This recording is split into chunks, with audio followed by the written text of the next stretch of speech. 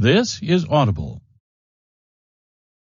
Tantor Audio, a division of Recorded Books, presents Decade of the Wolf, revised and updated, Returning the Wild to Yellowstone, by Douglas Smith and Gary Ferguson, narrated by Eric Michael Summerer. Forward. Over the past decade or so, Doug and I have been especially lucky, having gathered some unforgettable wild memories with one another, many of them while sitting in the bow or stern seat of a canoe. In 2000, we floated down the remote Hood River, just inside the Arctic Circle, in Canada's Nunavut Territory. Several years after that, we paddled together on a trek with legendary Canadian outfitter and explorer Alex Hall, dropping down a shelf of remote lakes near the headwaters of the Thelon River, in Canada's Northwest Territories. We embarked on this latter trip 2 years after my wife, Jane, was killed in a canoeing accident north of Thunder Bay, Ontario. Against that background, the sprawling Thelon country seemed especially precious, a source of great comfort in the wake of great loss. Each night, after setting up the tent, Doug and I would part from the rest of the group for an hour or so, measure out our allotted drams of scotch, fire up a pair of cigars on some sand esker, and begin to talk.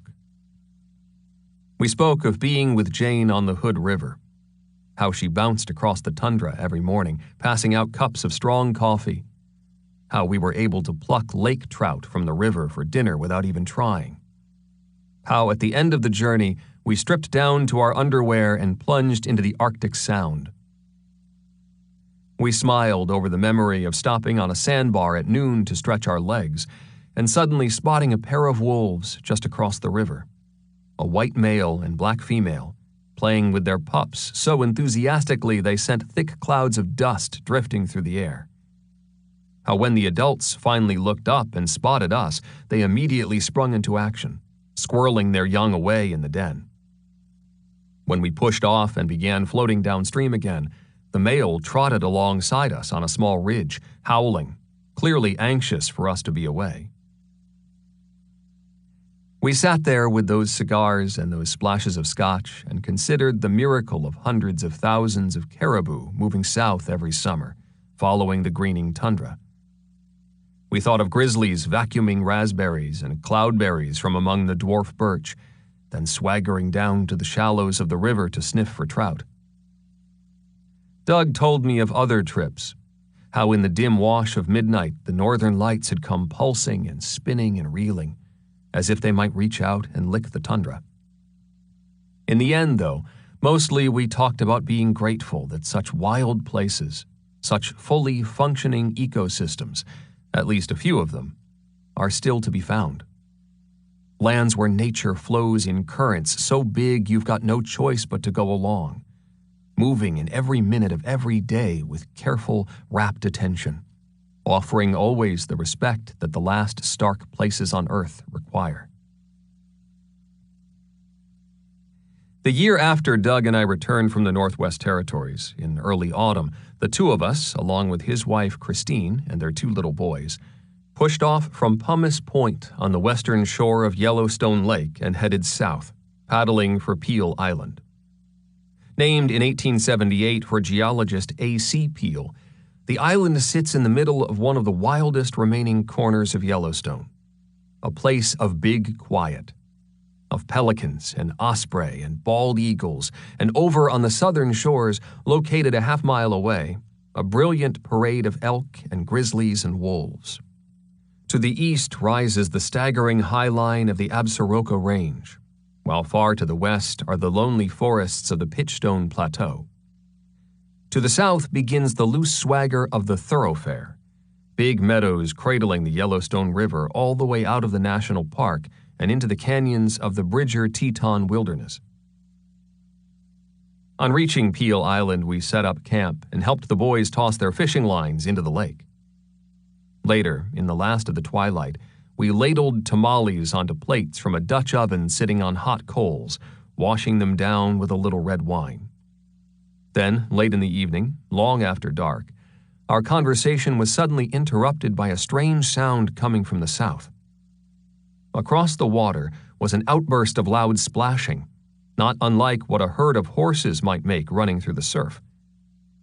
We got up from the campfire, adults and kids alike, and moved slowly down to the shore of the island, standing wide-eyed, peering into the darkness, every now and then one of us tossing out some thought about what might be going on.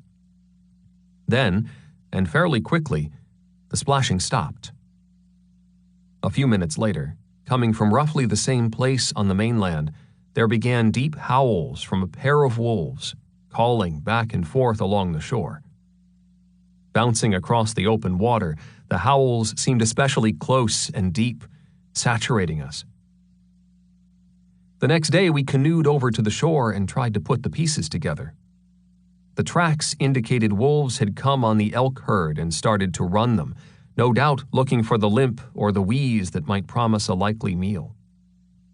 At that point, the elk had decided to escape the danger by taking to the lake, a strategy we'd seen used fairly often and successfully along the rivers of the northern range. Standing out there in the fine light of late morning, trying to solve this particular story of predator and prey, we once again experienced that feeling of gratitude, of being lucky. Yellowstone, having regained the wolf, was playing with a full orchestra now, the music rolling out with the rhythm and complexity of 100, 200 years ago. Music that had been hobbled in the 1920s, when the last of the park's wolves were killed some 40 miles north of here, on the grassy swales of the northern range. The sounds we heard that night on Peel Island were the sounds of a wild ecosystem being fully wild, a last, cherished strain of the rhythms that once drummed across the breadth of the continent. Today, there are very few such places left. That can be hard to accept, perhaps especially when you consider our nation's history, in particular, the gusto with which wild lands were said to have shaped the highest qualities of our character. In the 1700s, wilderness was sometimes referred to as the Great Equalizer. That nickname, arising from the fact that wild nature offers both blessings and dangers equally, irrespective of class and wealth, would later become a primary source of symbol and story about what it meant to be an American.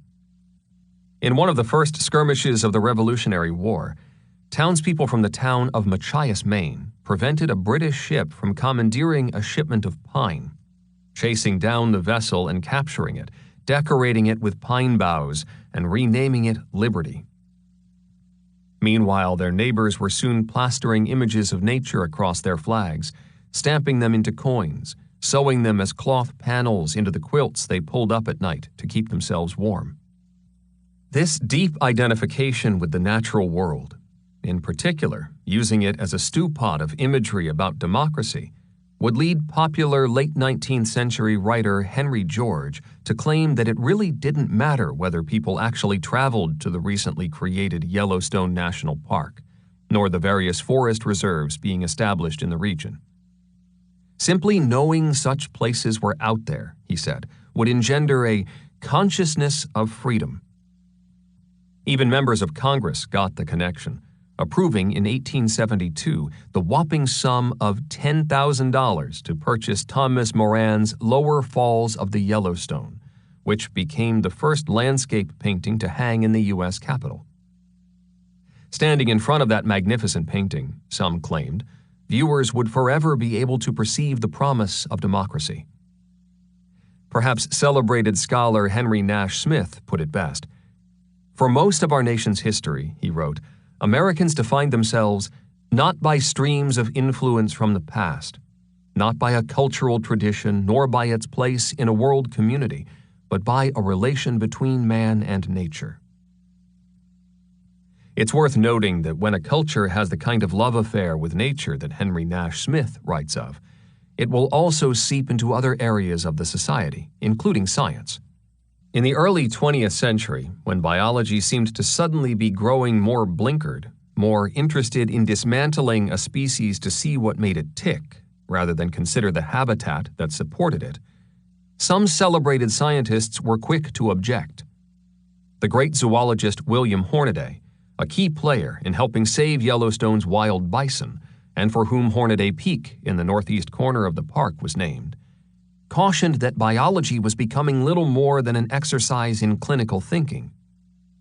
He worried about scientists growing ever more cautious, unwilling to stand up for sound conservation choices, never lifting an active finger on the firing line in defense of wildlife. If they weren't careful, he warned his peers, science would soon be in danger of losing its heart. It seems ironic that just as we've started to get a better handle on the complex factors driving the relationships of a given habitat, when at last we're beginning to comprehend at least some of the more rudimentary aspects of complex systems, those systems themselves are increasingly at risk of unraveling. In that sense, maybe the gift of the wolf to Yellowstone and to the world isn't simply its beauty, its considerable sex appeal. Its gift comes instead from what it has to teach us about all the life with which it coexists.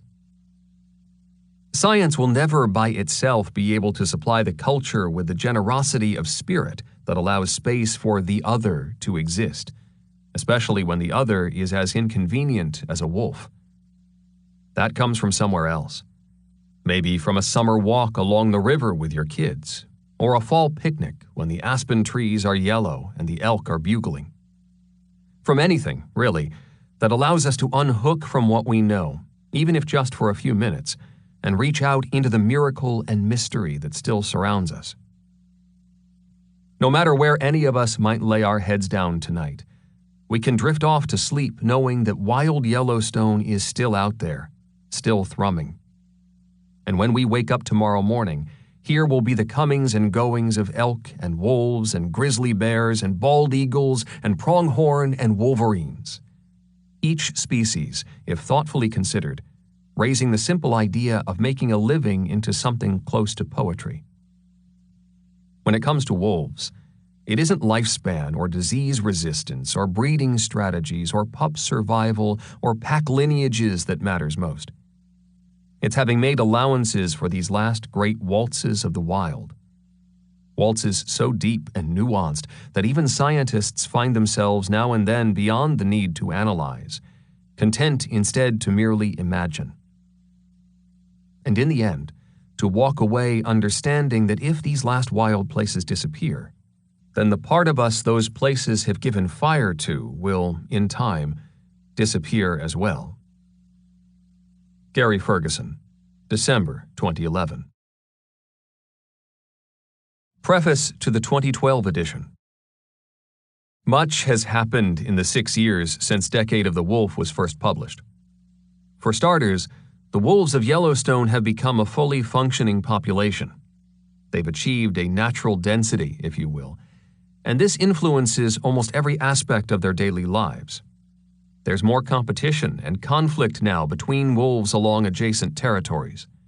Such competition has brought to a close that time when a male and female pair of wolves could simply go next door to start a family of their own. At the same time, diseases like distemper continue to be deadly, especially to wolf pups, with some packs in 2008 again losing entire litters of pups. Indeed, the wolf population in Yellowstone as of December 2011 is 101 animals in 10 packs, down considerably from what it was in the middle of the first decade of the new century. In so many areas, our scientific understanding about wolves continues to grow. We've watched as multiple litters of wolf pups born in the same pack, which was fairly common in earlier years of the reintroduction, have, under conditions of less prey and more consistent competition, become increasingly rare. We've got a better sense of how long wolves live in the wild. Thanks to genetic research, we're better able to predict how certain packs are likely to fare in the face of disease.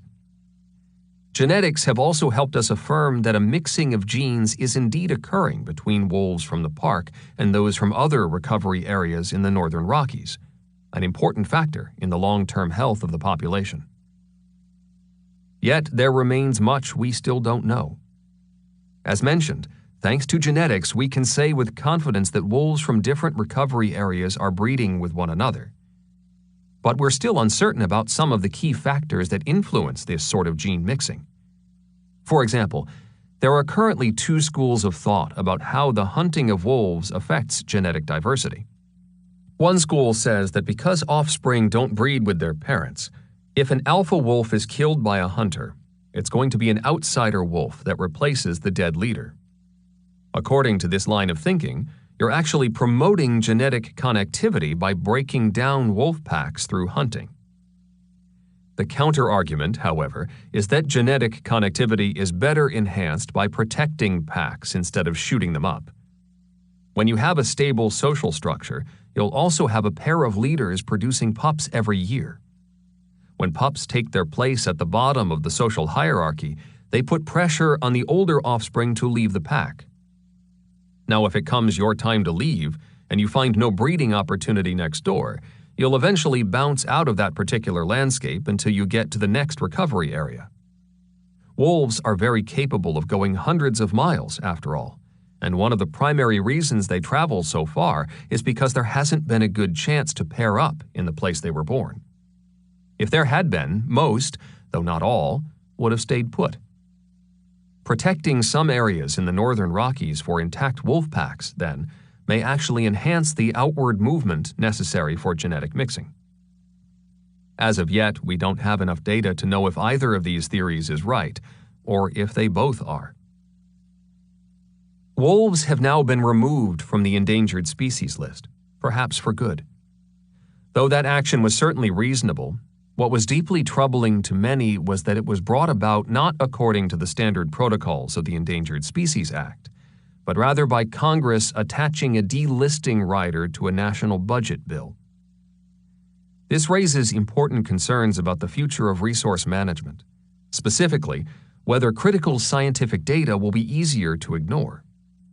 All that aside, since the delisting, wolves living outside the national parks have been hunted, and they'll continue to be hunted into the foreseeable future. One concern for state land managers in developing wolf hunting guidelines has to do with how to better direct harvest activity toward areas with the greatest potential for conflicts. There are other things as well that need to be figured out when it comes to hunting wolves. For example, many national parks, not just those in the northern Rockies, but Voyageurs in Minnesota, as well as many in Alaska, are wrestling with the issue of so-called border wolf packs. Border packs refer to animals that spend part of their time inside the national park and part of it outside. For example, in both Glacier and Grand Teton National Park, natural conditions are such that all the wolves spend roughly half their time within park borders and half outside. Some of the packs in Yellowstone also meet this description. But here, additionally, we have groups that spend 100% of their time inside the park, and others that spend about 95% there.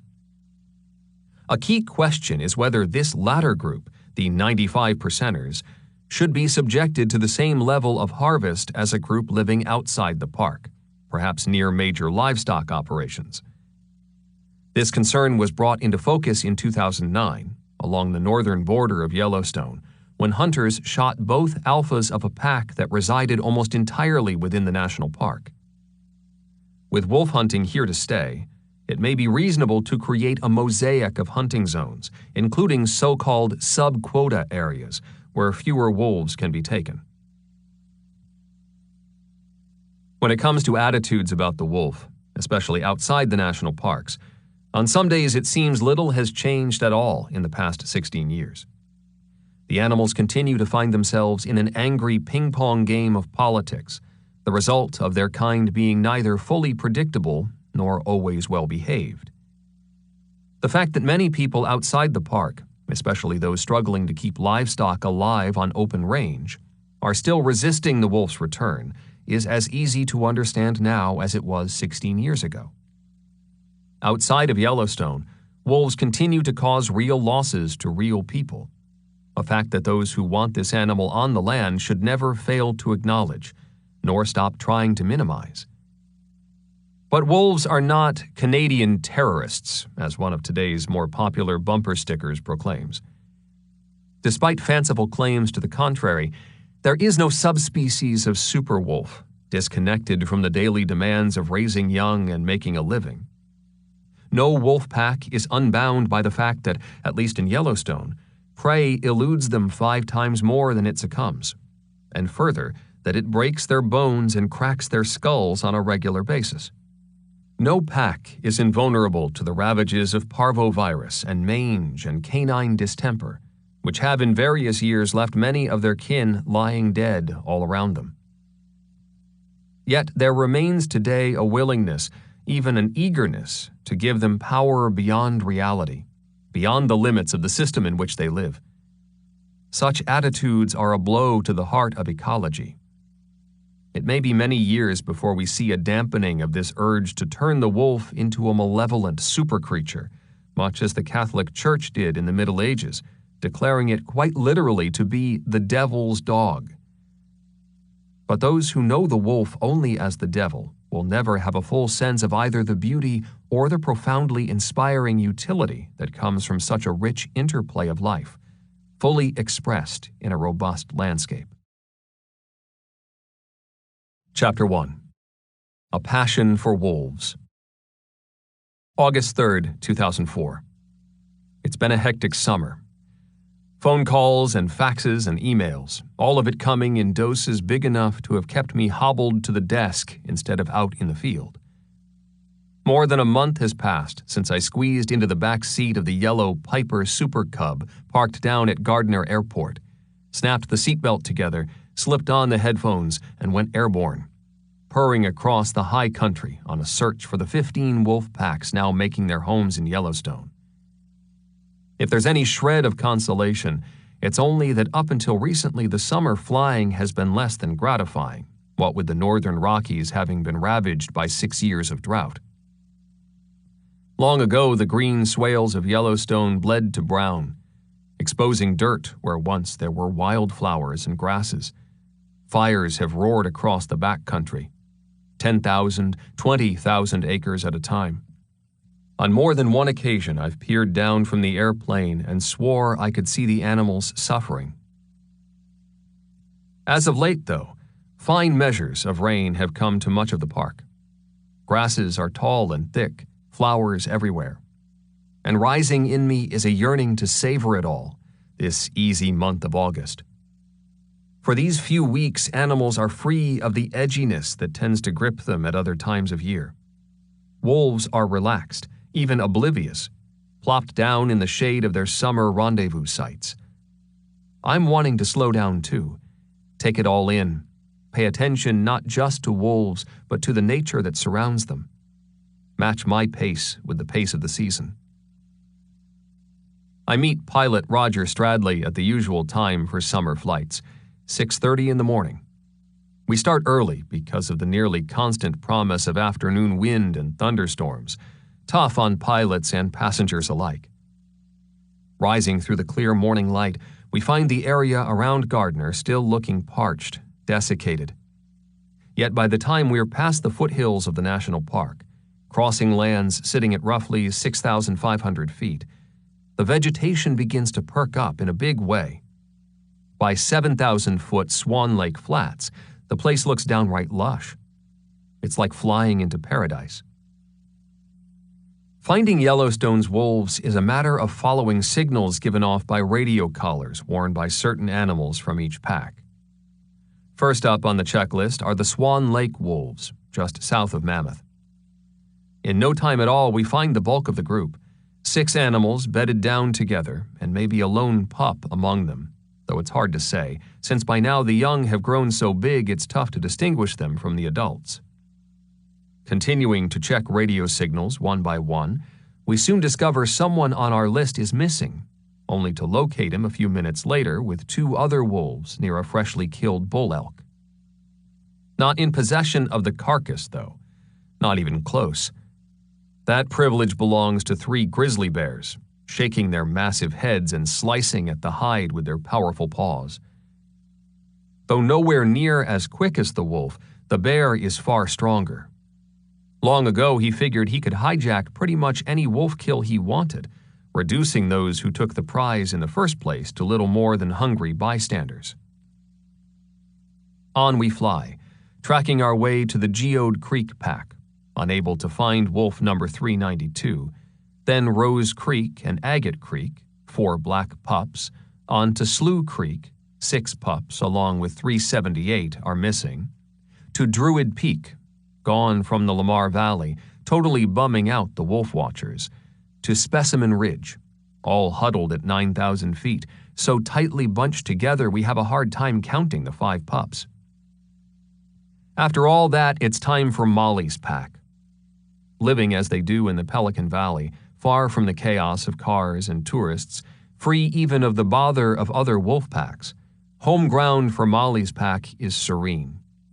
Far below us, Pelican Creek does a quiet rumba through long runs of meadow grass, past hot springs, in no hurry at all to make its final plunge into the cold, blue waters of Yellowstone Lake.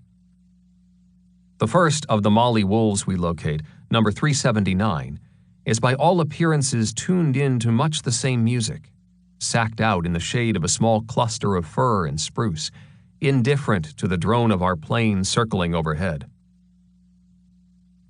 Across the past decade, my work as a wolf biologist has changed in subtle yet significant ways. During the first 3 years of the project, we knew every single wolf intimately. Back then, I'd fly over this landscape just as I'm doing today, but more often than not, I'd be consumed by specifics. Whether wolf number 9 could hang in there for another year, maybe have another litter of pups, or if number 39, whose mate was shot by a poacher, would be able to hook up with another partner. If only we could get through another year, I often thought, get just one more batch of pups, then the population would be on its feet. Today, it's a different world. We know fairly well the 55 animals now collared. 10 or 15 of these we know really well, but there are plenty of others we don't. Whereas we once thought only of the struggles of individuals and their packs to become anchored in this new home, now our thoughts rest in matters of population dynamics, of the links between predator and prey. The relationships that drive our work, in other words, are these days less anchored in the intimate than the ecological. Still, even now it's hard to overstate the impact of working with this animal. I recall several years ago flying fairly low in the spotter plane when we crossed directly over a wolf. As it looked up, I could see its eyes, and they were magnificent, bright and burning. While a lot of animals in that sort of circumstance would be nearly overcome with fear, here was one tossing out a stare that seemed brimming with confidence. The wolf looked hard at us, following us with its gaze for a couple of seconds. Then it merely stepped away, back into its element. The encounter was so vivid that the pilot, like me, seemed barely able to contain himself. "Woo-hoo!" he shouted. "That was big stuff!" Admittedly, such meetings don't happen often. I've been flying wolves for 25 years and have seen such things maybe only half a dozen times. But it's something that sticks with you long afterward. We work the nearby forest for a while, sure that hiding under the branches are 4 or 5 of Molly's pups, then slide over to find the aged alpha male, number 193, in a snooze fest of his own some 400 yards away. His aging mate, the alpha female, is out in the valley, bedded down but clearly alert. Next comes number 378, splayed in grass so deep it takes 2 circles in the plain to finally figure out that there really is a wolf in there. Given he's from a pack living well to the north, or at least was collared with them, finding him here at all is a bit of a surprise. But Molly's pack was this wolf's original family, the group he was born to back in 2001. He probably still feels a certain kinship with them, ties that even now, 3 years later, keep calling. Not far from the alpha female, young wolf number 343 starts wanging in, a term we use for strong radio signals, telling us an animal is very close. Before actually seeing him, though, we glimpse something else. 6 grizzlies, including 2 big boys pushing 500 pounds, as well as a sow with a cub of the year. The entire crew gathered around a dead bull elk. For his part, number 343 has wisely decided to remain above the fray. bedding down nearby on a small cut in a grass-covered bank. What's unusual about this sighting is the presence of a sow grizzly with cub. Female bears with young typically avoid such get-togethers, given that both wolves as well as male bears have a reputation for killing their young. Even now, the little one is clearly agitated, standing on his hind legs and looking in on the carcass, but not daring to go any closer. On our next pass, I notice still another Bruin bedded down not 10 yards from 343, waiting his own turn at the table, each unconcerned about the other. In fact, from my vantage point, both bear and wolf appear to be wearing that wistful, far-away look that comes easily on the heels of summer in Yellowstone. They were once among the most abundant predators in all of North America. At least 5 subspecies of wolves, perhaps 2 million animals, spread across the continent from coast to coast. Hunting whitetails in the lowland forests of the east, where now stand the skyscrapers of Boston and New York. Howling in the dark of long, unbroken runs of chestnut and hickory in the central Midwest. Running the shores of the Great Lakes, slipping through the big trees of the Pacific Northwest, hunting in the cool of night in the arid deserts of Arizona and New Mexico. A recent comprehensive research effort looking at genetics, as well as genetic identity markers known as haplotypes, combined with a study of museum specimens, suggests the pre-European wolf population west of the Mississippi, including Mexico, was around 380,000 animals. Even though it's often argued today that wolves shouldn't be found in the southwestern United States because historically there were so few, there may actually have been thousands of them there at one time.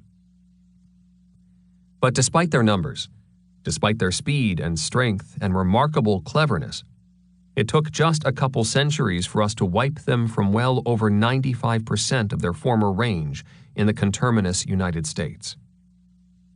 By the time I came into the world, there were a mere 500 left, mostly cornered in the remote regions of the upper Midwest.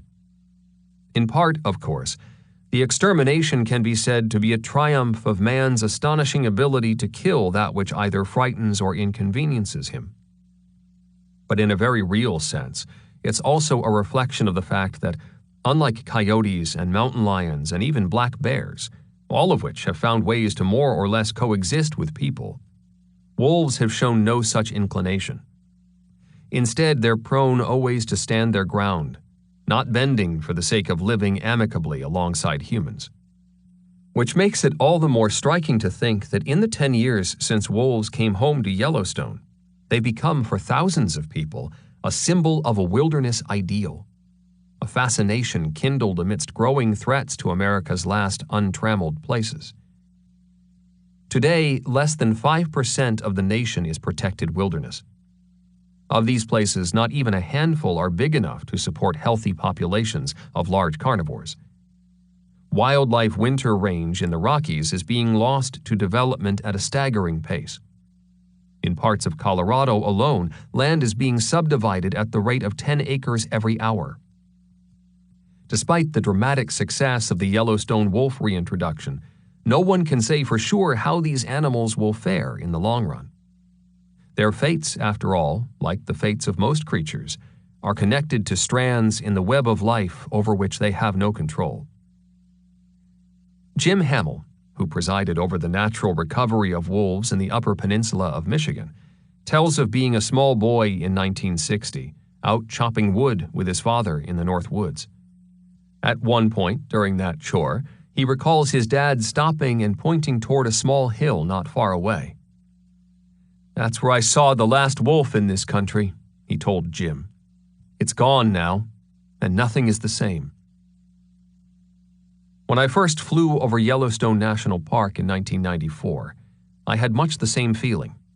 A strong sensation that for all the beauty of this landscape, something wasn't quite right. Like Jim Hamill's dad, I too had grown accustomed to the ambience of wolves, a sensation based not just on their intriguing behavior, but on the spirit they impart to their surroundings. Something akin to the attitude offered by famed wildlife biologists Olaus and Adolf Murie, who considered wolves the means by which to measure the basic integrity of wilderness. Or the notions of Aldo Leopold, the man who first recommended wolf reintroduction for Yellowstone back in 1944, as in his heart-rending passage of regret at having shot one of the last wolves in New Mexico, witnessing in its eyes the dying of a fierce green fire. That image of Aldo Leopold bringing a rifle to his shoulder, taking aim and pulling the trigger, only to find himself a moment later overcome by sadness at the dying of something truly wild, suggests much about America's relationship with wolves. Through this one animal, we've expressed both our best and worst inclinations. In some moments moved to feats of great generosity, in others bound by thoughtless convention. And every now and then, going well beyond Leopold, engaging in baffling acts of cruelty. For years after wolves first returned to the Yellowstone, when thousands of people were coming from all over the world for a chance to glimpse them, individuals in northwest Wyoming were lacing hot dogs with powerful poisons like 1080 and Temec in an attempt to kill the animals, instead killing dozens of beloved pets. Websites sprung up coaching viewers on how to destroy wolves. By the end of the first decade of the reintroduction, at least 30 had been illegally killed in the immediate area. In central Idaho, which was also part of the original reintroduction project, a biologist in 2005 gave a dire description of the criminal poaching there. Hunting season has arrived, and the wolves in Idaho are dropping like flies. Today, of all the wolf deaths occurring outside the national parks, it's estimated that fully 20% are by the hands of poachers. When I first started working with this predator, I considered it mostly from a biological perspective, as a scientist on the trail of a rich and fascinating piece of the natural world. Recently, though, that outlook is often overwhelmed by a struggle to endure a furious, even brutal polarization between those who despise wolves and those who think they can do no wrong. Caught in the middle, and in ways strangely ignored by both sides, is the animal itself. A creature concerned only with the difficult, risky job of being a wolf.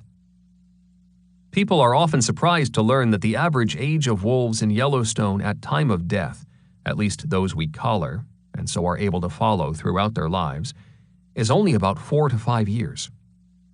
Despite their cleverness and their high level of social functioning, despite astonishing determination, their lives unfold against great risk, from having their skulls kicked in and limbs and teeth broken, to death at the hands of rival packs. Added to this dangerous business of daily living, 2005 brought a catastrophic outbreak of disease. It began with an eruption of parvovirus. This viral disorder, especially dangerous to pups, is spread through the feces of various canines, including dogs, coyotes, wolves, and foxes. Keep in mind that wolves spend a lot of time investigating with their noses, which means coming into frequent contact with animal droppings.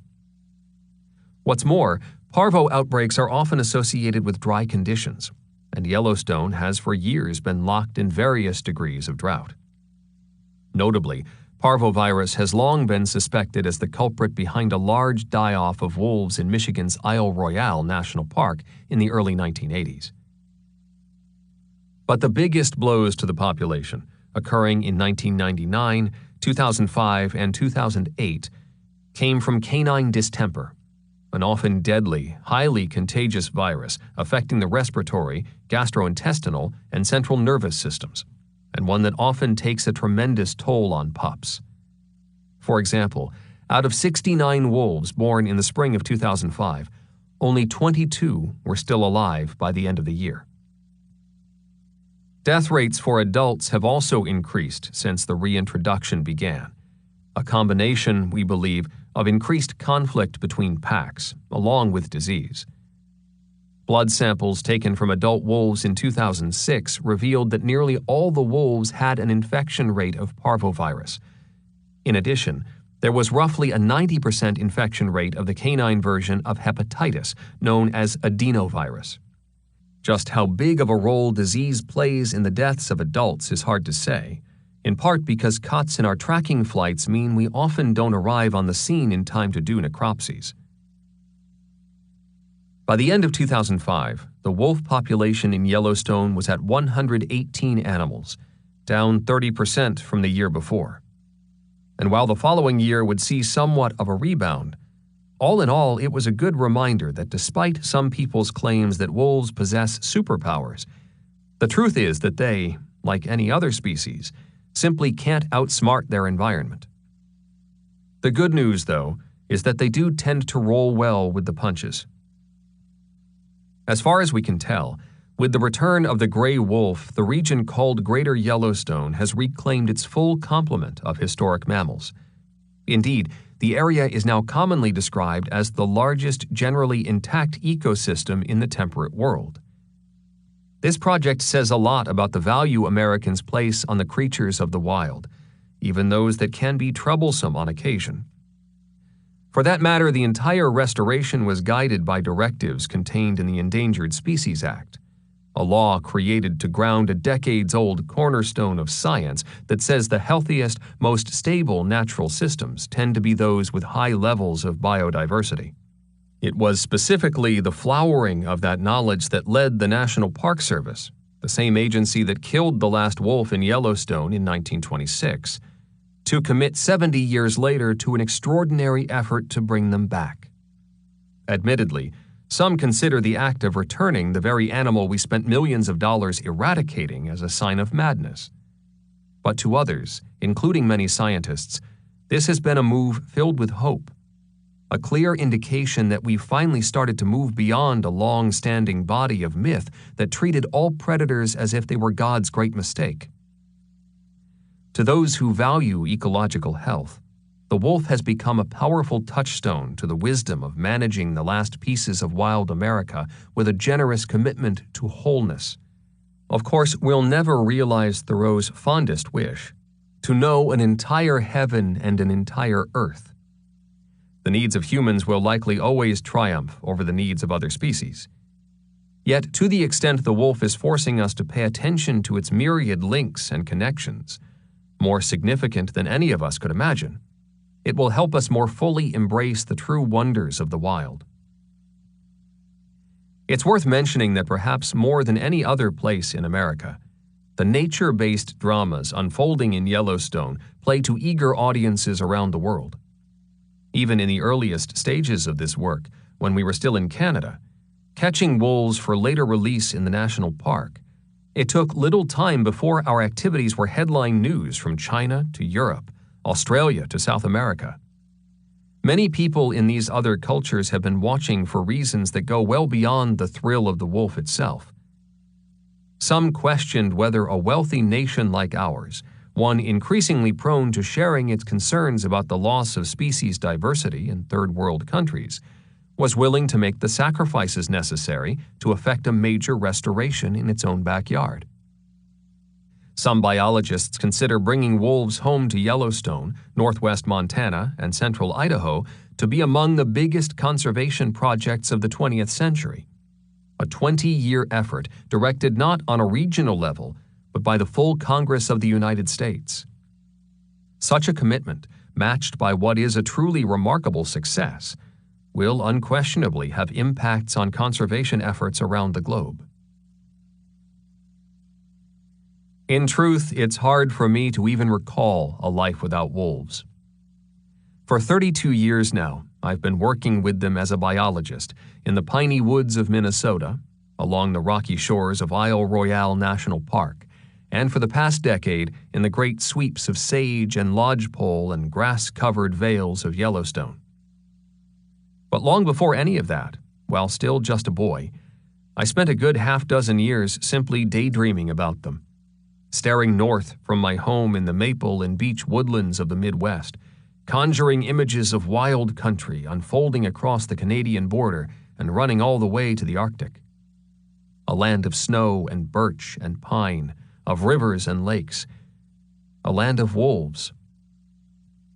Happily, it was my great fortune to have been raised with my feet in the dirt, the seasons of childhood unfolding in the midst of a summer camp and school of horsemanship my parents owned in rural northeastern Ohio. There were hayrides in fall, a maple syrup operation in winter and early spring, and throughout the school year, week-long nature studies designed by my father for area school groups. For reasons that even today I don't entirely understand, it was there, roaming the woods either alone or with my dog, that the idea of wolves first began taking hold, soon to become a driving force in my life. By my senior year in high school, I'd secured a volunteer position with Purdue University's Eric Klinghammer, who was conducting behavioral studies with a captive colony of wolves in Indiana. Part of this research involved people actually bonding with wolves, a feat that can only be accomplished by starting when pups are no more than a couple weeks old. And so it was that my first lucky break in the world of wolf research was to serve as a mother to 4 little ones named Sergei, Sasha, Mephisto, and Faust. Hour after hour I stayed with them, literally around the clock, nursing and feeding, cleaning up, even sleeping with them. Due to the constraints of my senior project, I ended up having to leave just before reaching that critical point when wolves finally managed to forge bonds with humans. Even so, years later I visited Klinghammer at his Wolfpack facility in northern Indiana, where I got the chance to go into the pen with one of my former charges, Sergei, by now a large adult. He jumped up on me, a paw on each shoulder, looking me in the face, studying me intently, as if he might have some vague recollection of who I was. From there would come more wolf work, over 10 years' worth, much of it with famed wolf biologist Rolf Peterson on Isle Royale. Later, as part of my master's and PhD degrees, both of which focused on beavers, I was lucky enough to walk thousands of miles alone through the North Woods, checking trap lines, live capturing some 2,000 beavers across 4 national parks, including Voyageurs and Grand Portage in Minnesota, Apostle Islands in Wisconsin, and Isle Royale in Michigan. And while the work wasn't focused on wolves, it was nonetheless in the thick of wolf country. What's more, I always managed to get wolf jobs on the side with either Rolf or Dave Meach, making this one of the most satisfying times of my life. In 1994, having at last finished my field work for my PhD, I learned of a job working with wolves in Yellowstone. This was to be a reintroduction, bringing animals into an ecosystem that hadn't seen a viable breeding population for some 70 years. I remember clearly the day the program's project leader, Mike Phillips, a man who'd been one of my hiking partners at Isle Royale 13 years earlier, called to offer me the job. It was a phone call that left me both thrilled and troubled. I was by then, after all, firmly attached to the North Woods, had in fact a short time earlier been given the promise of a job working as a wildlife biologist in beautiful Voyageurs National Park. I talked it out with Rolf Peterson, who in that pleasantly understated fashion of many Scandinavians, told me that Voyageurs would be a solid second choice. The Yellowstone Project, he seemed to be saying, was the opportunity of a lifetime. Over the past 16 years, I've become deeply connected to the Northern Rocky Mountains, and specifically to this, the world's first national park, whereas of this writing, some 101 wolves are running free. This from a starting point of 31 wolves brought down from Canada across 2 years, 14 animals in 3 groups in the spring of 1995, then 17 more in 4 separate groups the following year in 1996. From a biological standpoint alone, this effort has been hugely significant. Of all the places in North America where wolves still roam, fewer than a dozen are sanctuaries. Isle Royale, Denali, Voyageurs, and Glacier National Parks in the United States, Wood Buffalo, Banff, Jasper, Kluane, and Riding Mountain National Parks, as well as Algonquin Provincial Park in Canada. Along with these locations are lands not designated as preserves, but that still offer security for wolves.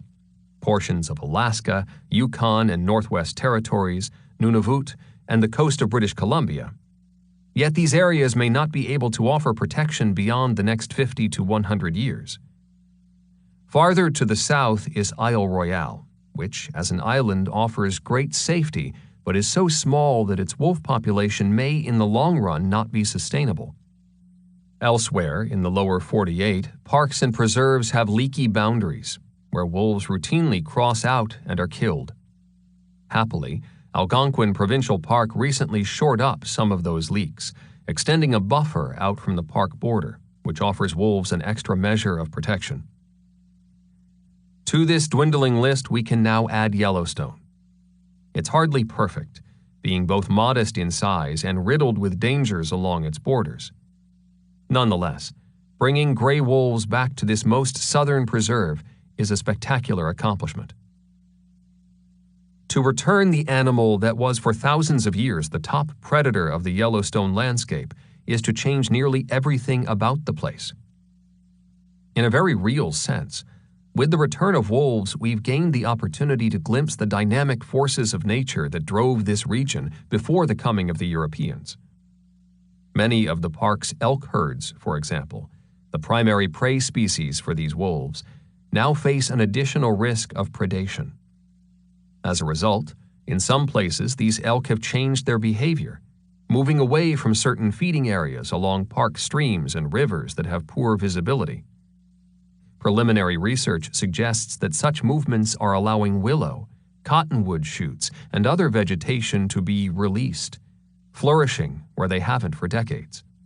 With the return of such plants have come beaver, and with the construction of beaver dams, a loose toss of back channels and still ponds perfect for muskrat, amphibians, fish, waterfowl, even songbirds like yellow and Wilson's warblers.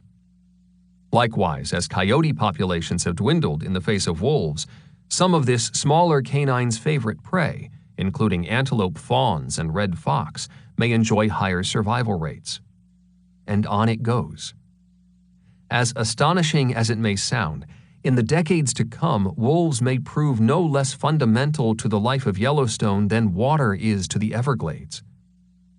Ecologically speaking, says John Varley, the extraordinary former director of the Yellowstone Center for Resources, wolf reintroduction is hands down the most exciting thing to happen in the history of the national park. When wolves were first back in Yellowstone in the mid-90s, and elk started moving away from certain riparian areas, thus allowing that flourish of new willow growth we talked about earlier, some researchers believe those animals were simply abandoning places where it was hard to see the approach of predators. This idea is known as the landscape of fear hypothesis, and it still has plenty of supporters. Still, an increasing number of scientists are questioning that premise, wondering instead if the release of vegetation in certain areas, and all the new life that comes in its wake, is really more due to the fact that there are simply fewer elk around, less than half the number found in the early 90s. At the same time, it's also true that wolves seem to be causing elk to assemble in much smaller groups than they once did. That, too, of course, has significant impacts on vegetation. When wolf recovery began, it wasn't unusual to see groups of 300 to 500 elk. Somewhat smaller assemblies, 50 to 100, were everywhere. These days, we rarely see groups of more than 15. Why the change? Probably because small groups are harder for predators to find. Of course, there's a limit to this strategy, the trick being to have a group size small enough so that the wolves don't find you, but not so small, say 2 or 3 animals, that when they do find you, you're it. In other words, even if the landscape of fear hypothesis proves incorrect, and vegetation release is more a basic numbers game, wolves could still be affecting elk distribution by changing their behavior. This reduction in the size of elk assemblies, by the way, may very likely have impacts on diseases like brucellosis, a disorder much in the news, given its potential to cause domestic cattle to abort their fetuses.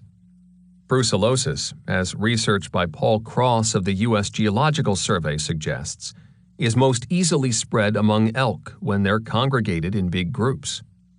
By dispersing elk, Wolves and indeed predators in general may turn out to be important factors in slowing the spread of that dangerous disease.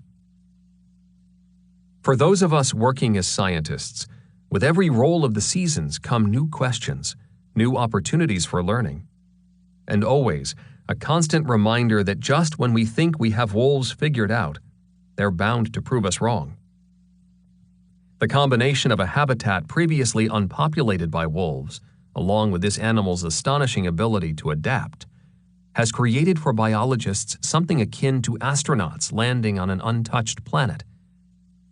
This reintroduction has brought with it the prospect of learning how wolves settle landscapes, kill prey, deal with interpack skirmishes, socialize, mate, raise their pups, even fend off grizzly bears.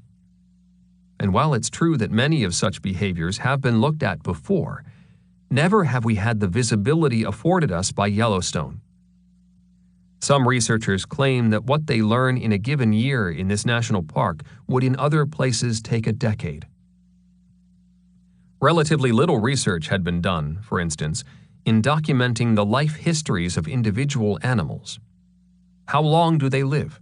How many pups does a wolf have in her lifetime? How many of those pups live past 1 year, or for that matter, go on to breed themselves?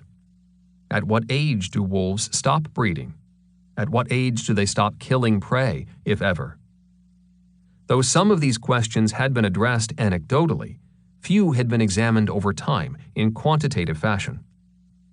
Because we were able to document the beginning of this population, and also because of how visibly accessible the Yellowstone wolves proved to be, we were uniquely poised to unravel some of these more subtle aspects of their natural history.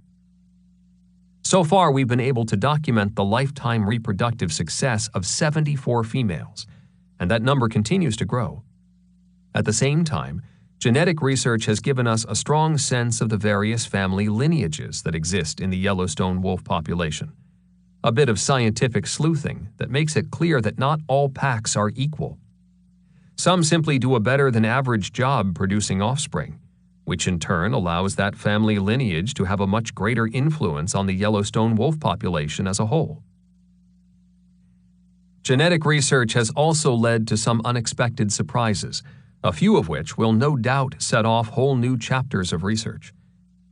Thanks to ongoing genetic studies by biologist Dan Stoller, for example, we now know that the average lifespan of a gray female wolf in Yellowstone is roughly 4 years, while the average age of a black female is roughly 8. In other words, there seem to be some big advantages to being black as opposed to being gray. On the whole, the average lifespan of a Yellowstone wolf seems to be somewhat longer than we thought 10 years ago. That said, the new numbers may simply have to do with the fact that we now have a much larger, and thus more accurate, sampling size. While we still can't say exactly why black females live twice as long as gray females, we're speculating that the gene for being black could be linked to another gene that actually enhances a wolf's immune system. We don't have similar data on males yet, though in general males live shorter lives because they're involved in more conflicts. They're also more commonly on the front lines when it comes to taking down elk, which is a hugely dangerous business. If black females live longer, perhaps from an enhanced immune system, one question that quickly comes to mind is why, when it comes to color, the wolves of Yellowstone are still roughly divided, half gray, half black. Wouldn't such a striking advantage in time lead to there being significantly more black wolves than gray ones? A possible answer is that gray wolves shine when it comes to pups, enjoying a slightly higher survival rate than black ones. This advantage seems to disappear once the animals get through their first summer. Dan's research is still in its infancy, and clearly there's much more to learn. Notably, such studies couldn't even be conducted outside of Yellowstone, since in other places wolves are so frequently shot that these sorts of survival patterns simply don't manifest themselves. Some frustrated with the wolf have suggested that, given the increasing demand on Western landscapes, we should manage Yellowstone more as a game farm, an outdoor zoo, fencing in or otherwise controlling those species that get into trouble now and then outside the park. but in a very real sense, such a move would hobble us as well. As even Sigmund Freud pointed out, and clearly Sigmund was no nature boy, wild preserves and the creatures that occupy them can be just as important to a culture's mental health as fantasy is to an individual. Remove either one, he seemed to say, and neurosis will follow. By piquing our imaginations, by sparking in us a sense of wonder, Yellowstone's wolves have done much to invigorate our sense of place, even our sense of generosity, rekindling relationships that allow us to again feel at home in the world. Having finished the work of checking on Molly's pack, pilot Roger Stradley turns the Yellow Piper down the east side of Yellowstone Lake, one of my favorite stretches of this wild, meandering commute. As usual, today's radio tracking has been fast and furious, requiring plenty of focus, punching in this frequency, deleting that one, hearing something from 2 prior frequencies, and moving the antennae left and right, watching to see where Roger's going to bank the plane. Here along Yellowstone Lake, though, with some 20 miles to go before reaching the Delta Pack, I can take a breath. Gaze out the window into the blue water below. Watch Columbine, Beaver Dam, Trapper, and Mountain Creeks push down their rocky beds. The Yellowstone River Delta, namesake for the Delta Pack, is by any measure among the most beautiful places in the entire park. Sometimes I travel here after human activity winds down in the fall, thrilling at how the place seems to drip with wildness. Now and then I'll pull back the reins on my horse, Amos, stopping for no other reason than to feel the silence. True, it's grizzly country, so much so that some of the park station who've visited here swear they'll never come again. But that just makes me like it more. As it turns out, on this day the Delta Pack is nowhere to be found. Not by their den, not by their rendezvous site. In the end, we find only one wolf from the entire pack, then feel the wind coming up, prompting Roger to turn the Super Cub toward home. On the way back to Gardner, near the park's northern boundary, we pick up the Nez Perce, Biscuit Basin, Cougar Creek, and Gibbon Meadows packs, locating them in what's fast becoming blustery weather. By the time our wheels touch down again, we've logged 4.5 hours. And while my knees and butt are well aware of it, my mind and spirit feel renewed.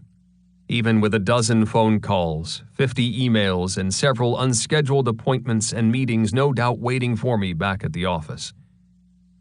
Through all that chatter, I'll be drawing on memories of having just seen 11 grizzlies, 2 black bears, 55 wolves, 100 elk, 2 moose, several hundred bison, and 5 deer, all against a backdrop of a green and verdant Yellowstone. Leaving the airport, I'm already thinking maybe I should saddle Amos this fall and take another one of those rides down the Delta. I know that horse, and I'm telling you, he'd really like that. Portrait of a Wolf, number 760.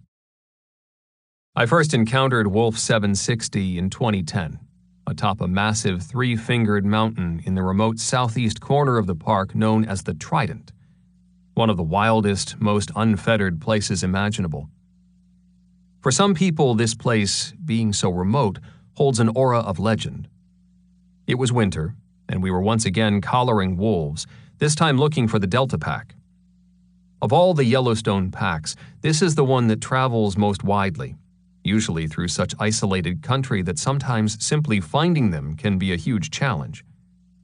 Spotter plane pilot Roger Stradley finally located the pack on the stony flanks of the Trident, at which point he put out the call to bring us in with the helicopter. When helicopter pilot Bob Hawkins and I first saw the wolves, and more specifically, the craggy, rugged terrain they were crossing, we looked at each other and shook our heads. Let's get out of here, we agreed. There's just no way this is going to work.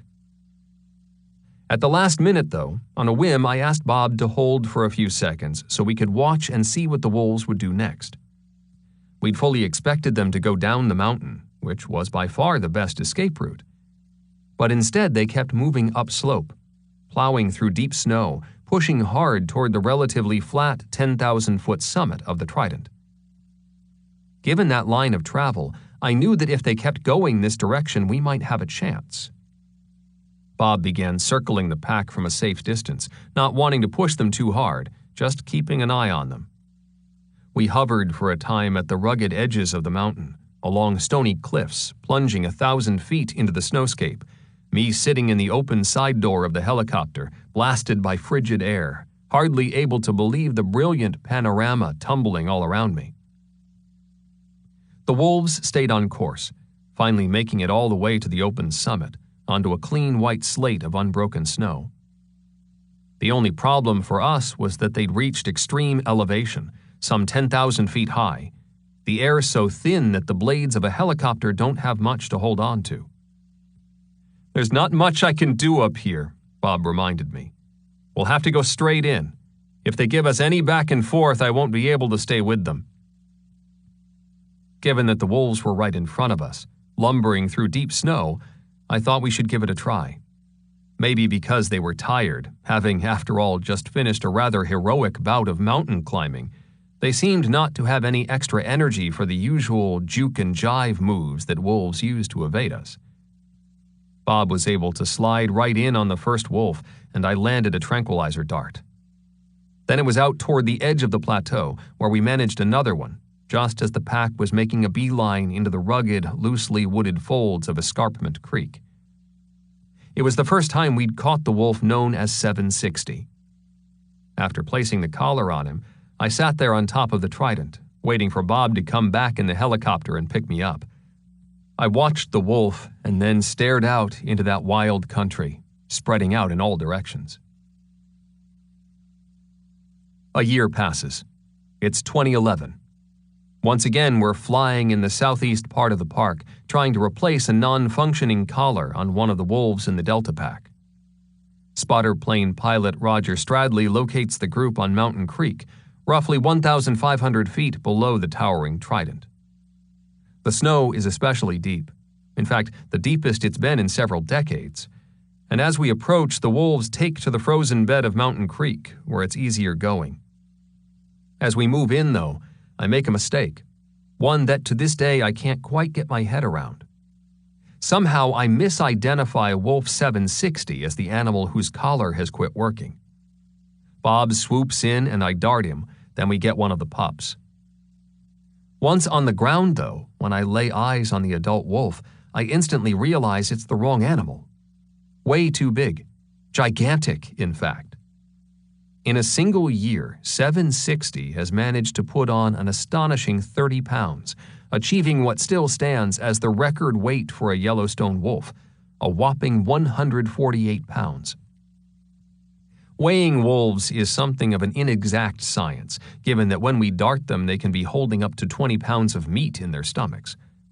As it happens, 760 is slightly unsettled by the tranquilizer, and at one point vomits. This is not an unusual reaction to tranquilizers. When it happens, we cradle the wolf's head with our arms, making sure to keep its airway clear of any obstructions. In the case of 760, though, nothing comes up but bile. Not a scrap of meat. Incredibly, he's 148 pounds without any food in him. Sitting here, I get a feeling that's hard to describe. Having personally darted over 200 of these animals and handling several hundred more, there are times when I have to guard against ending up on autopilot. It's especially easy to end up there on hectic days when I get the collar on one wolf, take the necessary samples and measurements, all very methodically, then find myself pressing on to the next pack. Unfortunately, it seems such mechanical mind can creep in now and then when you make the study of nature your job. Sometimes the magic that came so easily in the early years of a scientist's career, when every day brought a proper sense of awe and wonder, can on heavy work days begin to slip out of reach. But big number 760 wakes me up from this work-induced trance. What are he and his pack doing here, out in deep snow, I start wondering, miles from a decent chance at a moose or bighorn sheep? I stand up and look around, noticing how the snow holds not a single track from another animal. against that backdrop, suddenly I see 760 as something much more than just another wolf. He is wolf with a capital letter. Here is the creature that caused so much turmoil in the Western world. A strong, vigorous predator that 1,500 years ago was sold by popular religion as the symbol of evil, and incredibly, is today being sold that way again. Sitting in this quiet drainage, a stone's throw from the most remote location in the continental United States, I worry about whether, as a culture, we can still embrace this thing called wilderness. Or if the day is coming when we'll manage our last wild places more or less as farms, charged with growing crops of elk and deer for the autumn harvest. Greater Yellowstone, like a handful of other precious places in the northern Rockies, is still wild enough to occasionally be inconvenient, awkward, unpredictable. Qualities that lie at the heart of any place worthy of the name wilderness. On this January day in the canyon, in the snow next to that beautiful, perfectly chiseled wolf, I'm thinking that unless we make room in our lives for such irregularity, for the messiness of big mystery, then the last wild places will fade to a pale shadow of what they once were, and of what they might yet be. Chapter 2. The Crossing. Even to Carter Niemeyer, a barge of a man, able to churn upstream in the roughest waters, it seemed a bleak beginning. He'd rolled north out of Montana in 1994 in a fit of late autumn wind and snow, bound for the wilds of Alberta, sent as cleanup man for a wolf capture effort still half-formed and full of disarray. A lawsuit against the wolf reintroduction was working its way through the courts, leaving many of us wondering if the project would happen at all. Meanwhile, wire cable had arrived in Canada from the States, intended for Canadian trappers to use in making the modified snares needed to capture wolves ultimately bound for Yellowstone. Unfortunately, it was the wrong gauge, coyote wire, too thin to even begin to hold an animal as powerful as a wolf. No holding facilities were in place. There were no local vets lined up to work the project. In addition, promises had been made several months earlier to various Canadian wolf trappers, offering goodly sums of money for the delivery of live animals to American biologists, roughly 3 times what they normally earned for pelts. But since those initial offers, there'd been not another word, a slip-up in follow-through that put these highly independent men, guys already suspicious of anyone dim-witted enough to actually want live wolves, in the foulest of tempers. Now on the receiving end of their sour moods is the Yank sitting in their midst, the big one, Carter Niemeyer, who on this snowy afternoon finds himself 20 miles north of the village of Hinton, Alberta, in the living room of trapper Wade Berry, surrounded by a gaggle of beer-soaked woodsmen, the whole bunch hurling curses strong enough to make a longshoreman blush. Failing to hear from the Americans, the trappers have gone back to what they've done all along, which is kill wolves for pelts.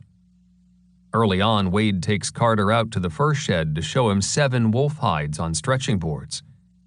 "This is what we do to wolves," he says.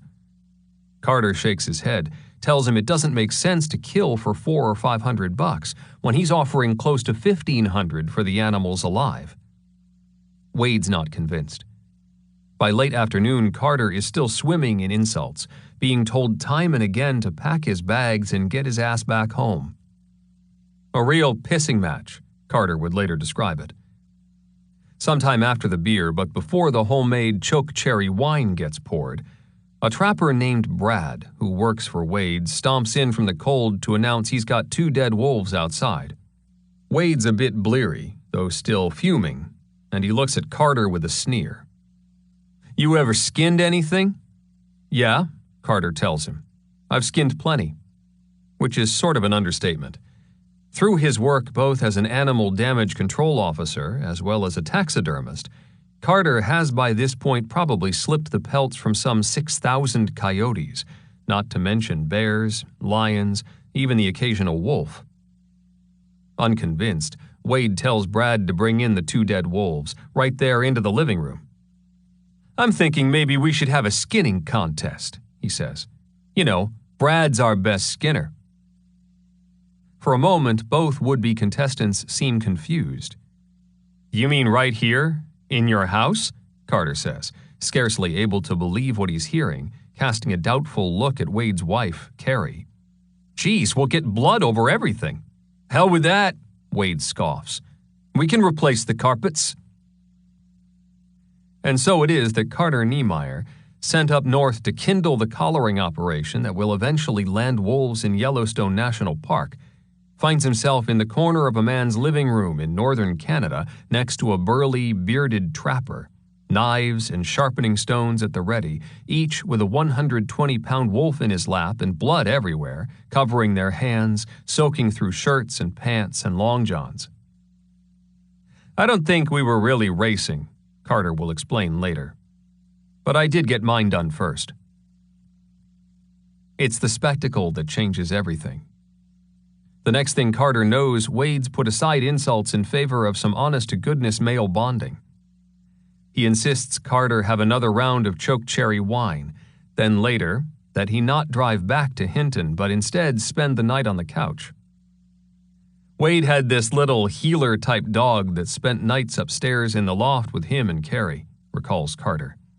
Guess he wasn't feeling too good, because every hour or so I'd hear the tap-tap-tap of his toenails as he trotted down the steps of the ladder, crossed the living room to the kitchen where he puked all over the floor. Then came the tapping of toenails going back up the ladder again. Round after round of it, all night long. The next morning, Wade asks Carter if he still wants wolves. That confirmed, Wade tells him to head back to the Terra Vista Hotel in Hinton to get his stuff. Collars, tools, sedatives, a jab stick. And an hour or so later, he's in a pickup with Brad and Wade, driving up the highway in a blanket of blowing snow, heading for a trap line at the edge of Rock Lake. Once at the site, Brad and Wade head off into the woods by themselves, and sure enough, before long they find a wolf in a neck snare, alive but seriously hypothermic. They yell Carter over, and he wastes no time sedating the animal. Then, to Wade's total dismay, he hefts the wolf on his shoulders and carries it to the truck, where he sticks it in the back seat, starts the engine, and turns the heater on full blast. Soon after comes a shout. Still another wolf. This one too caught with a snare around its neck, the animal cowering on the steep side of a stream bank in a small alcove. The place proves so hard to reach that in the end, Wade and Brad have to hold Carter upside down by his legs in order for him to reach the animal and tranquilize it. This one too goes into the back seat of the truck to be warmed. By now, Wade is seriously tense, shooting nervous looks at Carter, wanting to make absolutely sure his new buddy has a good handle on just how long a shot of tranquilizer really lasts. And just like that, Carter Niemeyer is neck-deep in wolves. In the closing weeks of 1994, other animals will be caught, most of them, thankfully, in modified snares, then transported by the same sort of pickup truck express to a newly located holding facility. Among them will be number 7, an outstanding yearling female who in 1996 would go on to hook up with a male from another pack, thus creating the first naturally occurring wolf pack in Yellowstone. Reinforcements arrive from the states, including Steve Fritz, Val Asher, Alice Whitelaw, Jim Till, Joe Fontaine, and veterinarian Mark Johnson. Order rises from chaos. Once captured in snares, the wolves are collared and processed, then released again near the places where they were first taken, each returning quickly to its own pack. Later on, those same individuals are located still again, this time by men in spotter planes tracking them by the signals being given off by their radio collars. On finding the wolves this time, though, helicopters are launched. As it turns out, in bitterly cold conditions, the thermometer stuck at roughly 30 degrees below zero. Biologists hang out the open doors of the aircraft with darting guns in hand, each man wrapped in thick layers of warm clothing, any exposed skin freezing in an instant. Their mission is to fire darts containing tranquilizer not only into the animals that were captured earlier, but also into as many of their packmates as possible, no matter the age or gender. Some groups are darted out in open meadows, still others on frozen lake ice. Back in the States, 3 acclimation pens have been constructed in the northern region of the national park, each about an acre in size, each meant to hold one family group. This idea of taking as many members as possible from 3 separate packs, as opposed to simply grabbing random wolves that may not know one another, plays on the strong bonds that exist between animals of the same group. The hope is that keeping families together will lower stress levels, important not just in the weeks of confinement to come, but also after the wolves walk free, when some might be tempted to make a mad dash back to Canada. Again, in this first year of capture, the 3 groups, one for each acclimation pen, will contain a total of 14 animals. The following winter, in 1996, the second and last time Canadian wolves are captured, will see 4 family groups from British Columbia, totaling 17 more. The fate of wolves in Yellowstone will rest on the shoulders of these 31 animals. To reach this point had taken more than 25 years. While the value of returning wolves to the world's first national park was seen by a handful of biologists as early as the 1940s, it wasn't until much later that there was strong political will to save the country's dwindling wildlife resources. Inspired in part by plummeting populations of whooping cranes, in 1966, Congress passed the Endangered Species Preservation Act. It allowed the Secretary of the Interior to make a list of endangered domestic native fish and wildlife, and also provided for expenditures of up to $15 million a year to purchase habitat for their protection. The first outlay of such funds, by the way, was in 1968, used to purchase 2,300 acres in Florida for the national key deer. This basic law was made stronger still in 1969 with the passage of the Endangered Species Conservation Act. Prompted in part by concerns over dwindling whale populations, the act prohibited the importation of threatened species or any product made from them, no matter where in the world they happened to reside. Curiously, among the early challenges to this law was one coming from the Pentagon, who argued that sperm whale oil was essential to submarine guidance systems. Others would argue its importance in other industrial applications, including automatic transmission fluid. Over time, the 1969 Act was found to lack the necessary teeth for effective enforcement. Before long, scientists and politicians alike were calling for still stronger measures of protection. And so it was that 1973 saw the creation of the Endangered Species Act, ESA, passed by Congress with nearly unanimous support. It was a landmark piece of legislation. For starters, the ESA made a distinction between species actually endangered and those merely threatened. It also allowed for the protection of not just animals but plants, too. Finally, it permitted the listing of species that were scarce or absent in only part of their range, a key factor in bringing the gray wolf back to Yellowstone. Once a species was placed on the list, the law required that a plan be crafted outlining specific steps for recovery. On signing the legislation on December 28, 1973, President Richard Nixon echoed the sentiments of millions of Americans. "Nothing is more priceless and more worthy of preservation," he said, "than the rich array of animal life with which our country has been blessed." Maybe it's fitting that the capture of wolves bound for Yellowstone should begin with such big helpings of craziness. The years leading up to the reintroduction, after all, had been long on turmoil, short on common sense. Even the federal agency ultimately responsible for such projects, the U.S. Fish and Wildlife Service, was at times anything but enthused about the prospect of a reintroduction. In some years, only Yellowstone National Park continued to quietly suggest that wolves had a place in a healthy ecosystem. At one point, recalls Northern Rocky Mountain Wolf Coordinator Ed Bangs, the director of the U.S. Fish and Wildlife Service told us that the only wolf coming into Montana is the one on my tie.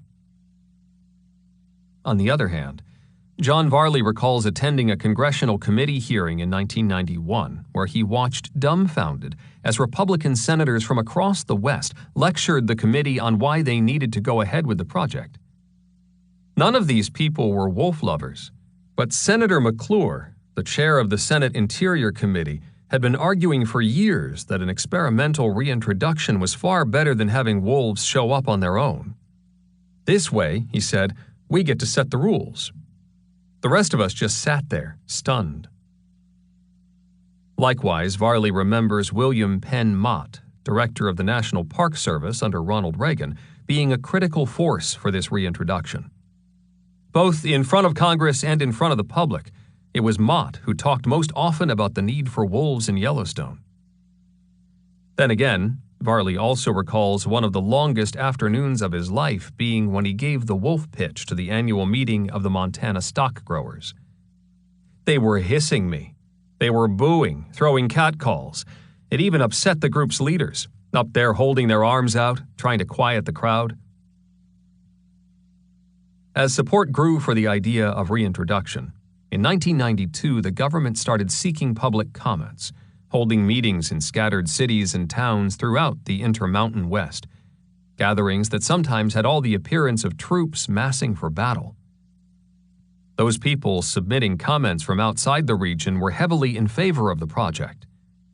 4 years later, in 1996, a national poll conducted by Colorado State University showed between 75% and 82% of the public, irrespective of their political affiliation, strongly supporting the reintroduction. Here in the Northern Rockies, though, the sides were more evenly divided, each showing no shortage of zeal. As conservationist Hank Fisher recalls in his book Wolf Wars, proponents and opponents alike descended en masse on capital cities like Helena, Montana, the latter holding signs declaring the wolf to be the Saddam Hussein of the animal world. Armed guards stood at the doors of the public meetings. One man testifying against the project seemed to sum up the feelings of the opposition well, declaring that only a brain-dead son of a bitch would favor reintroduction of wolves. By the time the public comment period for the environmental impact statement was over, some 160,000 remarks had arrived on the doorstep of the U.S. Fish and Wildlife Service. At the time, more than for any other similar document in American history. Again, the vast majority were in favor of the reintroduction. Yet as capture efforts got underway in Canada, several lawsuits were launched. Actions Judge William Downs ended up lumping together, his logic being that each one contested how the reintroduction was handled under provisions of the Endangered Species Act. That move made for some strange bedfellows, including a pairing of the Sierra Club Legal Defense Fund, not tied to the Sierra Club, and these days known as the Earth Justice Legal Defense Fund, with the American Farm Bureau. The suit brought by the Sierra Club Legal Defense Fund insisted that the reintroduced wolves should be classified as endangered rather than the experimental non-essential population designated by the U.S. Fish and Wildlife Service. That designation, made by virtue of a special provision within the Endangered Species Act, was chosen to allow more management flexibility than would otherwise be permitted under the endangered listing. Under experimental non-essential status, if a wolf ventured onto private property, the landowner could chase it off, so long as he didn't injure it.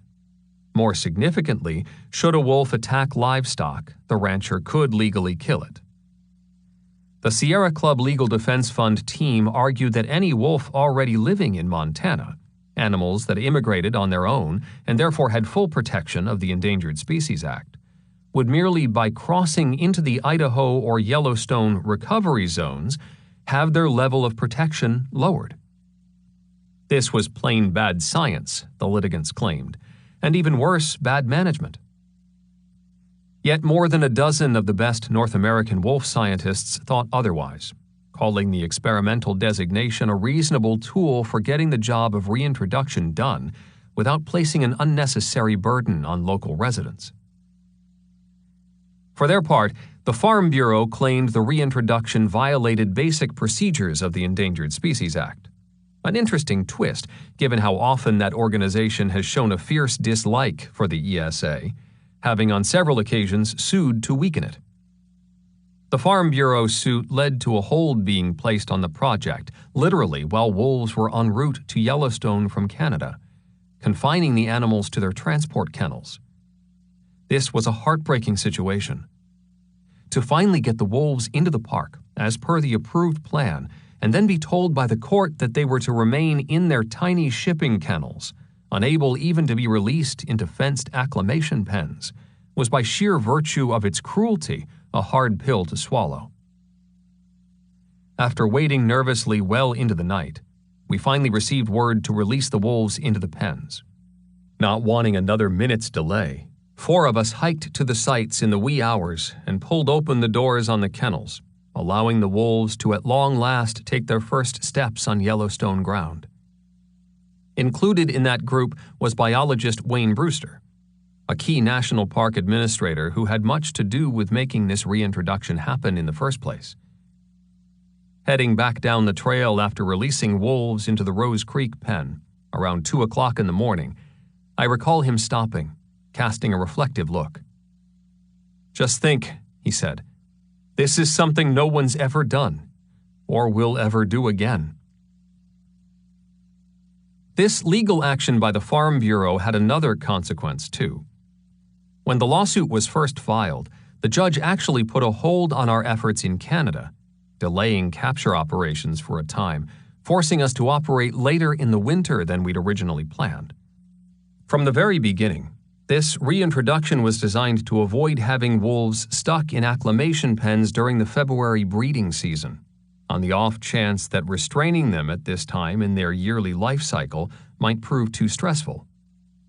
But these legal delays gave us no choice, forcing us to place wolves in pens smack in the middle of breeding season. To our surprise, and without question our great relief, the pens ended up having little effect, with 4 of the 7 groups breeding despite captivity. It's interesting to consider that at our sister project in Idaho, where wolves were never held in acclimation pens, there was in the first year no discernible breeding activity.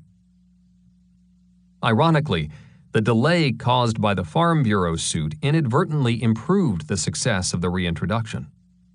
By late winter, the time when the wolves finally walked free, elk and other ungulates were at their weakest, vulnerable from having endured months of snow and cold.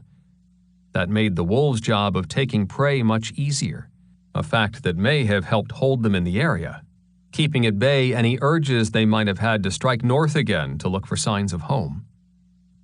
This unique jumpstart, accented by breeding activity in the first year, may have been the single most important factor in the program's early success. As if suits by the Sierra Club Legal Defense Fund and Farm Bureau weren't enough, thrown into the mix at the same time was legal action from a couple in Wyoming, who maintained that because wolves inhabited Yellowstone all along, the reintroduction was unnecessary. These previous resident wolves, the couple suggested, had escaped detection by researchers for 20 years by employing some highly unusual behaviors, including refusing to howl, not traveling in packs, and steering clear of roads and trails.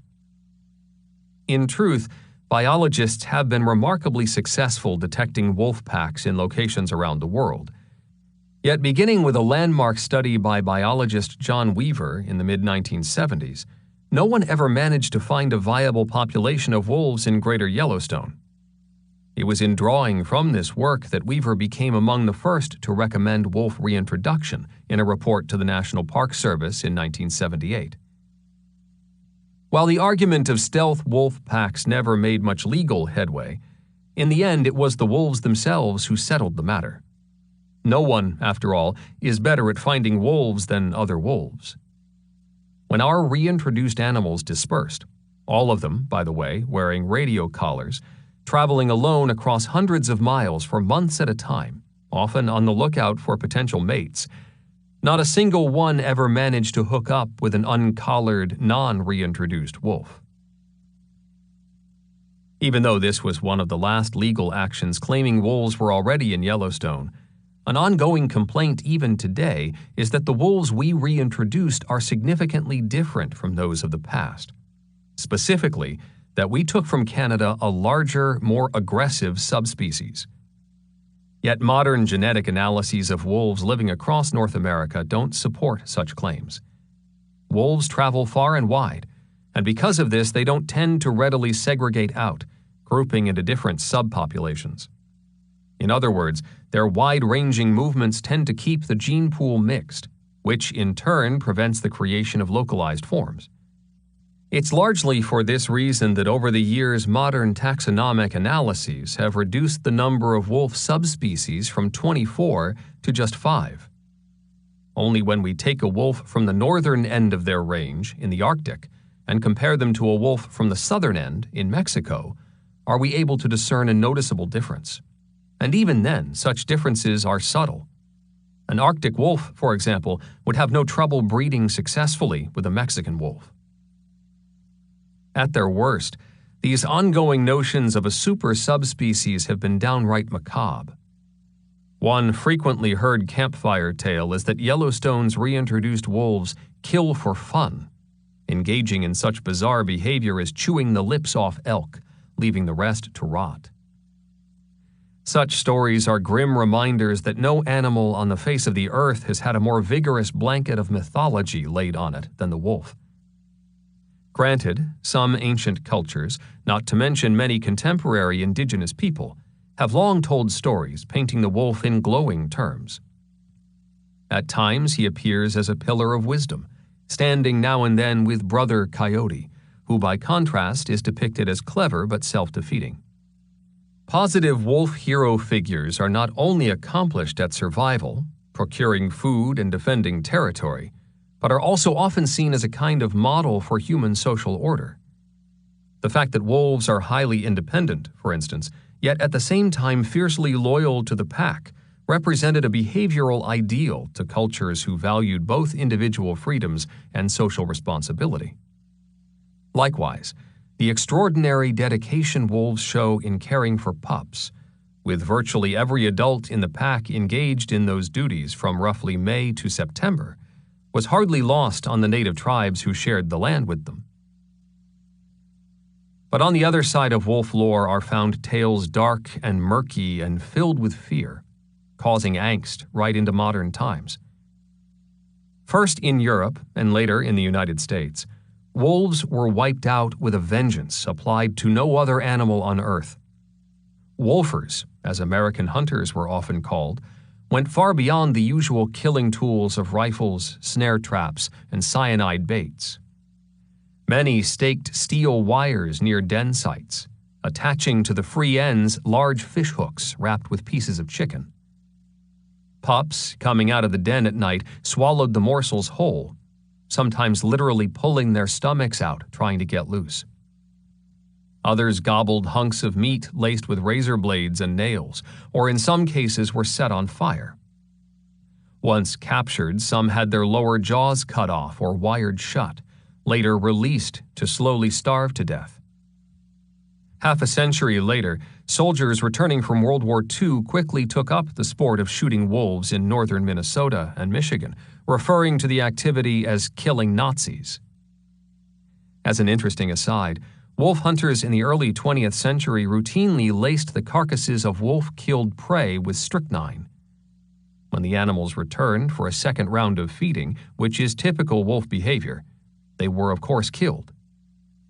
In a remarkably short amount of time, some animals adopted new feeding habits, no longer returning to a carcass after the initial kill.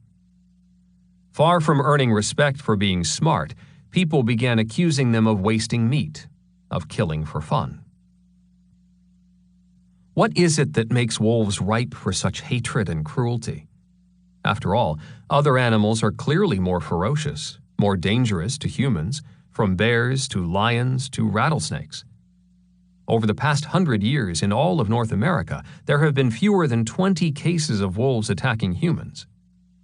And while it's true that these other predators, stenchy beasts, as they were commonly referred to in the Middle Ages, were also greatly disliked, none has ever been given the weight of evil itself. Was it, as Rolf Peterson suggests, that wolves are so similar to us, adaptable, dedicated to mates, relying on a cooperative social structure, that puts such a chill in our spines? Or have our nightmares about seeing the devil in the eyes of the wolf been merely bad dreams about our own animal nature? Considering this tortured past, combined with the honest-to-goodness trouble that wolves do occasionally get into, it's not surprising that the Yellowstone reintroduction would draw anxious, even bitter responses. 15 years ago, there were people living on the edges of this ecosystem who refused to let their children stand outside and wait for the school bus, convinced they might be carried off by wolves. Many influential politicians continued to demand wolf death in no uncertain terms. So great was the frenzy at times that one day Recovery Coordinator Ed Bangs, the man in charge of all wolf decisions in the northern Rocky Mountains, told me soberly that it was now clear to him how people had come to burn witches.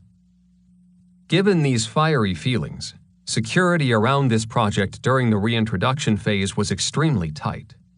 Whether we were in Canada or Yellowstone or anywhere in between, the wolves were never without armed law officers standing nearby, 24 hours a day, 7 days a week.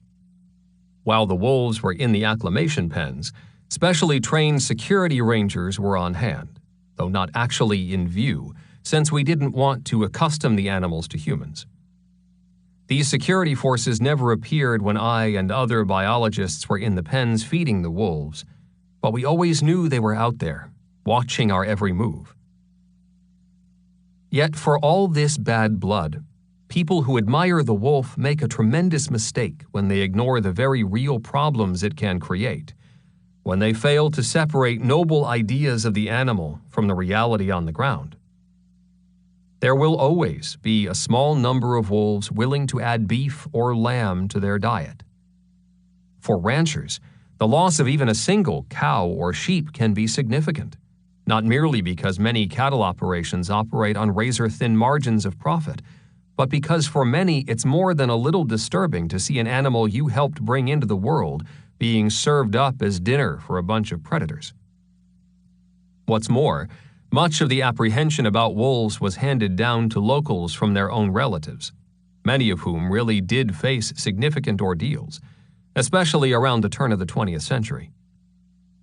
What's seldom understood, though, is that a majority of those problems stemmed from the fact that unregulated hunting had sent the prey base plummeting to its lowest levels in history. Not just wolves, but cougars, coyotes, and even bears were heading for ranch lands. On the other hand, by the time wolves were being reintroduced to Yellowstone, sound conservation efforts, many initiated during the early decades of the 20th century, had led to historic high levels of many prey populations, including elk. In truth, an ongoing challenge for Wyoming and Montana in recent years has been figuring out how to reduce elk herds, more often than not by liberalizing hunting activity. Finally landing in Yellowstone with wolves in tow in January of 1995 marked the end of 2 decades of extraordinarily difficult work. Countless hours had been invested by biologists and land managers, by dozens of politicians and thousands of citizens, both in this region and around the country. The wolf had come home to the world's first national park, and the place would never again be quite the same. Portrait of a Wolf, Number 9. The remarkable story of wolf number 9 begins when she and her yearling daughter, number 7, were captured on a bitterly cold day in Alberta. From there, they began the long journey to Yellowstone, finally landing in an acclimation pen in the Lamar Valley, not far from the famed Buffalo Ranch, near a small stream called Rose Creek. About a week later, mother and daughter were joined in the pen by another adult wolf, an especially bold and beautiful animal known as number 10, the sole member of his pack to have been caught in Canada. Given that these 2 adults were strangers, we weren't at all sure how things were going to go between them. Actually, the relationship got off to a rocky start, with 10 nipping 9 on several occasions hard enough to draw blood. His way, we believe, of making it very clear who was in charge of the show. As the days went by, though, to our enormous relief, things improved between the pair, at least to the point where they were able to ignore each other. From there, things got better still. During times of rest, the two animals began curling up in the pen, getting ever closer. Though we weren't aware of it at the time, 9 and 10 would actually end up mating, something we didn't think would happen in any of the acclimation pens, let alone one containing two adults that started off as complete strangers. Sadly, 10 was not long for this world. Yet the wolf he made peace with, and then finally bred, would prove one of the most critical players in all of Yellowstone. Genetic studies done in 1999 showed that 79% of all wolves in Yellowstone, including several others of great importance, were related to the outstanding alpha female number 9.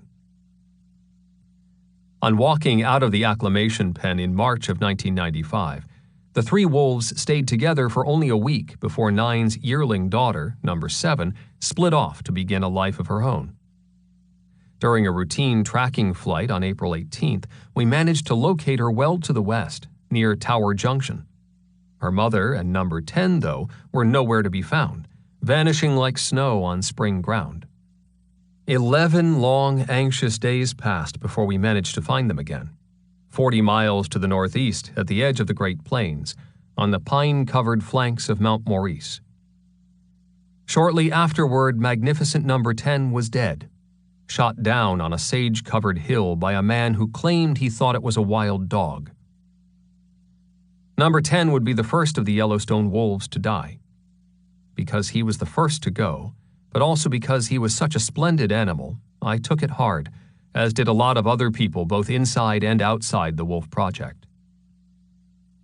At the time of the shooting, number 9 was 5 miles to the south, wandering in a tight circle on the west flank of Mount Maurice, waiting, watching through the timber for a mate that would never return. Wolves show a fantastic degree of loyalty to other members of their pack, especially their mates, often hooking up for life. In that sense, number 10's failure to appear would have surely caused 9 great anxiety. The fact that she wasn't moving much, leading a somewhat sedentary lifestyle, roaming the same small area on Mount Maurice over and over, suggested to us that either she was injured or about to den. To find out, we launched a ground search, led by U.S. Fish and Wildlife biologist Joe Fontaine. Working closely with the indefatigable Carter Niemeyer, Joe was eventually able to find a litter of pups under a tree, the whole bunch knotted together in a big ball of fur. Not wanting to keep 9 away from her pups a minute longer than necessary, Joe made a hasty retreat. Piecing the story together, we came to understand that when 9 couldn't wait any longer for her mate, she'd hurriedly scraped a shallow depression in the ground under a large Douglas fir, then laid down on her side with her back against the trunk, giving birth to the first sizable litter of pups born in the greater Yellowstone ecosystem in some 70 years. Unlike some mammals, wolves aren't at all inclined to play the single-parent role. A lone female like 9 would be hard-pressed to leave the den site for food without placing the pups at risk from predators ranging from cougars to coyotes to stray dogs. With that dismal fact staring us in the face, there began a heated debate among wolf recovery team members. Some in the U.S. Fish and Wildlife Service, the agency actually responsible for 9 and her pups, given that they were now located outside Yellowstone National Park, were inclined to let nature take its course. After all, they maintained, these were wild animals and should be managed as such. The National Park Service team, meanwhile, led at that time by the feisty director of the Wolf Project, Mike Phillips, couldn't imagine leaving these miracle pups, offspring we never expected to see in this first year, to end up as lunch for some coyote. Better to gather them up and take them by helicopter back to the Rose Creek pen, he argued, releasing them when they were bigger, more able to fend for themselves. It was a spirited argument, but in the end the nod went to Mike Phillips. We wasted little time launching a capture plan. Which is how, on May 17th, I found myself at the south edge of Red Lodge, leaning out an upstairs window of the Super 8 motel with a radio antenna in my hand, listening for number 9 to trip the modified leg hold traps we'd laid for her near where Joe Fontaine had seen those pups. Hour after hour dragged by with no action. Not all that surprising, given how routinely wolves manage to evade traps set for them. In the end, though, in the wee hours before dawn, 9 finally took the bait, drawn to one trap set by Carter Niemeyer, containing scat from her now-deceased partner. And still the emotional roller coaster continued. Having finally caught and processed number 9, checking her health and then placing her, still sedated, in a kennel in the shade, we headed off to gather her pups, assuming they were under that same tree where Joe had spotted them a week before. We found the tree, lifted up the low-hanging branches, and to our utter shock, discovered every single pup was gone. If over the past 10 years there have been moments close to terrifying, this was one of them. Should we fail to find the pups, we'd of course have to let 9 go, and the chances of catching her a second time were slim to none. Checking maps and photographs from previous tracking flights, we noted an area up the mountain a good 3/4 of a mile where she'd been pinpointed on several other occasions. Against slim odds, the team spread out and began moving upslope, each of us imitating the quiet grunting sound that adult wolves often make when returning to the den, hoping to draw out the pups. Luck was on our side. After a long search, they finally betrayed their location high on the mountain in a jumble of rocks, calling out in squeaks and squeals. As near as we could tell, Fontaine's earlier visit had worried the alpha female, leading her to move them one by one, probably under the cover of a dark night, from that original scrape of dirt to this more secure location. Pulling wolf pups from a jumble of rocks is no easy proposition. Even at 3 weeks, we expected these little furballs to put up a fight. Slowly, carefully, we fished 7 of them out of the talus slide, each one moaning and growling. At that point, I felt sure we had the whole bunch, but Carter and Joe weren't convinced, thinking there might be one more deep in the rocks, hunkered at the back of a dark crevice I couldn't quite get to. Again and again, I strained to stuff my 6-foot 2-inch frame into that crack far enough to reach the back of the hole, but all I could touch, and this just with the end of my middle finger, was something that felt more like a piece of mud than a wolf pup. I needed 2 more inches. Luckily, our helicopter pilot had a folding pair of pliers, and armed with these, back in I went, Carter and Joe at my legs pushing excitedly to get me farther into the rocks, leaving a fair collection of bruises in the process. Finally, at the limit of my reach, I was able to get a hold of that solid mass with the pliers, then slowly pulled it out. Lo and behold, there was the 8th and final wolf pup. Breathing an enormous sigh of relief, we loaded the family into the helicopter and flew them back to Yellowstone. In the course of my week-by-week, year-by-year tracking flights, I've often wondered whether that pup is still alive, whether even he was in fact the future alpha male number 21 of the Druid Peak pack. Having helped effect his rescue, I have to admit to feeling a certain connection to him. But like so much having to do with Yellowstone's wolves, I'll never know. I wish I could say that after the rescue nothing else happened to stress either the wolves or us. But having transported the family safely back to Yellowstone, in late July, a windstorm blew in and nearly destroyed the pen, some 10 trees ripping through the chain link.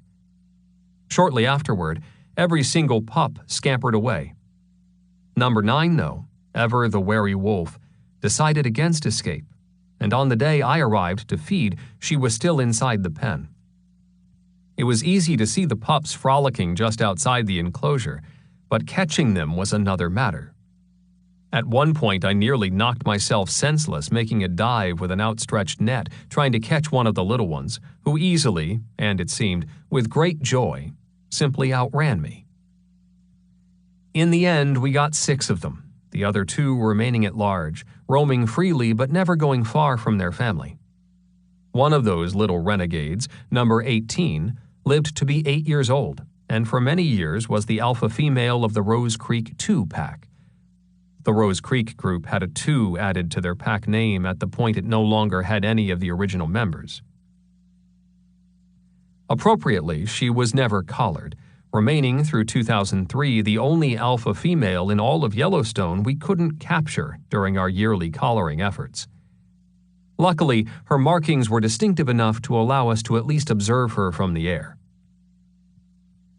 Number 9 and her pups, those we could catch anyway, remained confined for another 9 weeks, until the end of hunting season on the national forest lands adjacent to the park.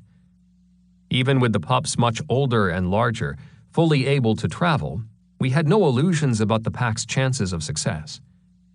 Number 9 was still the sole skilled hunter and defender, able to kill game but unlikely to be able to protect her pups from attacks by other packs. Besides, autumn is no easy time for wolves. It's then that prey animals have a clear edge, having been fattened and strengthened by a summer of good eating. But on October 11th, the day we headed in to free the wolves by removing a panel from the pen, we were no longer cutting holes in the chain link, thus saving on pen parts. Suddenly, the odds got a lot better. In a fine turn of events, a lone wolf from the Crystal Pack, number 8, who the week before had been 15 miles away near the Grand Canyon of the Yellowstone, showed up at the pen site in a courting mood, unable to resist the attraction of a lone female. It was a match made in heaven. Number 8 received a big promotion to Alpha Wolf, while 9 got a much-needed hunting partner. Meanwhile, the 8 youngsters had a father figure whom they welcomed with no questions asked, nipping and barking and pulling on his tail with abandon. This willingness to adopt offspring sired by other animals, though common in wolves, is in the mammal world actually a rare quality. One of these young male pups, 21, besides becoming alpha male of the Druid pack, would himself adopt 5 youngsters, sired by wolf number 38. The group was a family now, with the alpha pair going on to produce pups every year from 1996 through 1999. Number 9 would breed yet again in 2000, though none of her pups survived, perhaps in part because of her advanced years. No one knows the maximum breeding age for a female wolf, but by that point she was likely 8 or even 9, clearly pushing the limit. Her black fur had turned so gray that from a distance it appeared nearly white.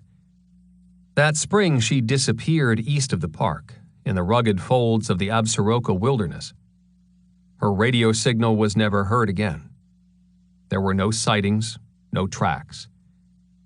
Even now I get calls and emails from people wanting to know if it's possible to start a fund to erect a statue somewhere in the park to honor her extraordinary life.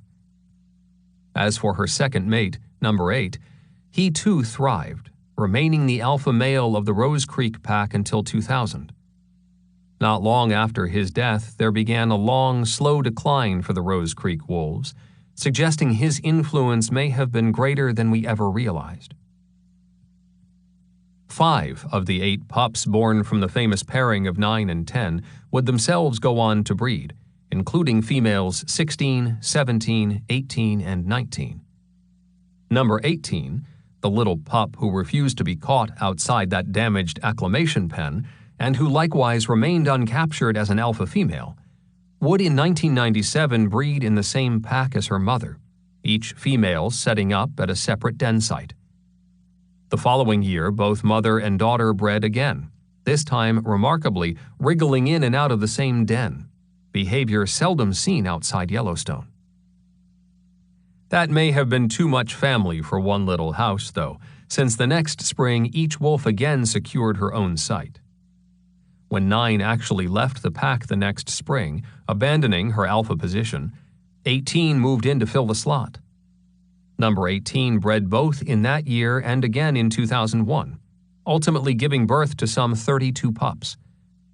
Throughout the period, she seemed content using the same nooks and crannies of the territory she'd first learned about from her mother. Meanwhile, her sister, number 19, didn't fare half as well. Soon after giving birth alone near Slough Creek, she was killed, likely in a territorial skirmish by members of the neighboring Druid Peak pack. Her pups, suddenly orphaned, would all die at roughly 2 weeks old at the den where they were born. Their bodies were later retrieved and can now be seen in an interpretive display at Yellowstone's Albright Visitor Center. Nor was fate particularly kind to another sister, number 17, the only gray in a litter of black pups. After hooking up with male number 34 in July of 1997, she too would die, less than 3 months after giving birth to pups, the result of a stick piercing her in the chest while on a furious chase of an elk. Suddenly finding himself a single father, number 34 traveled some 30 miles with the little ones to the den site of his former mate's sister, number 16. They stayed together for a while, yet in the end, trouble befell this female as well when a car struck her and broke her leg, an injury that kept her from returning and caring for the pups. Despite our best efforts to offer food, all of them eventually perished. Number 16's leg did eventually heal, though, at which point she was right back in the action, going on to pair with wolf number 165 north of the park to form the Sheep Mountain Pack, giving birth to pups in both 1998 and 1999. If fortune was hard on some of Nine's daughters, it was somewhat kinder to the one son who managed to survive to breeding age, number 21. After 2.5 years spent with his mother and the rest of the Rose Creek pack, he left that group to become alpha male of Druid Peak, gaining the top dog position in December of 1997 under rather unfortunate circumstances.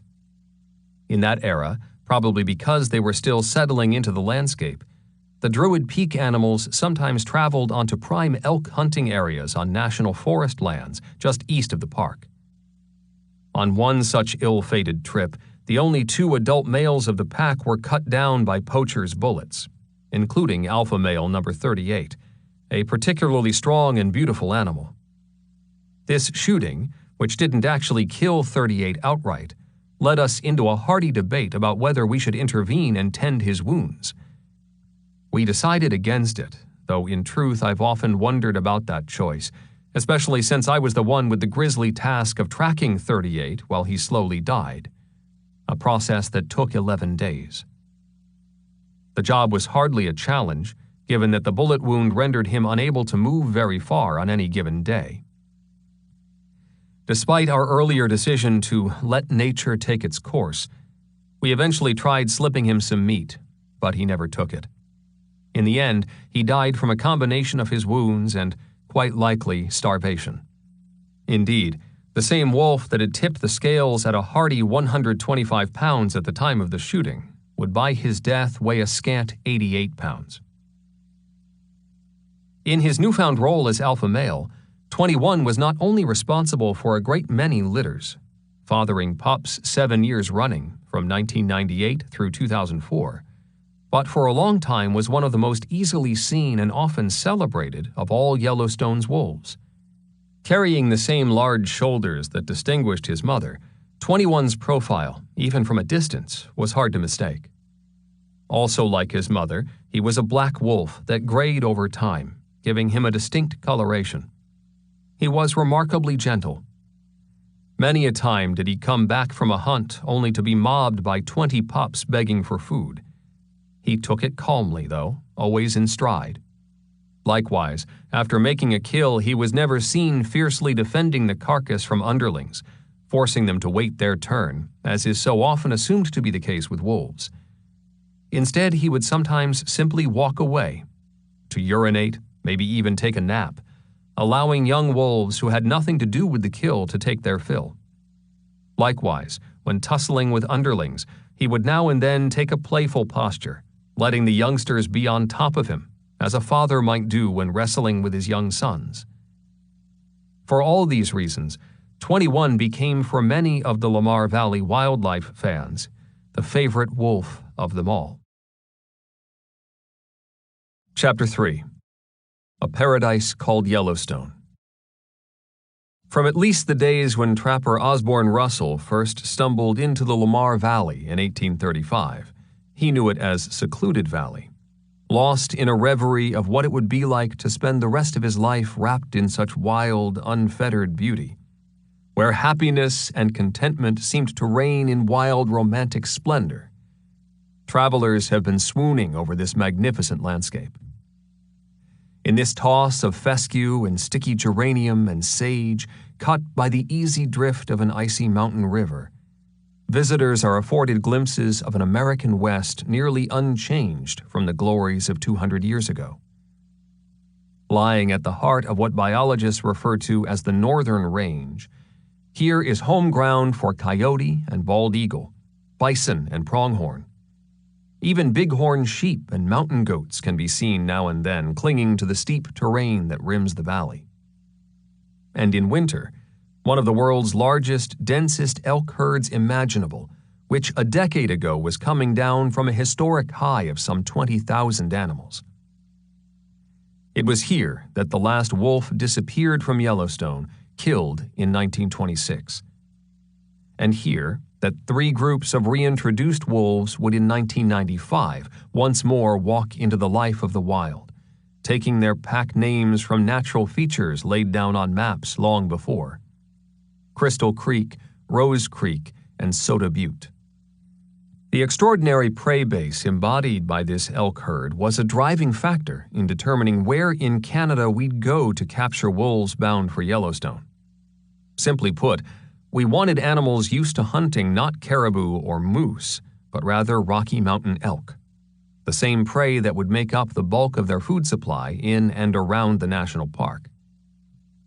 The vast majority of wolves hunt what their parents teach them to hunt, avoiding animals not familiar to them, using a so-called search image. As pointed out by livestock industry spokesman Wallace Hedekoper, speaking to the annual convention of the Montana Stock Growers Association in 1916, it is a well-known fact that stock-killing individuals among wolves are only a small proportion of their kind inhabiting a given area. To be sure, there will always be found the occasional maverick willing to take on unfamiliar prey, including cows or sheep. Often these are fairly young wolves, yearlings, teenagers, if you will, eager to try something new. What's more, wolves are keen observational learners, able to change behavior simply by watching fellow pack members. That means bad habits can spread quickly through the group. Still, this is the exception, not the rule.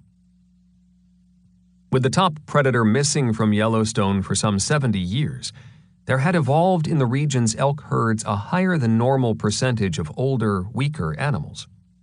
Indeed, necropsies done on wolf kills in the northern part of the park between 1995 and 2005 showed the average age of adult cow elk taken by wolves as 14 years old, with animals 20 or older not uncommon. What's more, high densities of elk and other ungulates living at or near the threshold of what the available food resource can sustain, a number referred to as carrying capacity, are far more likely to suffer from poor nutrition. That, in turn, renders them relatively easy prey.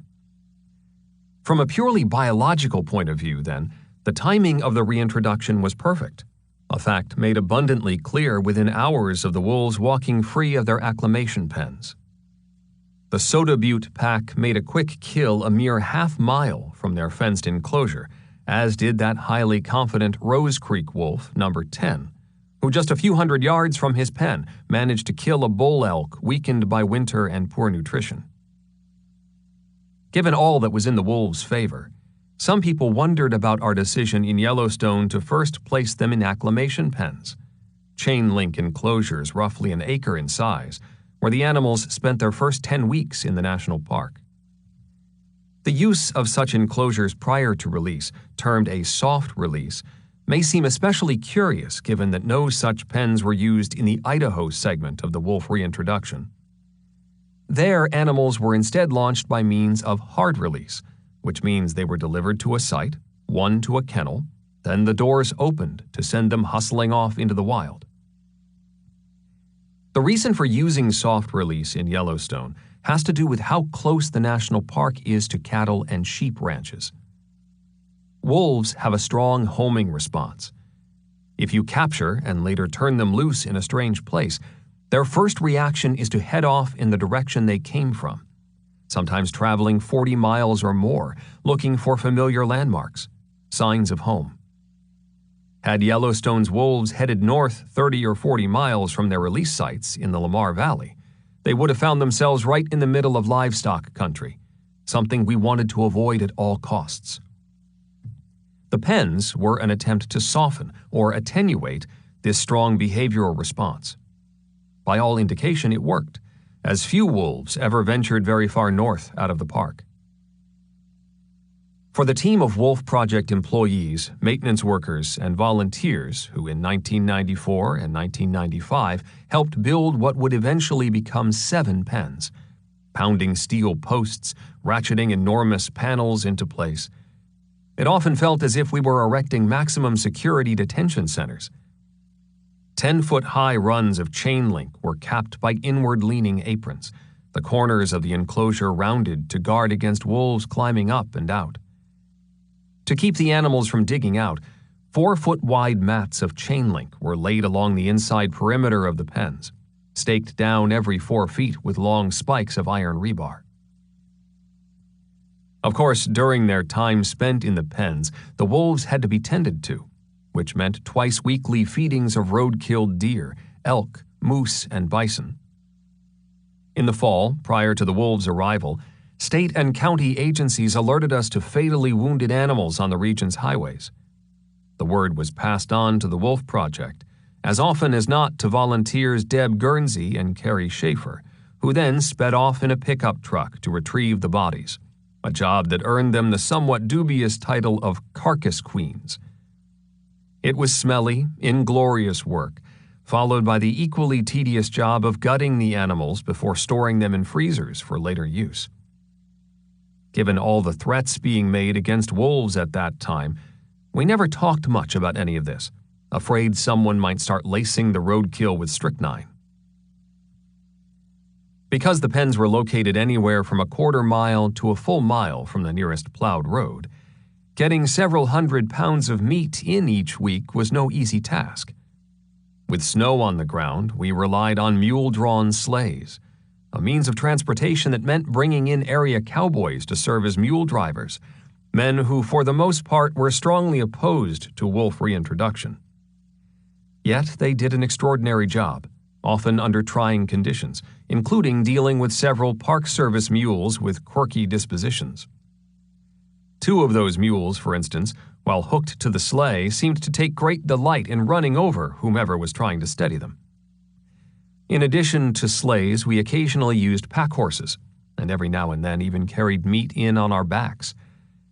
I recall one day doing exactly that in full Park Service uniform with Hillary Clinton along. All of a sudden, the elk leg I was carrying started leaking blood all over my back, giving the First Lady what was no doubt a less than inspiring sight. Some people worried that all these trips to the pens for feeding would habituate the wolves to humans. But as one who made a lot of those trips, I ended up thinking much the opposite was true. Food in hand or not, the wolves clearly didn't like us anywhere near them. Given that the pen curtailed their normal flight response, my sense was that the enclosure may have actually reinforced their fear of humans. Either way, it's worth noting that following their release, it would be several years before we recorded a Yellowstone wolf getting anywhere close to a human. Yet the use of acclimation pens was hardly perfect. If ever there's been an animal that loves freedom, it's the wolf, and several did everything they could to get out, not just digging and chewing on the fence, but sometimes hanging by their teeth from the overhangs. This we considered a big deal. A wolf makes her living by her teeth, after all, and we worried constantly that worn down or broken canines might limit an animal's ability to hunt, aging the wolf, in a sense, before her time. Hours were spent at the wolf office in Mammoth concocting schemes to stop the chewing. Repellents, electric fencing, even giant plexiglass liners. None, though, proved practical. Thankfully, most of the wolves didn't chew, and even those that did usually stopped after a few weeks. There was one big exception. a group captured from British Columbia during the second year of the project in 1996, first penned and finally released near Nez Perce Creek, in the central region of the national park. The Nez Perce wolves, as they were known, never really settled into the acclimation pen.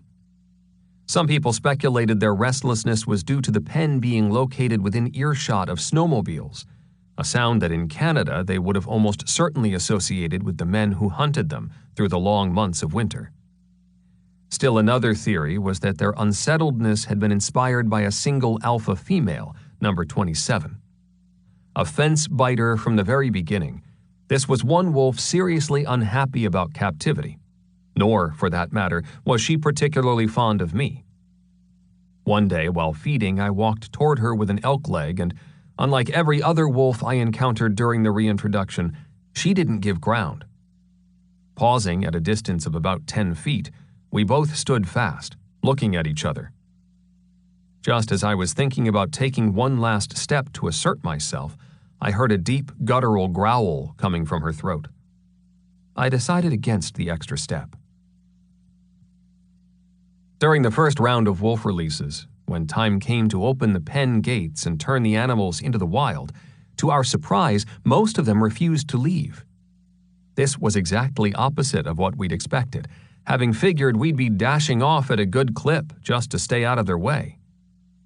While to us the situation was frustrating, others found it mildly amusing, or in a couple cases, even pathetic. Conservative commentator Paul Harvey announced one day to his radio show audience that by feeding the wolves for 10 weeks, we had turned them into welfare animals, too fond of government handouts to ever go out and make a living on their own. But through telephone consultations with other wolf biologists, including Dave Meach, Rolf Peterson, Ed Bangs, and Steve Fritz, we came to believe that our passing through the pen gates some 20 times in the previous 2.5 months, carting in several tons of carcass meat, had caused the wolves to see the opening not as a portal to freedom, but as a dangerous link to humans. They may well starve to death, suggested Meach, before they'd walk into a part of the pen with such strong associations to humans. We thought it might be possible to solve this problem by cutting a hole somewhere else in the pen, near those places in the enclosure where the animals had found comfort during their long internment. Places marked by well-worn tracks in the snow from frequent pacing, as well as hollow depressions where they'd bedded down to rest. It worked. Yet, even after these new holes were cut, the wolves tended to be cautious, not leaving until long after we'd disappeared. Not so with wolf number 27. Being especially bold, she dashed out of the freshly cut escape hole in full view of the research team, her 3 daughters running for her heels, trying their best to catch up. From Nez Perce Creek, she headed north, covering some 25 miles every night, often through deep snow, leaving even those of us in the tracking plane hard-pressed to keep tabs on her. In the end, her 3 young daughters got their fill of this brutal pace, finally breaking off to travel by themselves. Meanwhile, her mate, along with a male pup, waited a full day before leaving the acclimation pen. By then, her trail had gone cold, making it impossible to catch her. It was probably Interstate 90 that finally turned her, sending her drifting back toward the rugged folds of the Beartooths, where she'd eventually give birth to pups near the tiny town of Nye, Montana. Unfortunately, smack in the middle of sheep and cattle country. Her proximity to livestock, along with the fact that she was a single mother, led us to launch a capture operation to bring her back to the Nez Perce pen and release her later in the year. Number 27, though, had other ideas. Proving yet again not just the wariness of wolves but also their astonishing intelligence, over and over she gave us the slip, all through summer, through autumn, and then into winter, until one bone-chilling day in February we finally managed to dart her from a helicopter and fly her back to the national park.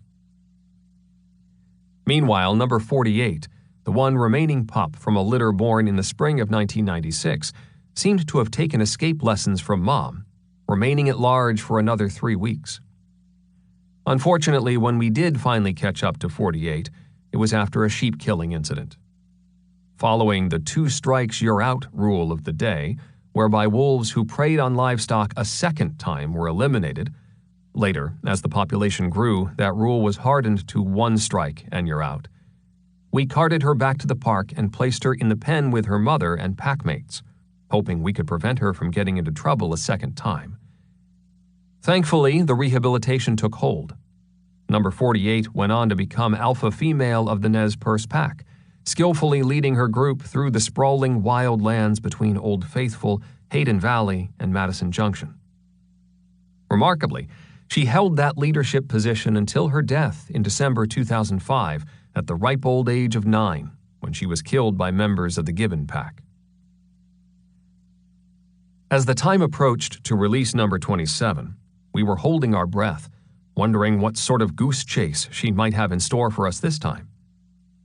In the early weeks, though, she stayed put, probably in part because her daughter had had a litter of pups of her own. Like most adult females, 27 was likely unwilling to leave, wanting to do her part in the extended child care that's such a mainstay of wolf society. Now made up of 3 generations, the pack slowly but surely moved across the park, traveling from one camp to another, finally landing north of Yellowstone Lake in the magnificent Hayden Valley. These base camps, known as rendezvous sites, are a kind of above-ground den, secure and secluded, perfect for stashing pups when they're still too young to do much traveling. From these sites, adults take turns hunting, bringing back nourishment for the young, either as pieces of carcass or as food in their stomachs, while the rest of the group remains close by to watch over and play with the pups, spending hours enduring mock ambushes and having their tails yanked by some of the most playful, insistent children of the animal world. For those of us who follow wolves, sorting out pups is always an easy task. Most youngsters can't manage a dozen steps before falling out of line and jumping into the air, as if firecrackers were exploding under their feet. Pups do grow up, of course, by fall gaining enough maturity to travel with the older members of the pack. Soon, number 27 was off and running again, this time heading west, landing some 50 miles away near Dillon, Montana. Shortly afterward, we got the news we'd feared all along. Sheep were dead in the area, and by all appearances, 27 had something to do with it. This being her second offense, in October, a helicopter took off from Dillon, Montana, with a gunner on board. 30 minutes later, the great wanderer was dead. To be honest, 27's death gave me pause. She'd always shown the kind of independent streak that spoke of the wild, unfettered heart that wolves are both loved and hated for. I often imagined that we of the Wolf Project were, to her, nothing but a rotten nuisance, creatures intent on disrupting her desire to simply live in the wilderness on her own terms. As mentioned earlier, she growled at me one day in the Nez Perce pen, not something most wolves ever did. Beyond that, though, before we actually brought her to the Nez Perce site after that capture near Nye, Montana, we placed her alone for a short time in another holding facility near Fishing Bridge. On the day we went into that pen to capture her for transport to the Nez Perce site, she lunged through waist-deep snow ahead of our nets, finally stopping to face us, teeth bared and growling. In that face, grizzled and gray with age, was the look of a beautifully fierce and resolute animal. The only wolf skull I have in my office in Mammoth is that of 27, a reminder of her incorrigible, incorruptible spirit. The wolves with her at the time of her death, including her son, number 29, were brought back to the Nez Perce acclimation pen for what was hoped to be a serious bout of rehabilitation. But number 29 would keep alive the memory of his mother, in particular her distaste for the Nez Perce pen, by applying some pretty clever tricks of his own. Of the 31 Canadian wolves reintroduced to Yellowstone during 1995 and 1996, number 29 would have the distinction of becoming the only wolf to figure out how to escape from the acclimation pens. For the longest time, we were clueless, hugely embarrassed by the thought that we'd placed him and his packmates in a pen with a hole in it. Over and over we walked the enclosure, failing to find any flaw. Unlike his mother, rather than bolting once he was free of the pen, this little escape artist instead set about digging back under the fence to free his mates, at which point the whole gang took off for Dillon, where we had to recapture them. Desperate to hold these Houdinis, we decided to fortify the pen with an electric fence, only to have him give us the slip yet again. Following this final jailbreak, the U.S. Fish and Wildlife Service told us that given the group's history of getting into trouble with livestock, if 29 and his mates left the park again, they'd be shot at the border. On the other hand, if they behaved for a year, the slate would be wiped clean. This seriously affected our approach to dealing with the pack, making us decide against capturing them the following winter for radio collaring for fear that it might cause them to range far afield, even though no data exist to suggest that it would. Besides, my bosses were strongly opposed to stressing them in any way. On one hand, they didn't want to risk the safety of the animals. At the same time, if the wolves did decide to leave the park, they didn't want people blaming the collaring operation for their departure. On making his last great escape, number 29 headed not west but south, where for a time he joined up with other wolves, eventually becoming one of the founding members of the Gros Ventre pack near Jackson, Wyoming. One day in the pen, long after 29 was gone, I happened to look up and see a small tuft of hair hanging high on the chain link. Suddenly, I got it. Incredibly, he'd jumped up 10 feet to the overhanging panel at the top of the enclosure, dangling there by his teeth, pawing the air like a monkey until he was finally able to find purchase and scramble out. It was a trick with serious consequences. The last time I handled 29, his canine teeth were all but gone, broken off to stubs during those inspired athletic moments hanging from the chain link. Again, given that wolves make their living with their teeth, we worried that when it came to taking down elk, he'd be severely compromised. But that didn't seem to be the case. Over the years, I've asked several wolf biologists how this animal could still function while missing the teeth responsible for grabbing, holding, and tearing the flesh of his prey. The usual answer is that the sheer force of a wolf's jaw would by itself be enough to do the job. A force, by the way, with a crushing power of more than 1,200 pounds per square inch, compared to roughly 600 pounds per square inch for a large dog. Number 29 may have been reliant on other wolves from his pack to open up a freshly killed elk, tearing through the tough hide. But once that was done, he could use the shearing action of his premolars and molars, carnassial teeth unique to carnivores, to consume the prey. Then again, some of number 29's success may have had to do with simple determination. In my more than 3 decades of studying wolves, the animals never cease to impress me with how they almost never give up. I imagined 29 chasing and killing elk with his bum teeth as if nothing had changed at all. Firmly establishing themselves on the west side of Yellowstone National Park, the Nez Perce wolves continued to show some of their old fondness for wandering. Having collared new members of the pack in subsequent years, we knew they left the park in winter, traveling widely, one time in early 2003 showing up on the National Elk Refuge near Jackson, Wyoming. Sooner or later they always returned, though, led by old number 48, sometimes the entire group traveling together, and at other times individual members dropping off to go their separate ways. Despite such flux, the core group stayed intact, for the most part occupying the very heart of the territory that number 27 fled back in 1996. During some years, they would be the largest pack in the park, exceeding 20 animals. If many of us with the Wolf Project tend to recall the early Nez Perce wolves for how they routinely exhausted us, they were a paid vacation compared to another group placed in this same pen in late 1996. Wolves not a part of the original animals brought down from Canada. In the fall of that year, 2 alpha wolves from northwest Montana, near the town of Choteau, members of what was known in the area as the Sawtooth Pack, had been found killing cows. As a result, they were removed from the population, making orphans of their 10 pups.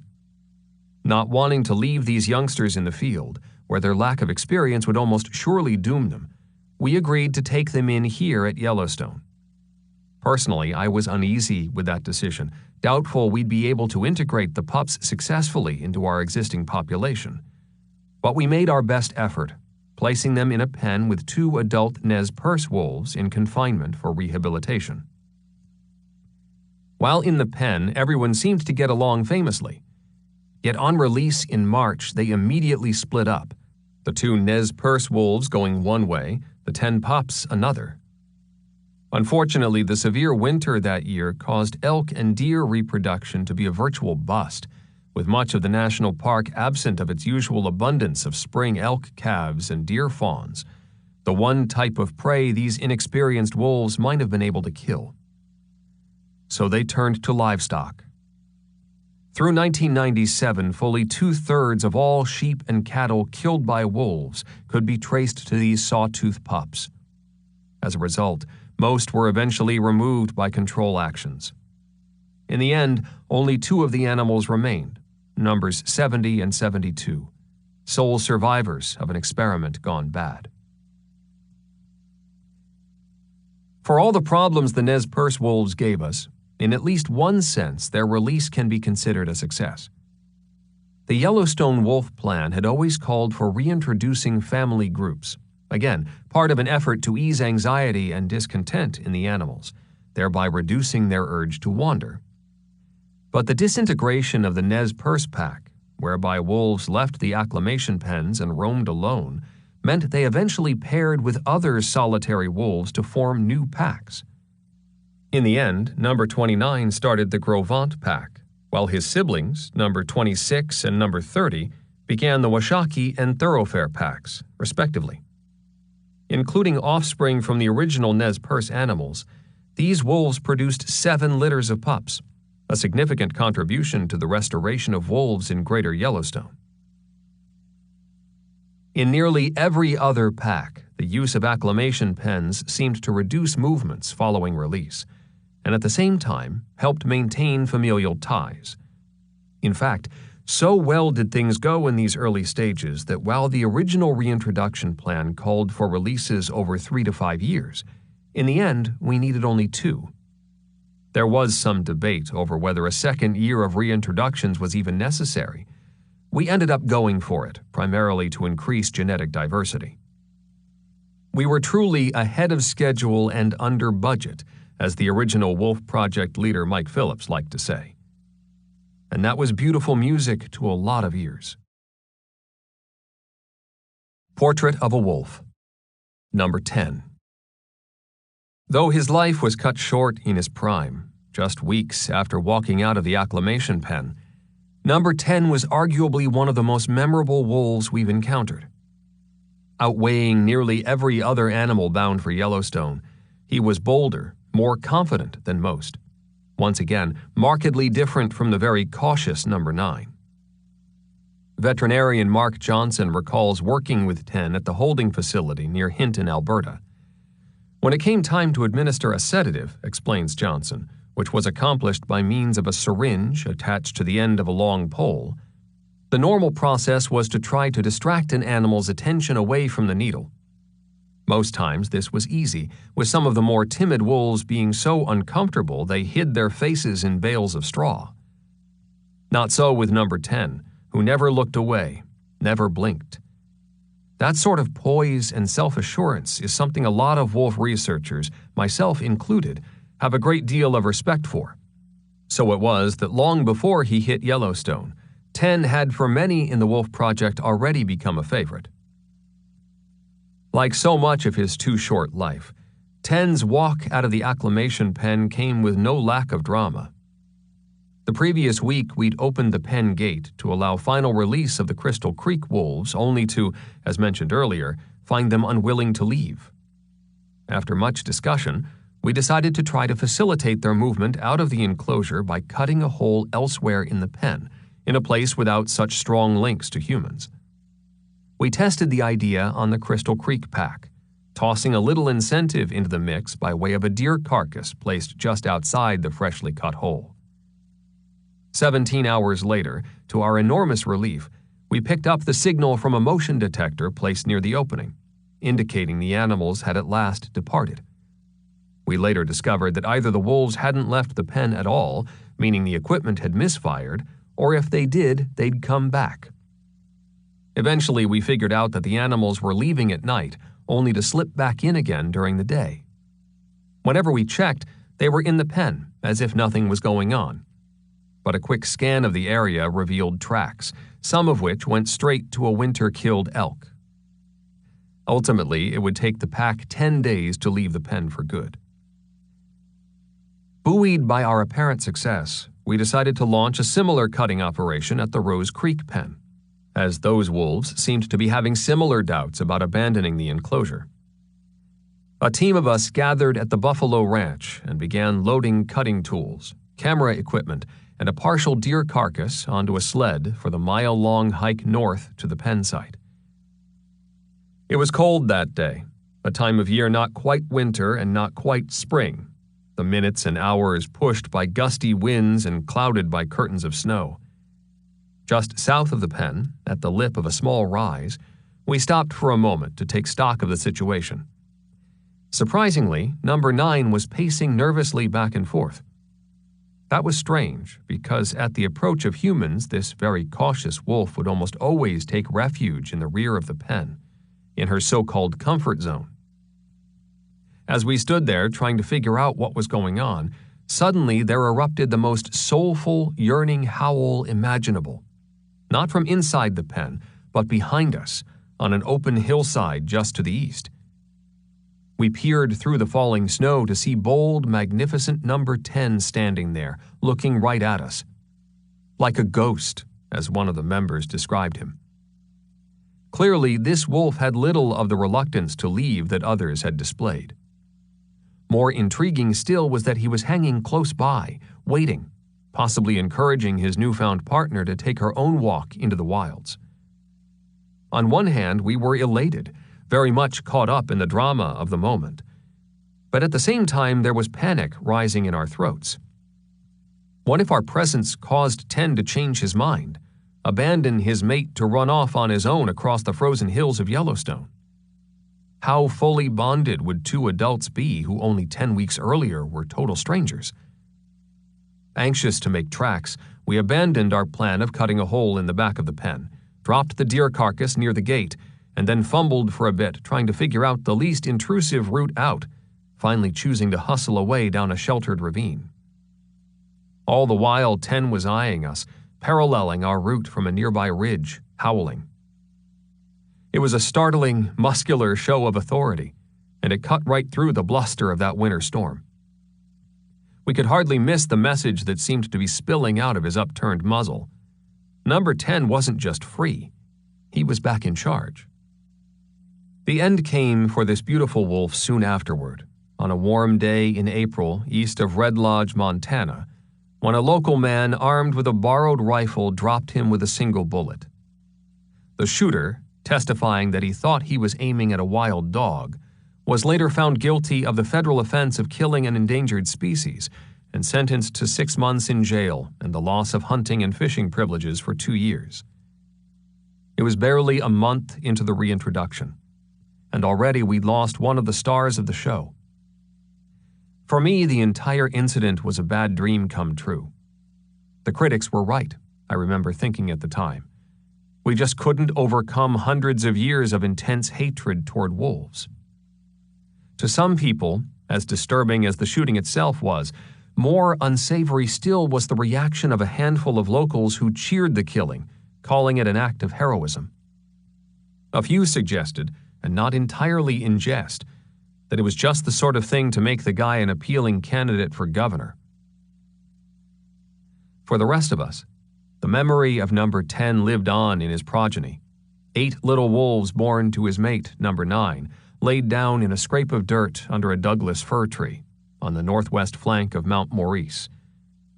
He remains in many ways an ideal icon of this reintroduction, both a symbol of the extraordinary strength of wolves, their ability to thrive if given half a chance, and at the same time, a reminder of how frail such vitality can be in the face of humans who would wipe them from the earth. Chapter 4. The Shape of Home. Getting a handle on why wolves do what they do has never been an easy proposition. Not only are there tremendous differences in both individual and pack personalities, but each displays a surprising range of behaviors depending on what's going on around them at any given time. No sooner will a young researcher think, "That's it, I finally got a handle on how wolves respond in a particular situation," then they'll do something to prove him at least partially wrong. Those of us who've been in this business for very long have come to accept a professional life full of wrong turns and surprises. Clearly, this is an animal less likely to offer scientists irrefutable facts than to lure us on a long and crooked journey of constant learning. Any discussion of how wolves establish and defend their territory needs to begin with the fact that not all packs in Yellowstone are created equal. The national park contains what might be best thought of as two distinct populations of wolves, one living on the northern range, the other occupying the interior. Wolves living in the northern system, at the heart of which is the Lamar Valley, enjoy a home turf generally lower in elevation than elsewhere in the park, where grass is more plentiful and thermal features are few and far between. More elk winter here than in the entire rest of the park. Indeed, the vast majority of the rest of the elk herds, except for a relatively small group known as the Madison Firehole, will, with the coming of snow and ice, drift down and out of the national park altogether. In most years, a summering population of between 25,000 and 35,000 animals has by December dropped to roughly 4,000 to 7,000, most of those concentrated on the northern range. That particular distribution led to an abundance of wolves, fully half the wolf population living in about 15% of the national park. That situation provided us with an important key to understanding behavior related to territory. Specifically, wolf packs densely concentrated on the northern range meant a higher level of interpack conflict. Meanwhile, so-called interior packs have had fewer elk available to them. That's forced them to supplant their winter diets with bison, and in at least one group, the Delta Pack, by an occasional moose. What's more, deeper snows in the interior of the park, along with the presence of thermal sites, warm, largely snow-free zones where prey animals gather to feed, lead to different hunting strategies. Here, the wolves often take prey animals not merely by running them, as usually happens with the northern packs, but by trying to force them away from those warm zones into deep drifts of snow, where it's tougher to defend themselves. Finally, during the first 10 years of the reintroduction, the wolves in the interior were living in relatively isolated territories, again, the result of fewer elk, which made interpack skirmishes fairly rare. In short, the conditions these two populations face are very different, and those differences have shown up in everything from the physical size of individual animals, to population growth, to the number of litters born to the packs. On a side note, one of the great ongoing debates among wolf researchers is whether wolves kill more when prey is abundant, or if in fact they simply kill at a rate that keeps them minimally fed. Our data in Yellowstone suggest the latter is true. Wolves on the northern range have 5 to 6 times as much prey available to them as interior packs, yet both groups kill at about the same rate. Not that wolves won't kill more if the prey is vulnerable, as we see every year in late winter when elk are at their weakest. But at other times of year, taking down a healthy, well-fed ungulate is a dangerous business, so much so that wolves may only put themselves at risk when they're genuinely hungry. Keeping the aforementioned points in mind, it becomes all the more interesting to note that by 2011, our surveys were telling us that for the first time, the interior of the park actually contained a bigger population of wolves than did the northern range. With elk numbers down for the time being, having dropped by 60 or 70%, interior packs may actually be better positioned, able, unlike the northern range wolves, to augment their diets with bison and, every so often, with other ungulates. People often refer to all sorts of carnivores as being territorial, from cougars to bears, lynx to wolverines. But most of these use broadly overlapping home ranges, never defending them anywhere close to as vigorously as wolves do. Of all mammals, few can be considered territorial in the classic sense. But as we've seen time and again, wolves definitely make the cut, ready at the drop of a hat to protect their home ground from other packs, sometimes ending up locked in ferocious battles that kill, maim, or otherwise injure the competition. Because they ended up living closer to one another, the wolf packs released in and around the Lamar Valley during the first 2 years of the project would prove key to gaining new knowledge about territory. In March of 1995, we set free 6 members of the Crystal Creek Pack into the heart of the Lamar. Again, one of 3 groups brought down from near Hinton, Alberta.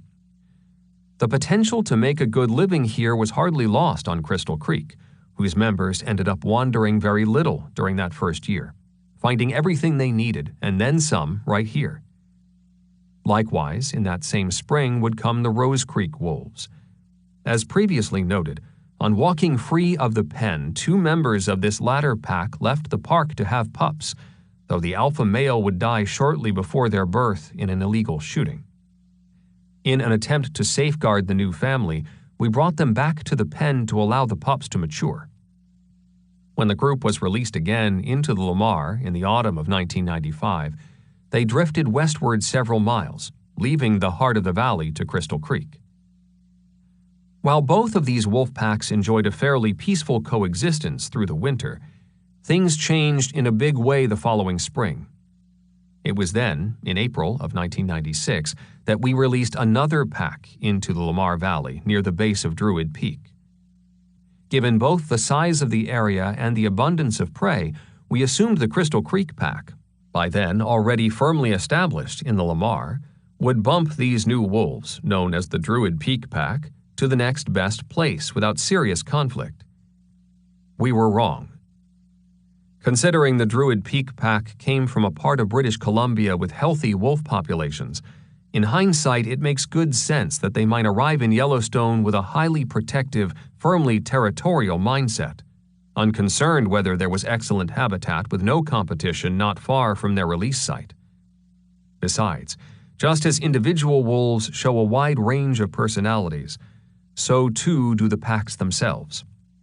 And from the very beginning, the Druids showed an exceptional fierceness, traveling widely, more than happy to take on any wolf they happened to run across. In other words, they had a territorial mentality with no territory. The first major clash came just weeks after their release, in May of 1996, with the Crystal Creek wolves. The Crystal Creek Pack had denned in the east end of the Lamar Valley that spring, in a loose patch of Douglas fir along Soda Butte Creek. No sooner did the Druids find them before they set about killing the alpha male, number 4, and at the same time badly wounding his mate, alpha female number 5. We're not sure, but it's quite likely they also killed the pups, which we looked for but never found. Shortly afterward, number 5 was seen in Lamar Valley, nursing her wounds. Standing beside her was an unrelated 2-year-old male, number 6, who by no small miracle appeared uninjured. This violent encounter forced a new beginning for the Crystal Creek Pack. Together, 5 and 6 started drifting south, arriving in 25 miles at what would be their home for many years, in the high, handsome Pelican Valley of central Yellowstone. In time, number 5 and her mates would take a new name, Molly's Pack, so designated in honor of Molly Beatty, the courageous former director of the U.S. Fish and Wildlife Service, who died of a brain tumor shortly after the reintroduction. To pull off this project, Molly had held the line in the face of great antagonism. Following her death, some of her ashes were sprinkled near the Crystal Creek pen. In all of North America, Pelican is one of the only valleys where you can find wolves, grizzlies, and bison. In a very real sense, what America was prior to European settlement, this small basin in the middle of Yellowstone is yet today. Dan McNulty, who's dedicated long hours to studying wolves and bison in Pelican, has said that if the Lamar is the heart of Yellowstone, as so many like to claim, then Pelican is the soul. During late spring and summer months, the place is a Garden of Eden, giving rise to mile after mile of silver sage and Idaho fescue. True to its name, white pelicans can often be seen in the distance, drifting without a sound on motionless wings. As summer begins unfolding, elk and bison pour in from the lower valleys, feasting on nutrient-rich grasses and forbs. Yet for all its beauty and diversity, in winter this is arguably one of the harshest climates anywhere on the continent. A frigid weave of deep snow and bitter cold. Temperatures routinely bottom out at 30 or even 40 below zero, with snows piling 3 and 4 feet deep. Elk, the preferred food of Yellowstone's wolves, are rarely found in that season, a shortage that each year forces Molly's pack to journey out to lower elevations. Yet, and for reasons we may never understand, they always return. On most winter days, what survives here are a mere 200 bison, many old and tough, supersized behemoths that somehow manage to scrape out a bitter existence around the handful of thermal areas that remain free of snow. To save energy, the bison move very little, thereby preserving their stored body fats. Even so, by the end of winter they're often weak, literally hanging on for dear life, waiting for spring, and these days watching for wolves. For a wolf, even a weak bison can prove a phenomenally challenging foe. It would take number 5 and the pack mates she eventually gathered around her several seasons to become bison hunters. But learn they did, driven by the same desperate circumstances as their prey. I remember watching film that Dan shot of 2 separate hunting events in 1999 involving number 5 and 13 other wolves, engaged in a battle with a single bull bison lasting just over 9 hours. Again and again, the wolves drove the bull into deep snow, a move meant to compromise his footing, his kicking power. That done, several members of the pack leapt onto his back, biting and tearing. Managing with great effort to free himself from the drifts, the bison then stopped and literally shook the wolves from his back, at the same time slashing with his head, trying his best to hook them with his horns. Over and over, each animal pressed the other, both slowly wearing down. In most situations like this, it would have been the wolves that gave in. Not this time. In the end, the bison went down. The following year, 5 would lead her pack in taking at least 2 more bison, though undoubtedly there were more, battling in what by then was a relatively old age with uncanny ferocity, never giving up. This, even though by that time her pack was down to a paltry 4 wolves. During most of the first decade of wolf reintroduction, the size of Molly's pack stayed small. On only 2 occasions did it grow to more than 10 animals, including once during the summer of 2003, when the pack swelled to 12 for a couple months, only to drop back down to 7 by the following fall. Back then, some researchers thought the pack might be of such modest size because of the high mortality associated with living off bison. Others wondered if it was the lack of suitable prey, which in turn forced many of the pack members out in search of greener pastures, a notion our research with radio collars seemed to corroborate. And yet, as we were scratching our heads over that particular puzzle, the size of the pack actually began to grow, reaching 20 animals in 2011. Molly's wolves have consistently claimed some of the largest animals in the ecosystem. Out of the hundreds of wolf captures we've made in Yellowstone, fewer than a dozen have pushed the scales over 130 pounds, and 2 of those animals came from Molly's pack. Incredibly, one winter we captured 2 male pups from the group, each weighing a whopping 120 pounds, more than 30 pounds above average. While we can attribute some of that weight to meat in their stomachs, we caught them on a bison kill. They were nevertheless among the largest pups found anywhere in the park. Both of these little giants later left the pack, one disappearing west of Yellowstone, the other going on to become alpha male of the Slough Creek pack. John Varley, a 30-year veteran of Yellowstone, wondered whether such supersizing had to do with the fact that only larger wolves can survive those furious brawls with bison. As it turned out, the Druid wolves were just getting started. They kept traveling that summer, ever on the lookout to claim more territory. In June 1996, they met the Rose Creek pack in a place called Slough Creek, just west of the Lamar Valley. And though in this case the Rose Creek wolves held their own, it was merely a taste of what the Druids would be serving up in the seasons to come. For those watching nearby, it seemed like total bedlam. Animals running everywhere, intermingling and then splitting off, leaving the human bystanders feeling like spectators at a sporting event for which both the rules of the game and the identity of the teams were lost in confusion. Those early days in general often found us standing around giddy as school kids, hardly able to believe what was going on right in front of our eyes. What's more, we were startled by what we saw happening not only between rival packs, but also between wolves and coyotes, grizzlies, moose, elk, and bison. Clearly, all this visibility provided some great learning opportunities. Yet at first, some of that learning was lost on us simply because our scientific protocols, those methods we depend on to decipher the meanings of such encounters, were just plain lacking. I'd learned much about the craft of working with wolves from Rolf Peterson on Isle Royale, as well as in Minnesota with Dave Meach. Both men, having been pupils of famed wolf researcher Durward Allen, set up their studies around the use of aircraft. That approach had to do with the fact that in the North Woods you rarely see wolves at all unless you're flying over them, ideally in the winter months. In my own work at Isle Royale over 9 summers and 2 winters, I hiked, skied, and snowshoed some 4,000 miles, this on an island of 210 square miles. During that entire period, I spotted a wolf from the ground only 3 times. Absent any good chance to sight the animals, as researchers we instead grew adept at examining sign, knowing when things were red hot, which meant finding tracks or feces just a few hours old. We examined prey animals killed by wolves, not to mention dissected every scat we found.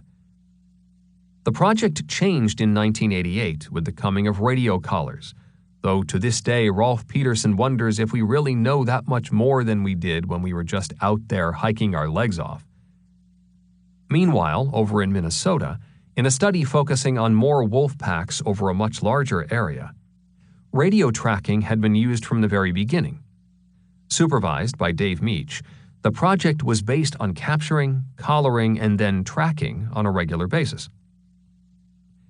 When it came to devising a research model for Yellowstone, we ended up drawing on this work at Isle Royale and in Minnesota, especially when it came to collecting data with radio collars.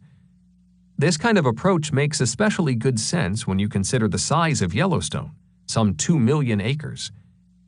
Each of the 41 wolves introduced to the park in 1995 through 1997, this number includes the infamous sawtooth pups, were outfitted with transmitting devices. But again, there was no protocol in our toolbox for how to watch wolves on the ground with our own eyes. At first, I simply told field crews to take good notes, but in no time at all that left us drowning in paperwork. Desperate to come up with a more efficient means of gathering information, we eventually developed some of the most complex observational data forms imaginable. These address specific questions about interactions between wolves and their prey, as well as leadership behavior, encounters with non-prey animals, and so on. We were constantly revamping our forms, noted former data manager Deb Guernsey, because we were always thinking of new questions. All things being equal, securing more territory means having a better shot at finding food. But whether as a wolf you can actually pull down more real estate, or, for that matter, even protect what you already have, depends on several factors. For starters, having a big pack can help, allowing you to basically throw your weight around when and where you see fit. In fact, We now suspect that forming a pack on the hotly contested ground of the northern range isn't even possible for a mere pair of wolves. At least those who've tried it so far have failed. By all indications, in this competitive environment, at least 3 or more wolves are necessary to hold turf against larger packs. Beyond pack numbers, the age of individual animals is also important. In the world of wolves, experience counts for an awful lot. Even the size of the wolves can be a factor. Still, another consideration has to do with whether the fight takes place on your territory or someone else's, what might be called home field advantage. It's a lot easier in your own backyard, after all, to know the best escape routes, even where to cross a swollen river. Way back when, during that crazy fracas in June of 1996, the Rose Creek Wolves had this kind of advantage, and the Druids didn't.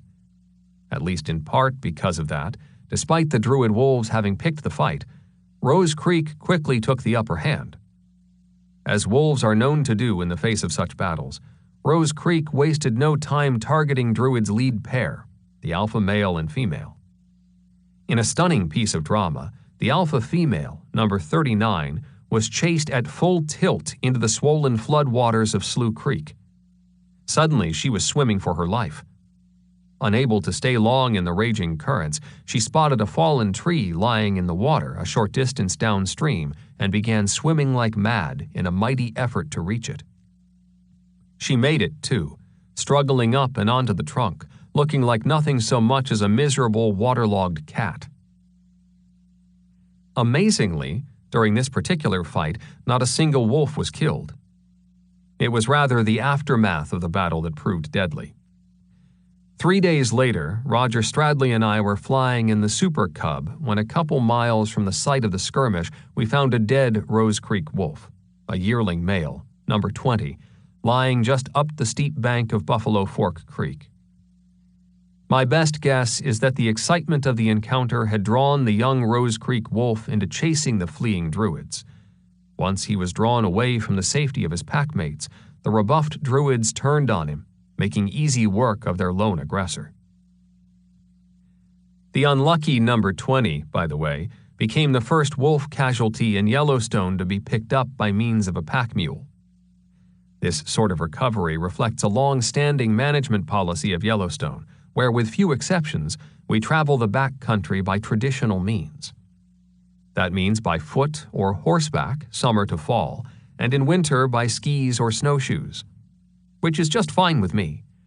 Having grown up riding horses, and in truth, having for years felt overrun by the motors of the world, I'm well aware that pack stock isn't just easier on the land than vehicles are, but they're also simpler to maneuver on tough terrain. The bottom line is that a truck has yet to be invented that could pull up alongside a dead wolf on the rock-strewn hillside of Buffalo Fork Creek, with several knee-deep swamps barring the approach.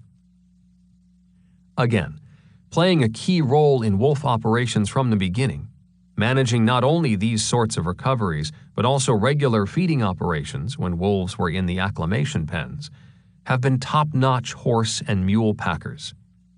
One of them is a fourth-generation Montanan by the name of Ben Cunningham, the man who pulled the mule up to number 20 that day.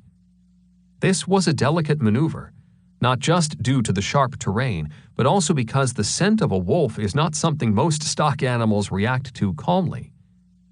Slowly, carefully, the wolf's lifeless body was lifted and secured to the top of the mule, the poor mule's eyes bulging with nervous energy, at which point we turned him and headed back the 10 miles to the trailhead. It all went beautifully. After work, we sidled up to a table in the K-Bar in Gardner, Montana, until nearly 10 p.m., talking on about the first wolf ever pulled out of the Yellowstone backcountry the old cowboy way. I made a decision right then and there. Ben was going to have to come along every time there was similar work to be done. Years later, as the winter of 2000 to 2001 unfolded, the Druids moved west through the Lamar Valley, drifting still again into Rose Creek territory.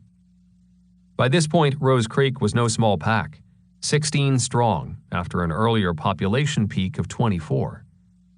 But then again, it was a motley group.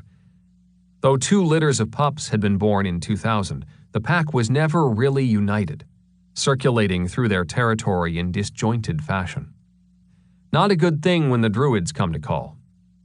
During a tracking flight on November 23, 2000, I was lucky enough to witness a spirited encounter between the 2 packs on Slough Creek Flats, ground that Rose Creek had claimed since the earliest days of the reintroduction. For the Druids, moving about with 27 wolves made for cumbersome traveling, with some animals always lagging behind. On this particular day, only 6 pack members were on the scene.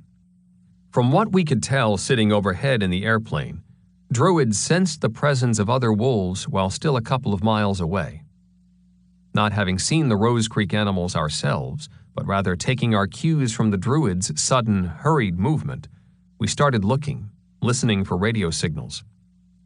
Sure enough, pretty soon we laid eyes on a ragtag group of Rose Creek wolves, 2 pups with 1 lone adult female calling the shots. Once Druid Peak actually sighted the Rose Creek wolves, the 2 Druid alphas, 42 and 21, wasted no time running straight at them. While the Rose Creek youngsters seemed hesitant, lost in confusion, there was no such uncertainty in the adult, female number 155. In the blink of an eye, she was off and running for her life. At this point, the Druid pack split apart, before long catching the 2 Rose Creek pups. After slipping on the ice and getting several bites, one fortunate youngster was given a reprieve when commotion elsewhere drew her attackers away. A short time later, another pup was caught and pinned down, and from what we could see from the tracking plane, he was a sure casualty. A minute or so later, his attackers caught sight and sound of the Rose Creek adult escaping down Slough Creek and took off in hot pursuit. When the dust settled, we flew back to pinpoint the carcass of that ill-fated pup, wanting to memorize the location in order to retrieve the carcass. When we couldn't find it, I radioed the ground crew, who'd also watched the attack, asking if they knew where he was. I could hardly believe my ears. The pup had run off. This little wolf may have gained deliverance in part because he was young and therefore not inclined to fight back. Besides being frightened, a wolf would at this stage of his life be accustomed to low-ranking status in his pack. It would be nothing new for him, in the face of angry adults, to simply give up, an act of surrender that may have reduced the enthusiasm of his attackers. That, combined with the chaos of other wolves running around nearby, may explain how this lucky pup stumbled away to live another day. From then on, the Rose Creek wolves continued to lose more and more territory to the Druids. Even so, we wondered if such gains would be enough to maintain a mega-pack of 27 animals. The number of Druid wolves would later grow higher still, to 37. Beside the basic issue of finding enough food, it's hard to imagine that in such a large pack, social dynamics wouldn't be strained. We rarely saw all the wolves together as a single unit, the animals preferring instead to live and travel in several groups. In time, there would come an actual splitting apart of the Druids, each faction taking in dispersing wolves from other nearby packs, forming elements of the Slough Creek, Geode Creek, Buffalo Fork, and Agate Creek packs. Meanwhile, the alpha male and female, numbers 21 and 42, carried on, still anchoring what had been traditional Druid territory. Inter-pack skirmishes have been increasing on the northern range for some time now, a situation almost sure to lead to additional wolf mortality. Curiously, several long-term studies elsewhere in North America suggest these conflicts are prompted by a lack of prey. As elk numbers decline, wolves get hungry, which draws them into new country in search of food, which inevitably results in their trespassing on another pack's territory. With trespass comes fights, and with fights, often death. This is one reason some scientists, including early on Douglas Pimlott, a pioneer Canadian wolf researcher working in Algonquin Park, Ontario, as well as Adolph Murray, have thought of wolf populations as being self-regulatory, their numbers controlled in part simply through the elimination of rivals. Despite this idea being nearly universally rejected, for the past several years we've nonetheless seen a stabilization of wolf numbers on Yellowstone's northern range. As we mentioned previously, as of this writing, in December of 2011, the Yellowstone wolf population is 101 animals. Though it's hard to say for sure, perhaps even with sufficient food on hand, wolf territories can only be compressed so much before deadly conflicts begin to erupt. The northern range, with its rich resources, was quickly becoming center stage for an incredible amount of action and intrigue. And there was lots more wolf drama still to come. Portrait of a Wolf. Number 42. The sheer size of the Druid Peak Pack in 2001, along with the fact they often lived right out in front of us what seemed like epic lives, full of struggle and conquest, made for some of the most unforgettable encounters of the past 16 years. To those who saw them from the national park's northeast entrance road before the breakup, sometimes 20 or more animals cruising through the Lamar Valley like they were the best and brightest game in town, it will no doubt remain one of the great wolf-watching experiences of all time. Literally thousands of people saw this pack in their heyday. Indeed, it's probably safe to say that the Druid Peak animals became the most frequently viewed wolf pack in the world. An early matriarch of the Druid Peak Pack was the exceptionally forceful, no-nonsense female number 40, who in 1996 seemed to wrest control of the group from her mother, number 39. Shortly after this apparent coup, Mom left the pack to wander on her own for nearly a year, later returning to the group, possibly drawn back by a nearly irresistible urge to help rear pups born in the spring of 1997. Number 40 tolerated her presence, but barely.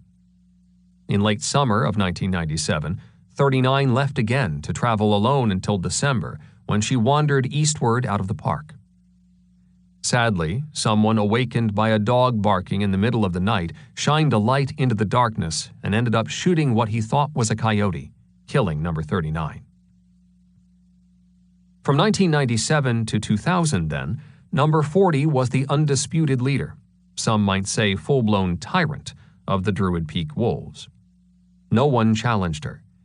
By all indications, one had only to look cross-eyed at this alpha to find herself slammed to the ground with a bared set of canines poised above her neck. Few wolves have been as frequently observed as number 40, and she was never shy about showing off her personality. Throughout her life, she was fiercely committed to always having the upper hand, far more so than any other wolf we've observed in Yellowstone. The family member receiving the brunt of her punishment was her sister, number 42, an animal whose long suffering at the hands of her cruel sister would be portrayed in 2 National Geographic films, leading the creators of those programs to dub her the Cinderella Wolf. In 1999, number 42 split off from the main pack and began digging a den not far from the group's traditional den site, which at the time was being used by number 40. Not long after 42 finished the job, she received a visit from her foul-tempered sister, who wasted no time handing down one of the nasty trouncings she'd become famous for. As had happened countless times before, 42 did nothing to fight back, simply laid there and took it. Never again was she seen near her freshly excavated den. Given that wolves only dig dens for the purpose of giving birth, those of us watching were intensely curious about whether 42 had in fact had pups. Still, because we try never to disturb wolves during the denning period, afraid that our presence might have negative effects, all we could do was sit back, wait, and wonder. Finally, when it became obvious that the den was completely abandoned, we shouldered our day packs and hiked in to check it out. There was no evidence of pups, though by then it had been long enough that another animal could have easily stumbled upon the site and devoured them. Whether number 42 actually gave birth or simply experienced a pseudo-pregnancy, essentially a false pregnancy which causes a female to behave like she's pregnant, we'll never know. The next year, though, in 2000, things went rather differently. providing another first for those of us in the business of studying wild wolves. As mentioned earlier, in that year 3 females of the Druid Peak pack dug dens, and all 3 had pups. Number 40, the alpha female, used the pack's traditional den. Meanwhile, number 106, a low-ranking wolf in the pack, excavated a site several miles away at Pebble Creek. Finally, there was number 42, who went the other direction, this time digging her den in a loose cluster of trees in the middle of the Lamar Valley.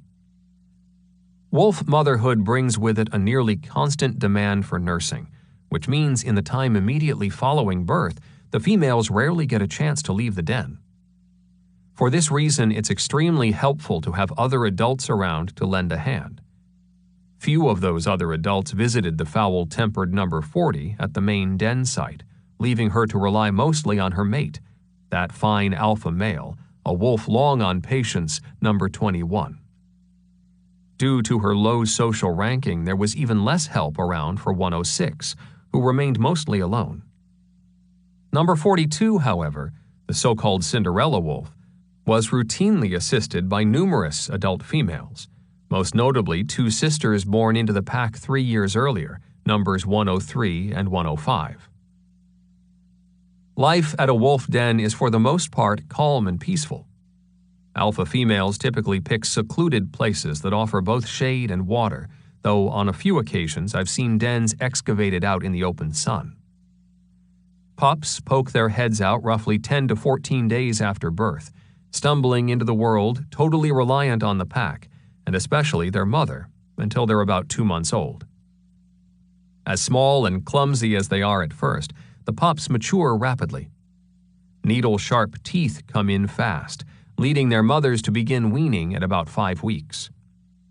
I've watched nursing wolves around this time, burdened by 5 or more little pups scurrying to their teats for another meal, and I could almost see the females wince in pain.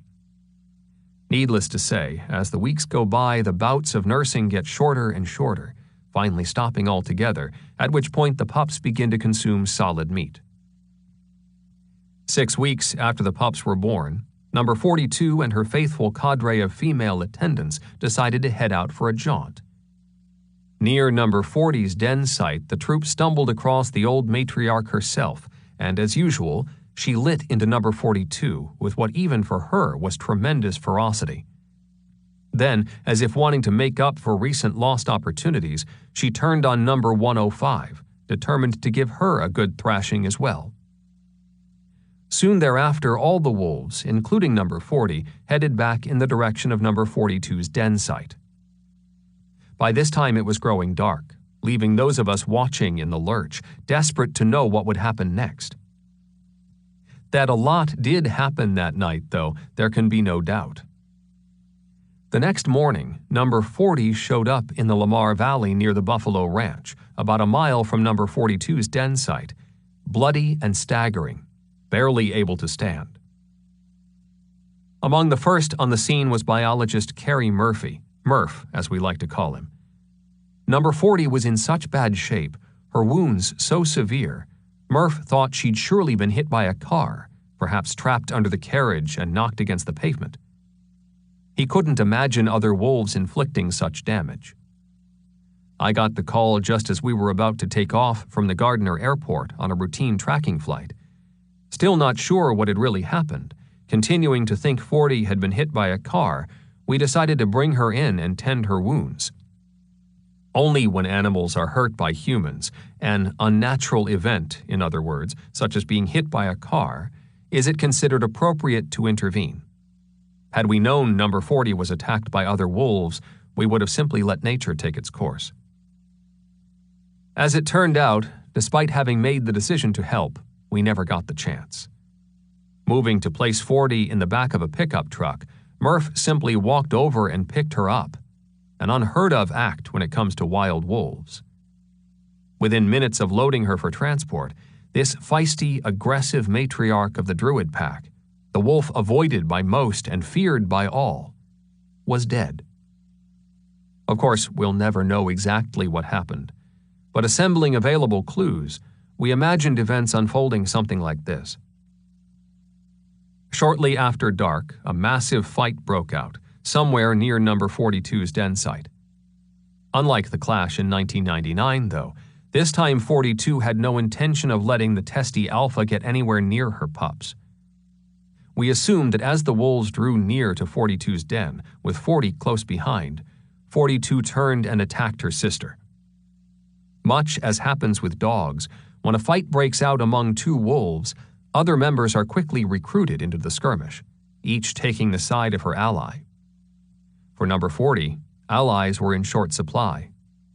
It was payback time. We know from checking radio collar signals that besides number 42, at least 2 other adult wolves were probably involved in the attack, including the 2 sisters, 103 and 105. Besides leaving number 40 with a ruptured jugular artery, later determined to be the actual cause of death, her carcass was riddled with enough holes and cuts to suggest an attack of horrific proportions. One wound on the back of her neck was so deep I could bury my index finger all the way to the knuckle with room left over. If our version of the story is correct, it represents the first time in the scientific record that an alpha wolf has been killed by her own subordinates. Admittedly, it's not impossible that number 40 was killed by another wolf pack. Yet, the battle occurred in the middle of Druid Peak territory, whereas the vast majority of territorial skirmishes with other packs happen near the edges. Furthermore, we know from radio collar signals that at the time of the fight, none of the wolves from neighboring packs were anywhere close to the middle of the Lamar Valley. For the remaining members of Druid Peak, life went on without skipping a beat. Over the next 4 to 6 days, number 42 was seen carrying her pups one by one in her mouth to the traditional Druid Peak den, a site that recently had been fully and fiercely under the control of number 40. Even more intriguing is the fact that not only did number 42 end up adopting and raising the former alpha female's pups right alongside her own, but she also welcomed in low-ranking number 106 and her offspring. And so it was that in the summer of 2000, 3 separate litters of pups, 21 animals in all, were raised in a single den. Clearly the tyrant was out, and in her place had come a far more benevolent leader. Wolf Project employee Rick McIntyre has wondered if simply being out from under the force of number 40 allowed some of the lower-ranking Druid females to finally come into their own. Despite her low status, for example, number 106 would, after 40's death, show herself to be highly capable of leadership, becoming, among other things, the finest hunter in the pack. For years, she remained a tireless and, by all appearances, benevolent leader of the Geode Creek pack. On the last day of January 2004, number 42 was involved in what we believe was a clash with Molly's pack. It would be her last. While both circumstantial evidence and a careful necropsy confirmed that her death was indeed due to wolves, we're not entirely sure which ones, since there were 2 rival packs in the area. Miraculously, her mate, number 21, formerly a partner to the ill-tempered 40, escaped unscathed, even though this particular rumble happened during breeding season, when the 2 were almost never more than a few feet apart. If it was in fact Molly's pack that delivered the fatal blow, the tale becomes one Shakespeare would love. The Queen Wolf dead, an act of revenge after all those years following the eviction of Molly's pack, then called the Crystal Creek Wolves, from the Lamar Valley. Of course, wolves aren't wired that way. Number 42 died along the pack's territorial boundary, where on any given day there exists a high danger of being fatally wounded in a skirmish. At the time of 42's death, the Druid Peak pack was bigger than Molly's, 17 animals versus 7. That might lead one to think the outcome of the fight would be a foregone conclusion, especially since Molly's pack were the invaders, not in possession of home field advantage. But of Druid's 17 wolves, 9 were pups, animals without a lick of experience to draw on, sure to be less than helpful when things got ugly. In contrast, Molly's pack had only 2 pups, which for all practical purposes made the fight between 8 and 5. Furthermore, we believe the Druid pack was split. an uncollared female nicknamed U-Black, so called because of a U-shaped marking on her chest fur, along with another female wanderer, number 255, were likely out soliciting males, behavior not much seen before Yellowstone, making the numbers more or less equal. Remember, too, that 21 and 42 of the Druids were by then old-timers, both about 8 years old, and not as big as Molly's wolves. The other group nearby was the Agate Creek Pack, and indeed 42 died fairly close to their den site. We ultimately pinned her death on Molly's wolves, though, in part because it correlated perfectly with one of the rare trips this pack made to Druid Peak territory. What's more, having territory immediately adjacent to the Druids had given the Agate Creek wolves a certain familiarity. Some of the Agate wolves are in fact old Druid wolves. In the past, the two groups had sometimes come within view of each other while skirting the common edge of the two territories, yet nothing happened. Given such an uneasy truce, why would they on this particular day decide to attack? And finally, at the time of 42's death, the Agate Creek Pack had even less firepower than did Molly's, sporting only 3 adults. Given her gentle personality, along with distinct markings that made her easy to recognize, 42 had become a fast favorite to the crowds of wolf watchers routinely gathered along the national park's northeast entrance road. Following news of her death, my email was flooded, the phone ringing off the hook. Those who'd followed the story of the Yellowstone wolves truly lamented this animal's passing, as did many of us working for the Wolf Project. After visiting her body atop Specimen Ridge, I discussed the experience with several people waiting beside the road for news, some of whom broke down in tears. The death of 42 ended the opening chapter of wolf reintroduction in Yellowstone. She'd been one of the original animals to come to the national park in 1996 from British Columbia, what we often called a founder wolf. With her passing, none of the animals reintroduced from Canada remained. Chapter 5. Filling the Wilds with Wolves. During the initial years of the Yellowstone wolf reintroduction, while we were actively bringing in animals, the annual growth rate of the national park wolf population was roughly 40 to 50%. More than a few people heard those stats, did some fast figuring in their heads, and ran off to tell the world the sky was falling, that wolves would soon overtake us all. But such rates are similar to other places where wolf numbers have been severely clipped, often by 80 to 90%, through the use of government-sponsored control programs. The major difference is that while wolf populations in other areas grew not just from reproduction, but from wolves moving in from surrounding areas, Yellowstone had no would-be immigrants nearby. Here, all the growth was based on reproduction. Like a great many other animals, from beavers to coyotes, wolves tend to expand fastest when their numbers are well below the carrying capacity of the ecosystem. In simplest terms, animals able to react to new opportunities in their environment, in this case enjoying plentiful food resources and relatively few competitors, often exhibit a rapid increase in number. For a time, wolf survival was high enough, about 80% for all age and sex classes, and mortality low enough that the population grew every year, settling in after the reintroduction phase to about 10% annually. The exceptions were 1999, when distemper hit the pups, as well as in 2005 and 2008, which can be described as the point when the park's wolf population actually started leveling off. The Yellowstone landscape those first animals stumbled into back in 1995 was surely the wolf version of paradise. In most areas where wolves live, after all, dispersing animals of breeding age leave their home territory only to encounter a world filled with other wolf packs, each one entrenched, not inclined to welcome strangers.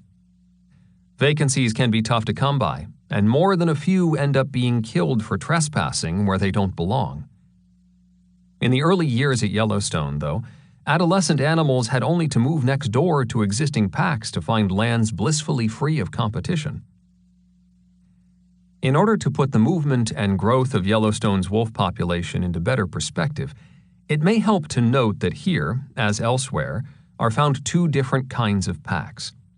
The first, referred to as simple, is composed of a breeding pair along with pups. Complex packs, meanwhile, in addition to the current year's pups, also contain animals born in previous years, in Yellowstone perhaps even 4 or 5 years before, thereby creating a multi-generational group. Whether a pack is simple or complex is the primary driving force behind how the group manages on a day-to-day basis. With simple packs, the fact that pups lack any basic skills for determining where to go, what prey to take, or even how to take it, not to mention their lousy fighting ability, means the alphas take care of just about everything. In complex packs, on the other hand, besides the pups, there are always other experts around, willing and able to help. Most wolves in Yellowstone live in complex packs.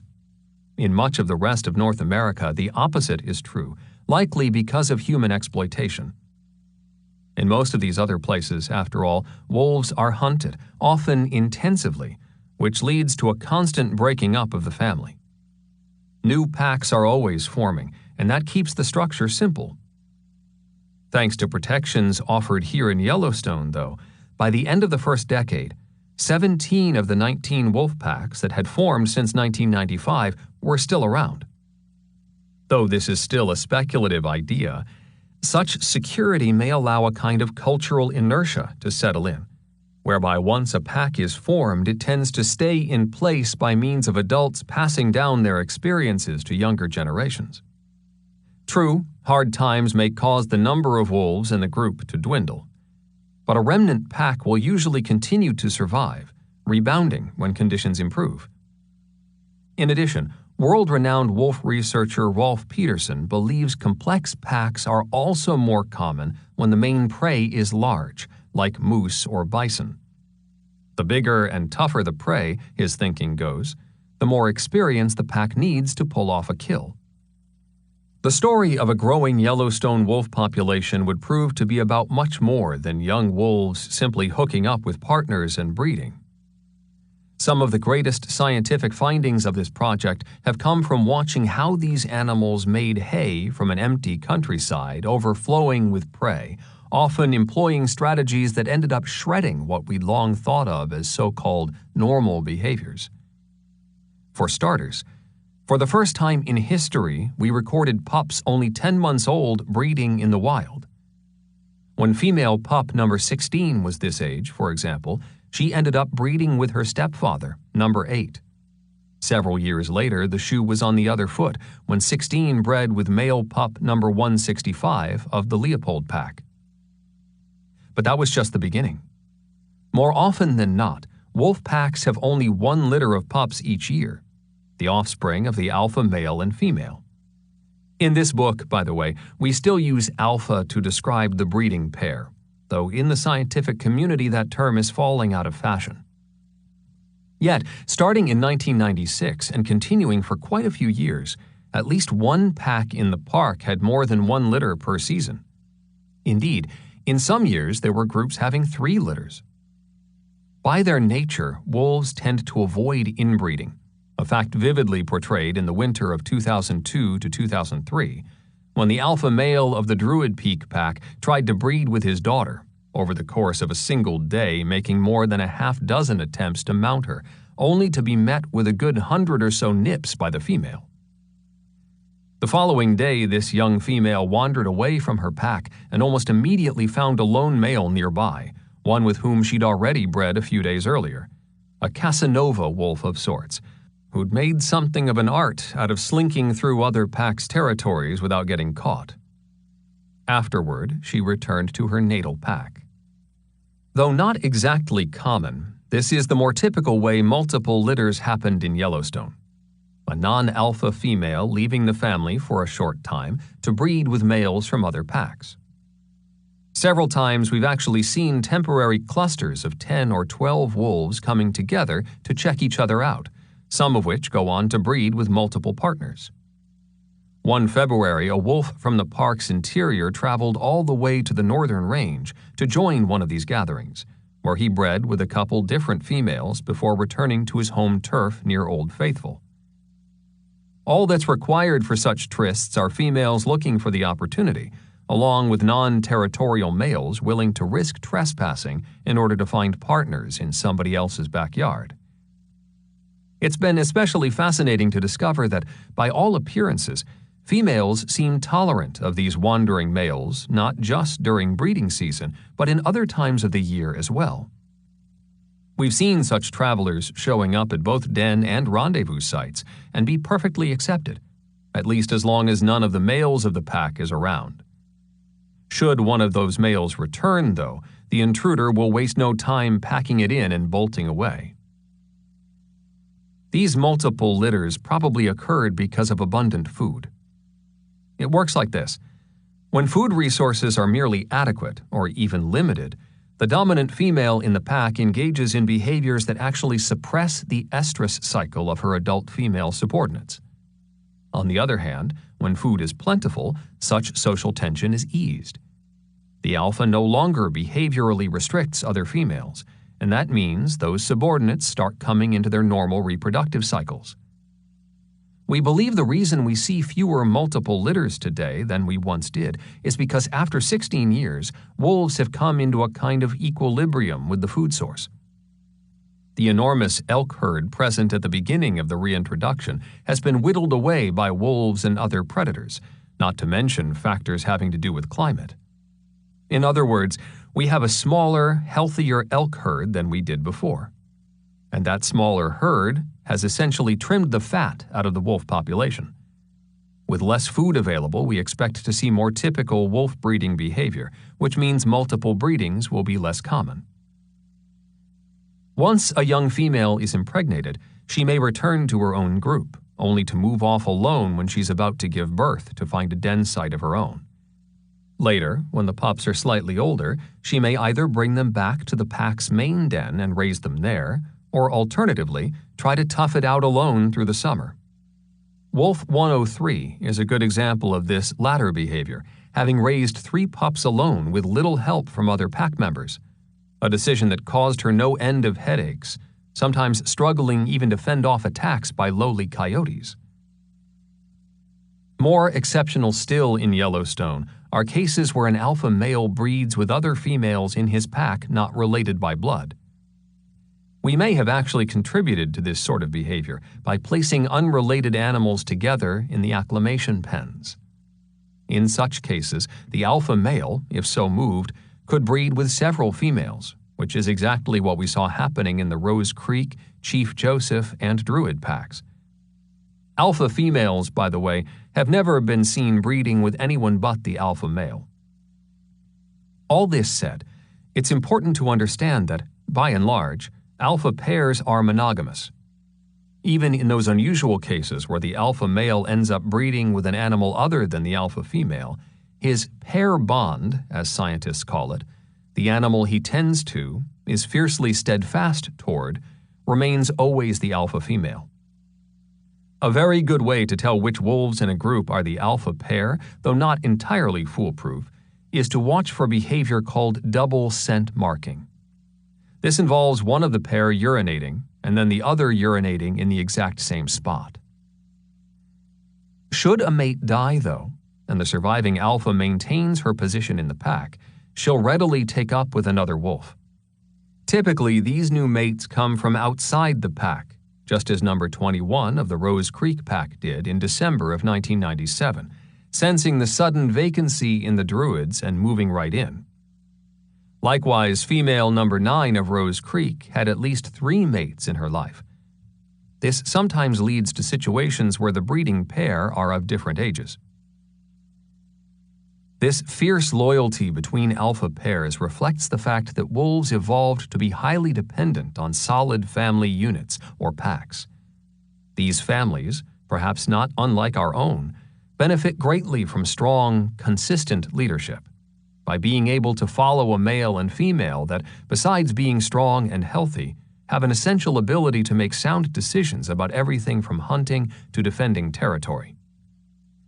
The frequency with which multiple litters have occurred in Yellowstone, perhaps 10% of all births have come about this way, may have something to do with the high population density of wolves on the northern range. In this part of the park, there's simply more opportunity for it to happen, and so now and then it does, at least so long as prey is abundant.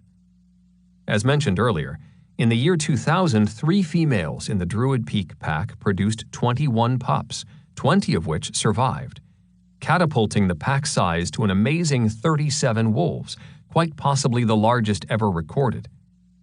The only potentially bigger wolf pack was noted by wolf researcher Lou Carbon in Wood Buffalo National Park in Alberta, Canada, when he spotted 42 wolves together. In that region, though, in certain seasons wolves often follow migrating bison, collapsing their normal territoriality.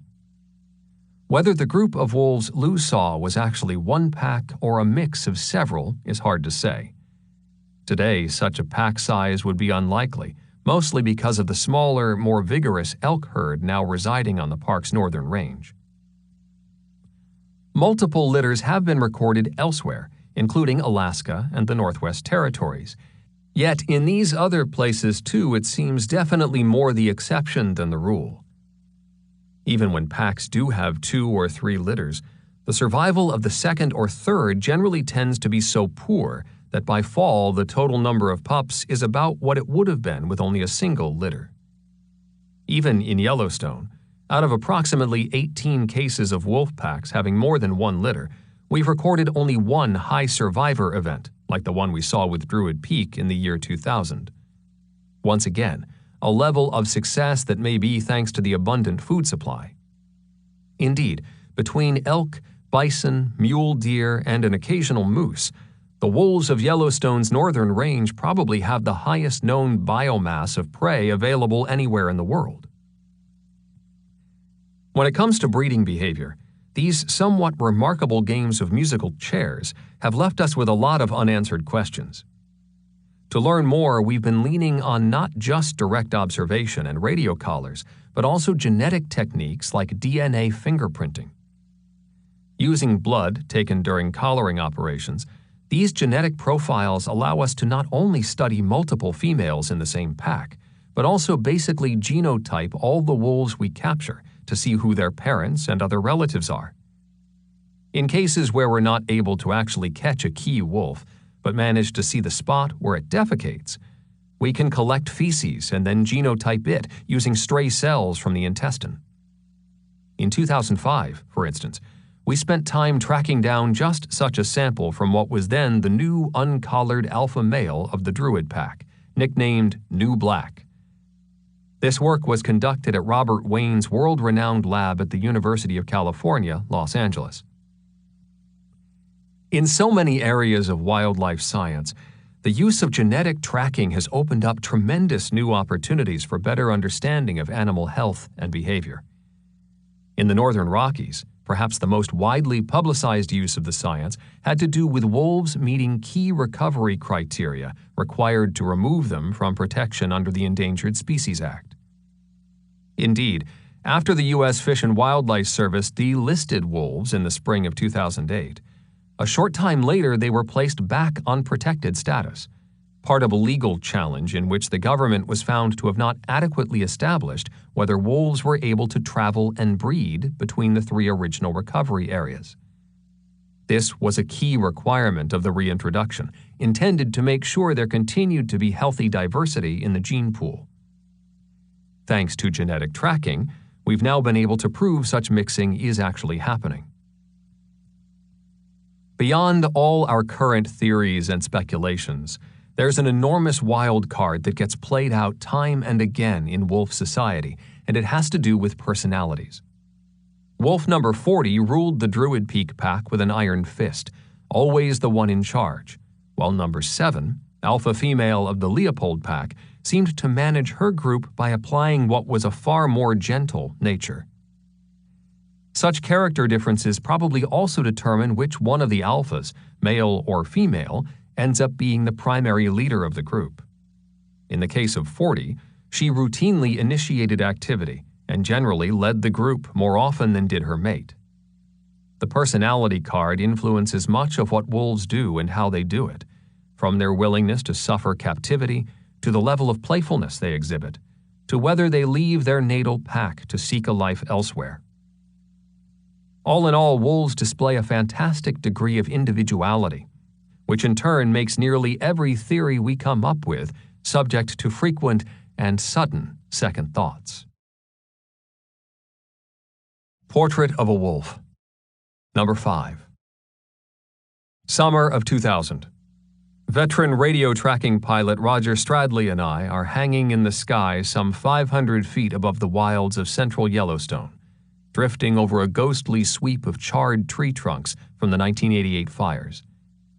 It's July, the season when wolves move their pups to rendezvous sites, when elk and their young are climbing across grassy swales and through broken forests, heading for higher elevations. In the past 16 years, Roger and I have spent well over 2,000 hours together in this tiny Piper Super Cub, scanning the ground first in 1995 for 3 wolf packs, then 6 packs by 1997, and by 2005, 15. This time is different.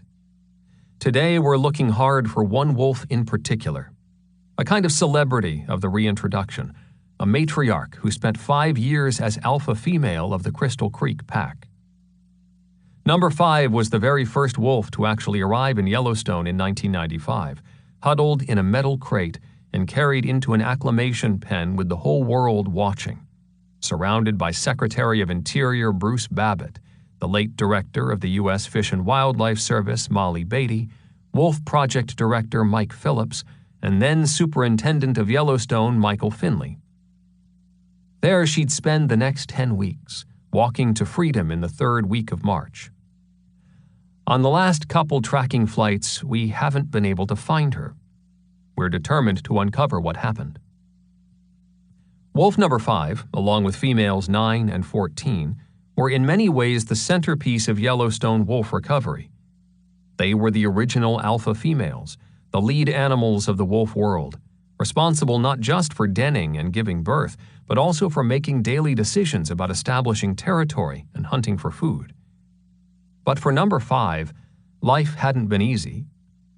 1 year after leaving the acclimation pen, she gave birth to a litter of pups, all of which were likely killed in a fight with those ruffians of Greater Yellowstone, the Druid Peak pack. A brawl that also brought the death of her mate, number 4. Her pack all but destroyed, she herself severely injured, 5 hobbled out of the Lamar Valley with a single young male in tow, moving south toward the lush grasslands of the Pelican Valley. With this move, though it was made under difficult circumstances, she would take the steps that would later allow her to establish the first pack in central Yellowstone. That, in turn, provided a springboard for other packs to begin forming in this part of the park. She and the other wolves that in time gathered around her would become among the first of the bison hunters, chased and kicked and generally sent packing by the bison time and again, until at last they got it right. Through years of weekly tracking flights, we'd managed to locate number 5 nearly every time, watching as she led packmates along the edges of the lodgepole forest in search of elk, going head-to-head with moose on the banks of Pelican Creek, or even tangling, sometimes for hours at a time, with the nearly invincible bison.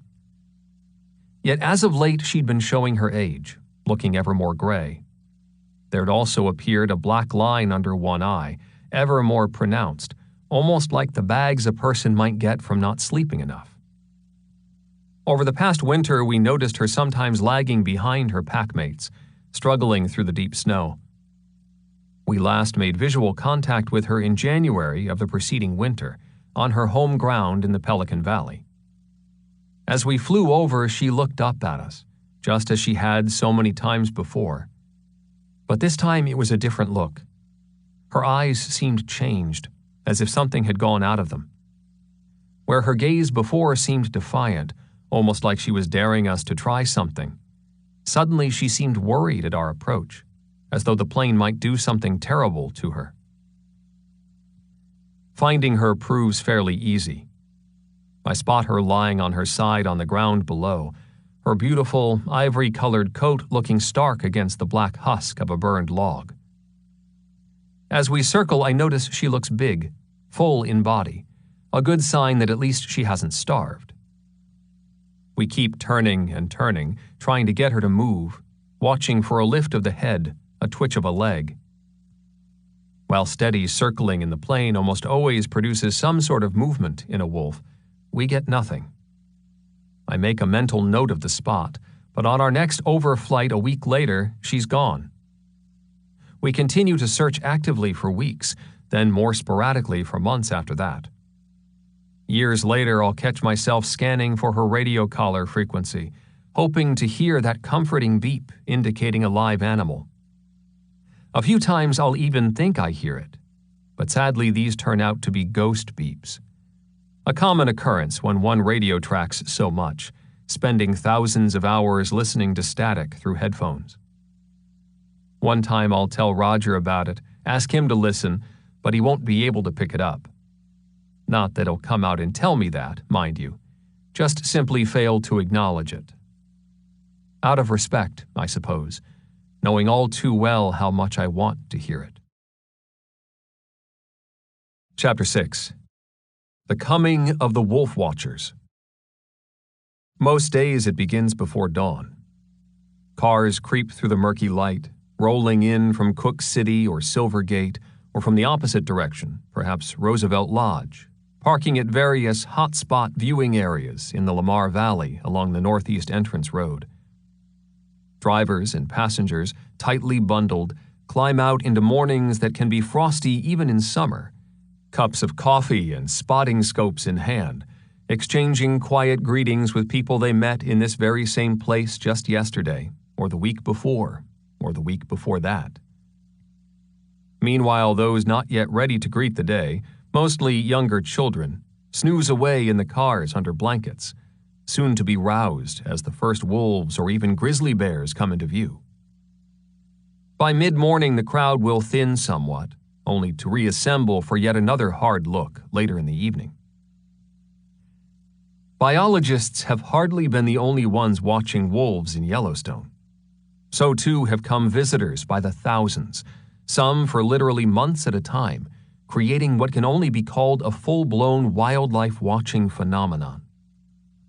Almost from the beginning, summer was a busy time for wolf watching, especially in the Lamar Valley, and within a couple years the winter months had grown more popular too. Now, 16 years after the reintroduction started, the so-called shoulder seasons, those months sandwiched between summer and winter, and historically the slowest time in Yellowstone, are also drawing crowds. It's truly a world community, with people arriving not just from across America, but Canada, England, Germany, Portugal, Sweden, Norway, Japan, Australia, and Italy. Amazingly, a study conducted in 2005 estimated that some 200,000 people were seeing wolves in Yellowstone every year, making it hands down the best place on Earth to observe these animals in the wild. To put this into context, Rick McIntyre describes a good day of wolf watching in Alaska's Denali National Park, where he spent 15 summers, as seeing a single wolf for 5 minutes, perhaps 3 miles away, only to then have it disappear over a ridge. Compare that to Yellowstone, he says, where for much of the year you can watch the same wolves over and over, often following them through their entire lives. For those who've been peering through the spotting scopes, an unforgettable aspect of such encounters is the wolf's eyes, which can seem to look right through you. They are the eyes of something untamed, of a creature either unwilling or unable to divorce itself from the wild. On so many days, we humans seem insatiable, determined to cobble together a fantasy in which there's nothing we can't have, can't own. But to a lot of wildlife watchers, the wolf defies all that, standing as a link to the kinds of mysteries that lie well outside our pipe dreams of manipulation and control. Seeing a wolf in the wild can feel like one of the final frontiers of nature, a frontier that can never be possessed. What incredible fascination such meetings often bring. By the time we were 3 years into the reintroduction, the watchers were following wolves around like teenagers dogging rock stars. Stories were being traded, both about individual animals as well as the histories of the packs. Observations became ever more sophisticated, organized so that whenever a wolf was spotted, it was only a matter of minutes before those looking for them up and down the Lamar Valley coalesced. Almost everyone involved in this project has stories of seeing people break down in tears on seeing a wolf in its natural habitat for the first time. More than a few have declared the experience to be among the most important of their lives. At the same time, numerous dignitaries have come to Yellowstone to see wolves, including President Bill Clinton, Secretary of the Interior Bruce Babbitt, Montana Congressman Pat Williams, and George W. Bush's 2000 campaign manager Joe Albaugh, not to mention directors of various government agencies from around the country. So too have come celebrities, from Tom Brokaw to Cameron Diaz, from Ted Turner and Jane Fonda to Sheena Easton and Ed Asner, from Sports Illustrated supermodel Rebecca Romaine Stamos to rapper DMX. In truth, it seems we're always fielding calls from people of note who want to see wolves. Many later tell us that the chance to watch wolves in the wild, an experience that somehow feels exceptionally real, gave them a much-needed respite from the distractions of daily life. Rapper DMX, or just X as he's often called, was stunned on coming to Yellowstone and seeing both grizzly bears and wolves. "I didn't even know this existed," he told me, going on to say that he loved it, that the experience changed his entire point of view. Having come from what was for the most part solitary research on Isle Royale, walking 500 miles to see maybe a single wolf, at first I tended to avoid the buzz and clutter of Yellowstone's roadside gatherings. One day, though, I was out with the crowds in the Lamar Valley, when sure enough a wolf began crossing the road. By this time, we'd figured out the main crossing zones for the animals and had closed them to human entry, not even allowing vehicles traveling the highway to stop. The excitement was building. As I peered through my spotting scope, something in the foreground caught my eye. A man in a wheelchair was the closest person to the wolf, and as the animal crossed the road, it paused to gaze directly at him, offering one of those rare, altogether unforgettable feelings of being connected to the wild. From where I stood, I could see what the encounter meant to him. He was truly moved. And that, in turn, moved me. From that day on, I've been much less of a snob about roadside wolf watching. Here were wolves giving back to people, sharing with us something that seems increasingly precious in this exceedingly prescribed, prepackaged world. Not just tourists, but people I meet throughout the year, from every walk of life, have shown a deep fascination for wolves. In 1997, I was in Dillon, Montana, to capture a rogue wolf pack that had been killing sheep in the area. As it happened, a biologist on the Beaver Head National Forest had come on board to help. He took to the work easily, ultimately helping us to process 5 animals. As we loaded the wolves for the trip back to Yellowstone, he asked me to please call him should we ever need more help. It had been, he said quietly, one of the 5 best days of his life. The return trip to Yellowstone meant first driving to the Dillon airport, where we'd staged the capture operation. On first arriving, I'd been on the receiving end of some less than enthusiastic comments from locals, grumbling loudly about them sons of a bitchin' wolves.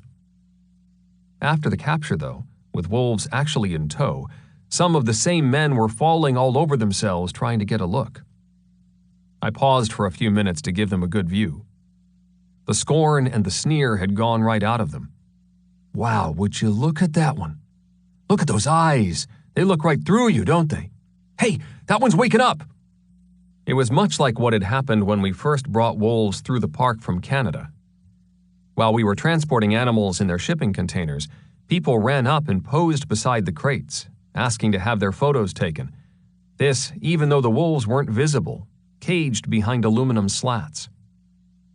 Like them or not, these animals have proven themselves a wild version of highly charismatic people, lives of the party at every party they attend.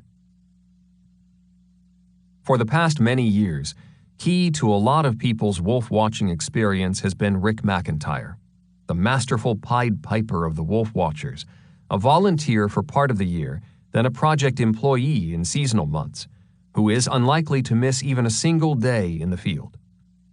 Rick adds important structure to wolf-watching events, controlling in largely unseen ways crowds of well-meaning people who can get totally caught up in the frenzy, forgetting that wolves are wild animals, oblivious even to traffic on the northeast entrance road.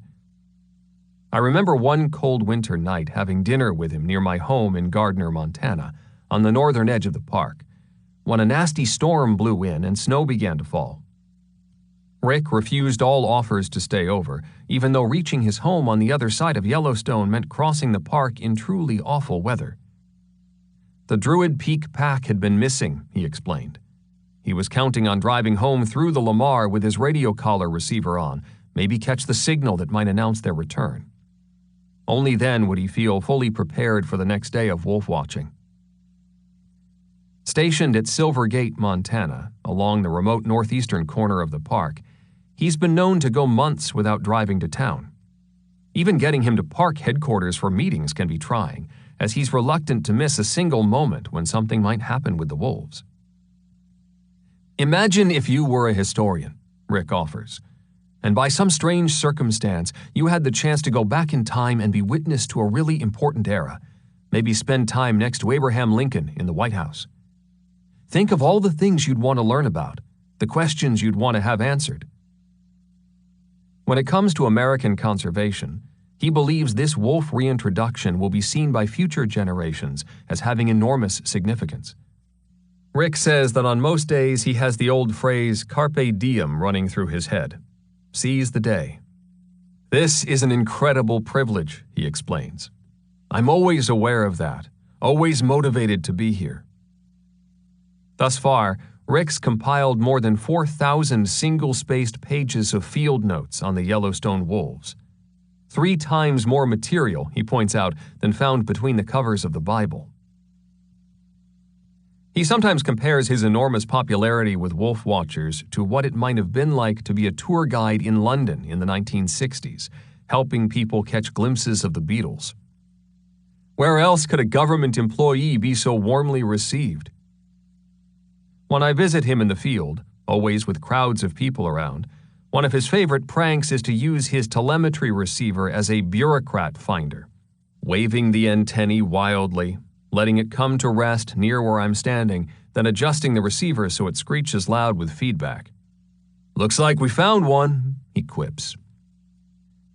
Beyond making sure things stay orderly in the melee of wolf watching, Rick provides us with vital information about individual wolves and pack sizes, as well as wolf interactions with elk, grizzly bears, and coyotes. He regularly spots for us during capture operations, often calling in wolf locations at first light. Not surprisingly, the economic impact of wolf watching has been impressive. Studies prior to the reintroduction estimated wolves would bring in annually about $23 million to communities surrounding the greater Yellowstone ecosystem. Though we can't yet affix a firm figure to it, early signs are that the numbers may be bigger still. Several new businesses have sprouted up to serve the demand for guides, while a few old ones on hard times have discovered an eager client base for wolf-watching safaris. It's worth noting that in the Boundary Waters canoe area, some outfitters sell out dog sled trips based on a guarantee not to actually see a wolf, even to hear one howl, but merely to see a track. Of course, most wolf watchers stay in motels, eat out, and end up buying everything from warm clothes to spotting scopes to souvenirs, often at times of the year when visitors have traditionally been few and far between. As Mike Phillips points out, the idea of gray wolf recovery in Yellowstone, which has been around since the 1940s, started gaining a lot of steam in the 1980s. By 1992, the handwriting was on the wall, and certain forward-looking businessmen moved to take advantage of it. But not everyone's pleased. A primary engine of the former wolf-free economy was hunting on national forest lands surrounding the park, and some people maintain wolves will all but ruin that. Compared to hunters, they complain, who are known to lay down thousands of dollars for a week-long elk hunt, wolf watchers aren't big spenders. Yet there are still plenty of unknowns about all this. We've no clue, for example, how many fewer people are actually coming to hunt because of a perceived loss of game. Nor can we say how many sportsmen are day hunters, taking cow elk in winter compared to the more costly quest for bulls in autumn. Still, there can be another downside to having wolves so visible. The most easily seen wolves in the world, after all, are also the ones most exposed to people. So far we've been lucky, having had only 4 animals displaying what could be called habituated behavior, pulling food from garbage cans, walking toward people instead of away from them, circling cars stopped on the roadways. Thus far, every habituated wolf we've seen in Yellowstone has been a young animal with time on his hands. The chores of the pack, defending territory, mating, killing elk, reinforcing the social hierarchy, tend to fall on the shoulders of older animals. A young wolf with everything provided for him, at the bottom of the pecking order, may, out of a combination of curiosity and boredom, decide to occupy his time with a little people watching. It's certainly true that wolves almost never attack people. In those few instances when they have, it usually involved people feeding them, which over time can make them lose some of their natural fear of humans. 6 of the fewer than 20 bites that have happened were on the Alaska pipeline, where workers routinely fed wolves handouts from their lunches. We know Yellowstone visitors have given food to wolves on at least 2 occasions, though of course the real number is probably a lot higher. One time people were seen pulling up to 2 animals on the side of the road and tossing food out. As the wolves approached, the driver snapped a couple photos and hurried off. Wolves crossing roadways may also walk by people, and some watchers have had a hard time resisting the urge to move in close for pictures. At other times, a pack might make a kill at night close to the road, which by first light begins to draw crowds. On the plus side, people like Rick McIntyre, as well as increasingly knowledgeable visitors, are helping us keep people at safe distances, sometimes moving to observation knolls slightly farther away in order to not influence wolf behavior. Such caution can seem even more important when you stop to think that a young wolf in the Lamar Valley could conceivably end up dispersing to locations outside the park, lands with small towns and livestock and pets. Helping a wolf maintain its wariness here in Yellowstone might be what keeps it alive in years to come. The Park Service has a new message concerning the feeding of wildlife, and a blunt message it is. You feed them, the warning goes. We kill them. Indeed, in 2009 we were forced to kill a wolf people had been feeding near Old Faithful. We then had to kill another one in 2011 near Fishing Bridge. To be clear, it's not that wolves are merely habituated to humans that get them into trouble, but that they've been food conditioned by handouts. With an animal as smart as a wolf, or for that matter, a bear, that conditioning takes a remarkably short amount of time. There's a great riddle about all this that people like to chew on now and then over cups of coffee. Why are wolves by nature afraid of people in the first place? Any one of them, after all, could make short work of any one of us. In the course of my own work, I've actually driven a mother wolf from her den to reach the pups, an intrusion she met by hustling away with her tail tucked between her legs. I also once mistakenly approached a kill before the wolves were finished with it, only to see the entire group scurry off in fear. Such cautious behavior may be related to the fact that we've long been killing them, thereby ingraining a level of cultural fear. Wolves on Isle Royale have been protected for over 50 years, yet they still flee whenever they see a person. On the other hand, in some remote locations where wolves never experienced persecution, they show little fear of people, often coming very close. Yet they also show no aggression, seeing humans as neither prey nor threat. The first thing we'll do with a wolf losing its sense of caution is to watch it carefully, noting its behavior. At the same time, we try to make sure responsibility for staying separated isn't laid entirely on the wolf, that the people are also behaving. It should go without saying that one should never closely approach wolves, avoiding them whenever possible.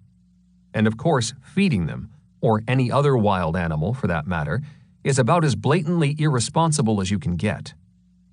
If a wolf continues to show habituated behavior, we'll first harass it in a way that doesn't cause injury, typically with rubber bullets or loud, sharp explosives called cracker shells.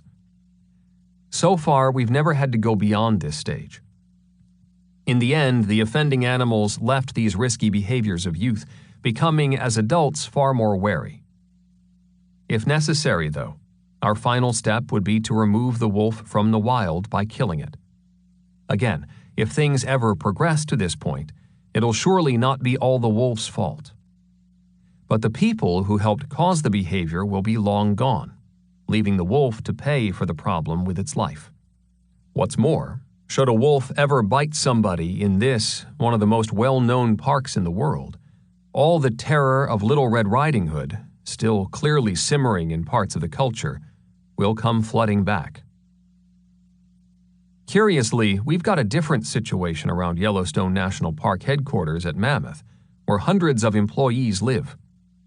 Here resides a fairly tame elk herd that spends much of the year in and around people, if not exactly for their company, then at least for the lawns they keep.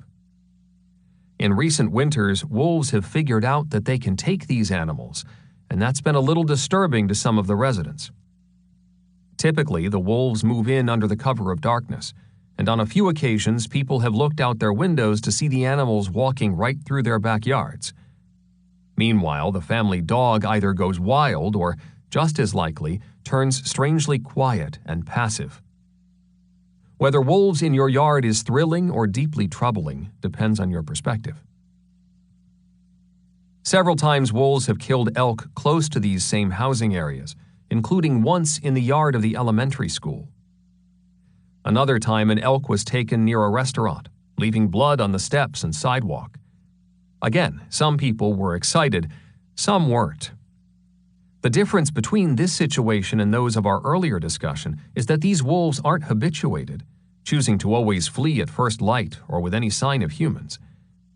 The park's response has been to inform residents how to minimize the chances of an encounter, being careful with food, understanding that because dogs can be perceived by wolves as potential rivals, it's important to keep them on a leash and bring them in at night, not to run if approached by a wolf. Even in the research community, not everyone's pleased about how easy it is to see wolves in Yellowstone. Veteran Canadian wolf biologist Lou Carbon once commented that Yellowstone has changed the face of the wolf mystique. It used to take tremendous effort to see a wolf, he explained, and now here was Yellowstone, where a person could drive out and find them anytime he wanted. Lou seemed to be suggesting that something was lost, that making the experience of wolves an everyday occurrence, as opposed to something rare as it had been in the old days, wasn't necessarily a good thing. Many of North America's best biologists have a great keenness for the wolf research conducted from roughly the late 1930s through the 1970s, an era defined both by an unspoken passion for the wolf itself, as well as by a string of hardy, patient men willing to make long and determined treks by snowshoe through the remote lands of Canada, Alaska, Minnesota, and Wisconsin. Men like Sigurd Olson and Adolph Murray, Durward Allen, Dave Meach, and Doug Pimlott, Lou Carbon, John Thieberg, Rolf Peterson, and Paul Paquette, Vic Van Ballenberg, Robert Stevenson, George Kolonowski, and Gordon Haber, to name a few. It was a time of strong traditions, a period when wolf meetings consisted not of 200 or 300 people flocking into a convention center, as happens today, but rather a small cadre of biologists huddled around a wood stove in some remote cabin in the North Woods. My own professional work with wolves began toward the end of this era, and as a young upstart, I was well aware of what a privilege it was to be standing in such proud company. Yet even with all that, I'm more convinced than ever that the visibility of Yellowstone's wolves is by and large a good thing. In fact, from where I stand, this unpredicted visibility seems arguably one of the best reasons to have brought wolves back. The vast majority of what people experience of nature these days, after all, comes from television. And maybe it's there where Lou's concerns are most fully realized. Entertaining and even educational as it may be, television flattens wildlife watching, purging the physical discomforts, removing all the time normally spent waiting for something to happen. Every inconvenience is left behind on the cutting room floor. The result is often a kind of tepid album of greatest hits, a non-stop string of events that even most of us working in the field see only a handful of times in our lives. While it's true that wolves show themselves frequently in Yellowstone, their appearance is nonetheless still in the context of the larger wild preserve, uncut, unedited. A person has to at least be willing to make direct contact with nature, to experience an unfolding of life that goes far beyond the animal he's come to see. In that sense, wolf watching in Yellowstone is an experience of nature much as it's always been. It's hard to deny that many people who've thrilled to seeing wolves in Yellowstone will go home a little more thankful for the wild tapestry of life still sprouting across the American West. Some will even come to understand that if you care about wolves, then you absolutely must care about things like winter range for their primary prey base, the elk, which outside of federal lands is being lost at a frightening rate.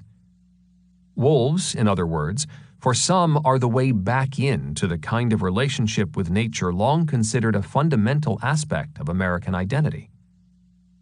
The sight of wolves running like the wind through the Lamar Valley, or sliding down snowfields in fits of play, or even sleeping away a summer afternoon in the tall grass, can be a remarkable touchstone to that which makes our lives and our culture just a little more fascinating, a little more rich with wonder. Portrait of a Wolf. Number 14. She was the youngest and least known of what we sometimes call the heroine wolves.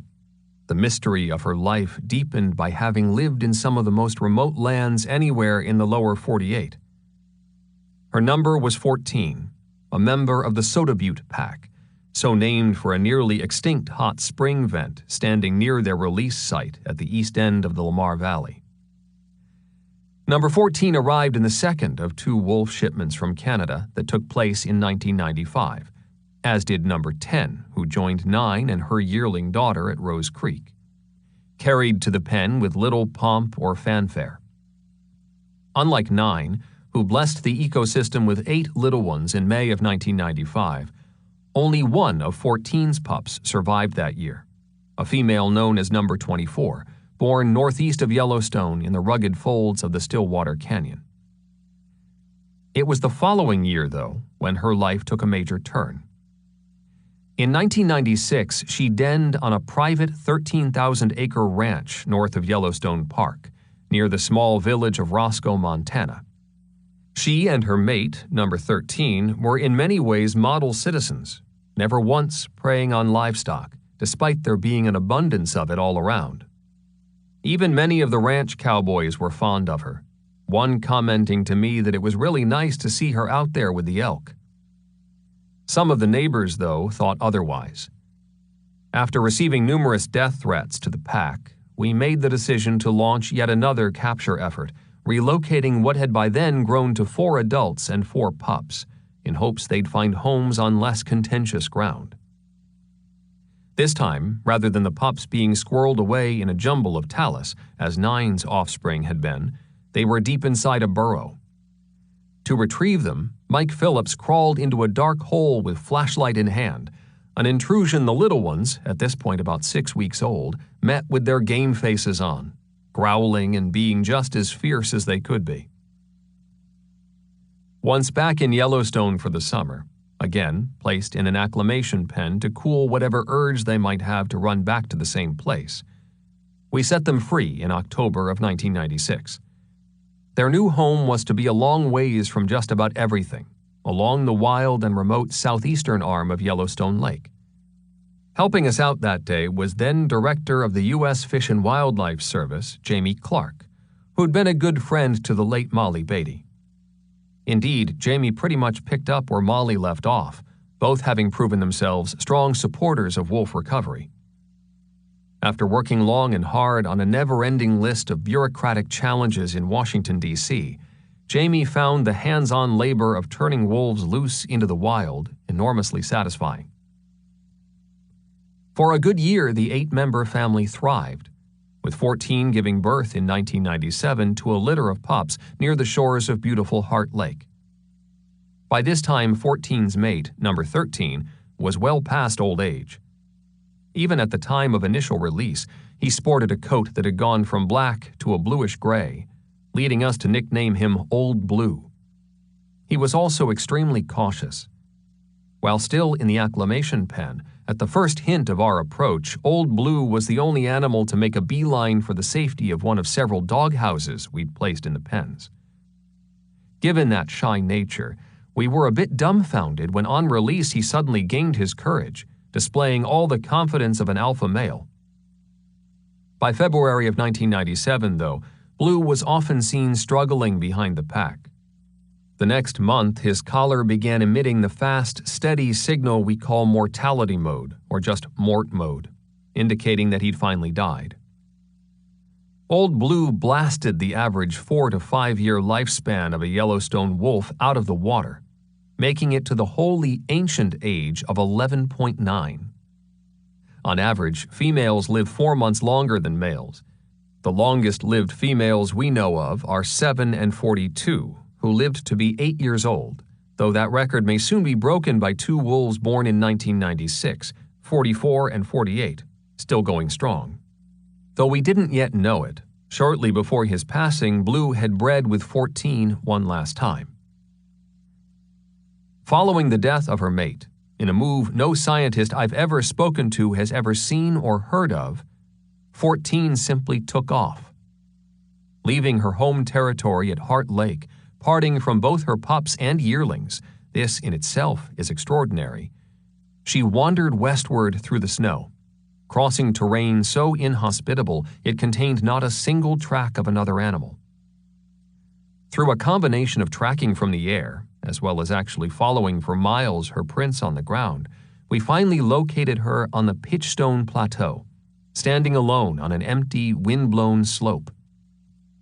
She halted momentarily, peering at the airplane as we circled, then simply resumed her journey, traveling west for another 15 miles. Shortly afterward, our tracking record grew incomplete, leaving us unsure just where she roamed. After about a week, she returned to her own territory, reuniting with her family. Though no one wanted to say 14 traveled alone so far because she was mourning the loss of her mate, some of us privately wondered. Normally, we try to retrieve the carcass of a wolf right away, thereby giving ourselves a better chance of determining the cause of death. But number 14 and her offspring remained very close to the place where Old Blue died, denning in a nearby cave in April of 1997, one of the few such den sites in all of Yellowstone. Not wanting to disturb the pack, we waited, months as it turned out, until the family finally left the area the following August. As you might guess, by the time we recovered Old Blue's radio collar, there was little left of his carcass. Yet his radio collar was well chewed, a sign, perhaps, of what may have been his last contribution to a litter of teething little pups. Following 14's long sojourn, the pack carried on, though without their alpha male. A lack of snow in the fall of 1997 put a major delay on the annual elk migration down from the high country, the herds not fleeing the weight of winter until well into December. When the snows finally did come that year, and the elk began moving southeastward toward the park border, the Soda Butte wolves moved right along with them, in the process crossing into the territory occupied by the thoroughfare wolves. Not surprisingly, that intrusion led to a battle. While at 8 animals the thoroughfare pack had numbers equal to Soda Butte, only 2 of their wolves were adults, compared to 4 mature animals in the trespassing pack. With the odds clearly in their favor, the Soda Butte wolves first killed number 35, the thoroughfare alpha male. Later, walking around the site, following tracks and studying the blood-soaked snow, we began piecing together the fight. Number 35 had been caught on the ice along the shores of Yellowstone Lake, eventually coming to a log where the wind had sculpted snow into a small cavern. It was here he made his last stand, crawling into the cavity and using it as a kind of backstop. It must have been a grisly battle, as evidenced by the fact that we found nothing but hair, urine, and blood. The alpha's radio collar lay on the snow, no hint of the wolf that wore it. This lack of remains left us wondering if the Soda Butte wolves consumed him, though that would be rare, as typically wolves don't eat their rivals. I was so intrigued by the scene that I later returned on horseback, trying again to locate some sign of 35. There was nothing. While Thoroughfare's alpha male was being dealt the death card, his mate and the rest of the pack were on the run, heading south, at one point turning up Escarpment Creek. It was a place we'd never seen them before, and probably with good reason, given that the drainage dead ends at the base of a 10,000-foot plateau known as the Trident. Perhaps because they were unfamiliar with the terrain, at one point the wolves traversed a narrow chute, triggering an avalanche. When the rumble finally stopped, alpha female number 30 and a lone pup were gone, swallowed by a river of snow. A week later, we visited the site, digging into debris well over our heads, all the while hearing the radio collar beeping somewhere below in the icy rubble, but never managing a recovery. The following summer, we rode in on horseback some 32 miles from 9 Mile Trailhead, finally locating their skeletons at the foot of a small waterfall, shrouded in the lavender blooms of harebells. With one brief, fierce battle, number 14 and the Soda Butte wolves had managed to claim a territory of massive proportions, stretching some 40 miles from the southern shores of Yellowstone Lake all the way past the park's southern boundary into the Bridger-Teton Wilderness. It was the largest territory of any wolf pack in the ecosystem.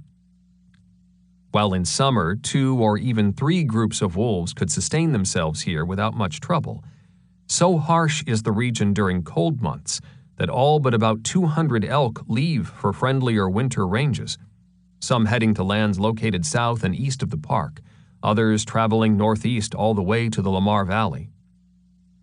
During the winter of 1998, the Soda Butte wolves, eventually renamed the Delta Pack, made a trek to the National Elk Refuge just outside Jackson Hole, Wyoming, where typically some 5,000 to 10,000 elk are found. They lingered for a while but chose not to settle in, even though one of the packs in that area was headed by 14's daughter, number 24, the lone little pup to survive back in the spring of 1995 in the Stillwater Canyon. For reasons only they can know, 14 and her kin instead headed back to those inclement lands of southern Yellowstone, where they would spend most of the next several years. Calamity struck again in April of 2000. On a routine tracking flight along the south edge of Yellowstone Lake, near where 14 had been released after being removed from that ranch near Roscoe, Montana, we found her dead, a golden eagle already on site and beginning to feed on her body. Bedded down nearby were her packmates, one of which was an adult male we're quite sure had bred with her, bringing the promise of pups to the pack for the first time since 1997. 100 yards away was a dead moose, partially consumed. Examining the carcasses, putting the clues together, it seemed clear that both predator and prey had died in the same great battle. Number 14 was 6 years old.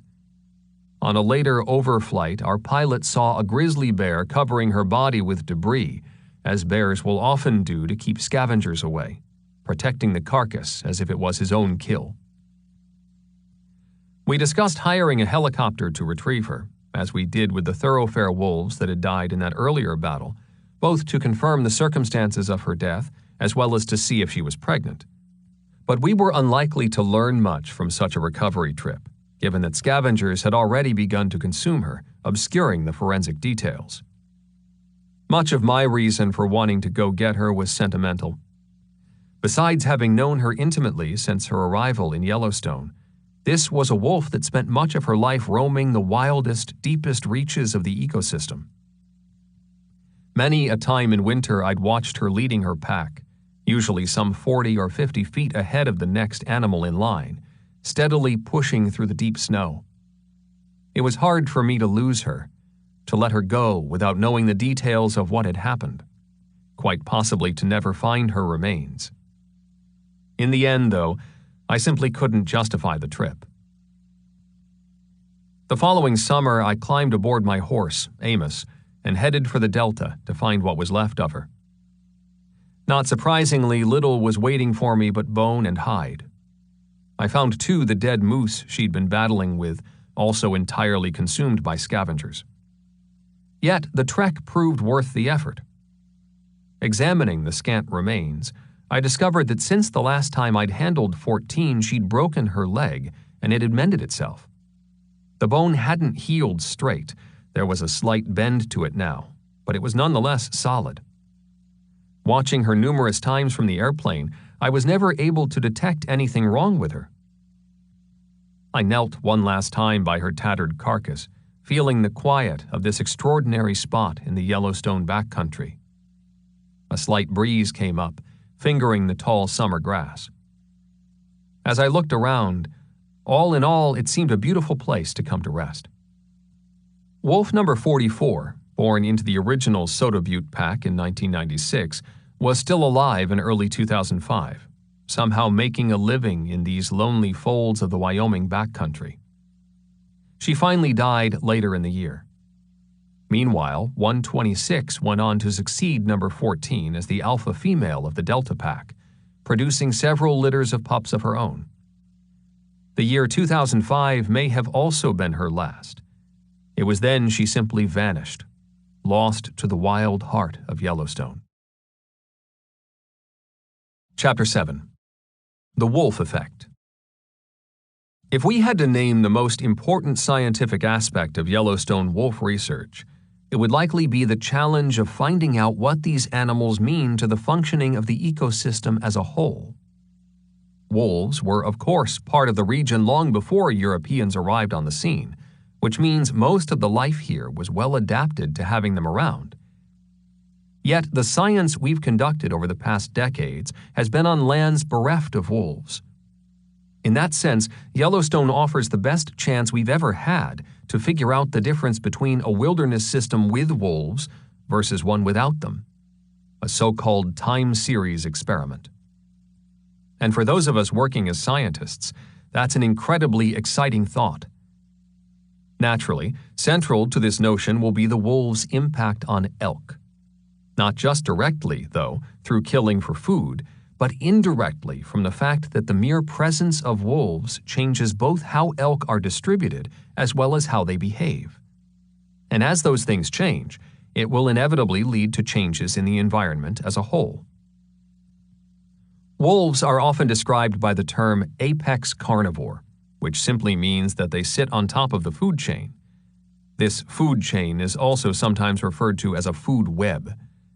That name refers to the fact that if you map out all the connections that exist between organisms in a given ecosystem, you end up with a figure that looks much like a spider web. In simplest terms, the sun fuels the food chain through plants, which are then eaten by consumers like elk, bison, deer, etc. Those consumers, in turn, are eaten by wolves, cougars, and other carnivores, which are eventually themselves eaten by decomposers. In this way, the energy from the sun can be said to cycle through the system. By sitting at the top of the food chain, wolves and certain other carnivores tend to have significant effects on the life around them. Those impacts can sometimes tumble down the entire chain all the way to the plant community, meaning the animal is affecting things indirectly as well as directly, a phenomenon that lies at the heart of what scientists call a trophic cascade. Though we've got several seminal pieces of research to lean on, proving the extent of a particular animal's effect on the surrounding ecosystem is a hard thing to do, especially in big areas like Yellowstone, where interactions between wolves and prey and vegetation are remarkably tangled. Nonetheless, with the return of wolves, it took little time before this national park became a crucible for such research, with competing teams of scientists vying with one another to be the first to document critical discoveries. So far, the focus of this work has been on the northern portion of the park, as noted earlier, a vital area for thousands of ungulates, including the northern Yellowstone elk herd. Because the large quantity of prey animals have made this region by far the busiest for wolf activity, if a trophic cascade is going to happen anywhere, this is the place. So far, these studies have been looking at 3 woody species: cottonwood, aspen, and willow. While in truth, these plants cover only about 2% of the northern range, scientists see those sites where they occur as biological hotspots, highly significant to a variety of animals. To put it simply, any recovery that gets going in these plant communities is going to affect lots of players. A good example is the beaver. Biologist Dan Tyers reintroduced beavers adjacent to the park in the Gallatin National Forest shortly before we brought back wolves. Since then, those beavers have migrated downstream into the national park, able to settle in Yellowstone because of ongoing willow recovery. While Dan's reintroduction no doubt sped things up, this recovery probably would have happened anyway. Beavers have long occupied the Yellowstone River and would have surely migrated into the park as willow became available. I've personally been involved in Yellowstone beaver surveys since 1996, when there was one beaver colony on the entire northern range of the national park. In 2003, there were 9 colonies, and by 2011, that number had grown to 10 or 12, occupying sites in a range of locations including Slough Creek, Crystal Creek, and the Lamar Valley. From what we know so far, willow recovery seems connected with wolf reintroduction, the rebound starting roughly 2 to 3 years after wolves were released. More impressive still, this resurgence began not when there were a mere 4,000 elk in the northern herd, as there were in 1968, but when there were 14,000. The lower number in 1968 was due to ranger control actions, designed to reduce what was considered an overabundance of elk. Admittedly, we have to be careful when making such associations, a kind of scientific shorthand known as correlational science, since in the end only actual experiments will prove the case. Those experiments are now ongoing, as is computer modeling, mostly done by outside researchers looking at everything from willow regeneration to seed production, from the effect of fire to the influence of beavers, elk, and moose. With the beaver have come beaver ponds, rich, vibrant oases providing habitat for insects, fish, amphibians, reptiles, small mammals, birds, even moose. Likewise, the area immediately surrounding beaver ponds and streams, known as riparian zones, are home for a number of plants and animals unable to exist anywhere else. Research in similar environments at other natural areas, one south of Yellowstone in Grand Teton National Park, as well as in Canada's Banff National Park, offers strong evidence of the connections between riparian zones and various songbirds, including yellow and Wilson's warblers. Any amateur naturalist walking into the northern range with an eye to what's going on with willow would in no time at all figure out that the recovery isn't uniform. That's more evidence still that wolves are involved. After all, if willow growth were the result of a landscape-based effect, something, say, related to climate change, we'd expect to see it everywhere. But the spottiness of the recovery is possibly because it's happening in those places where elk have learned they're at higher risk of being killed by wolves.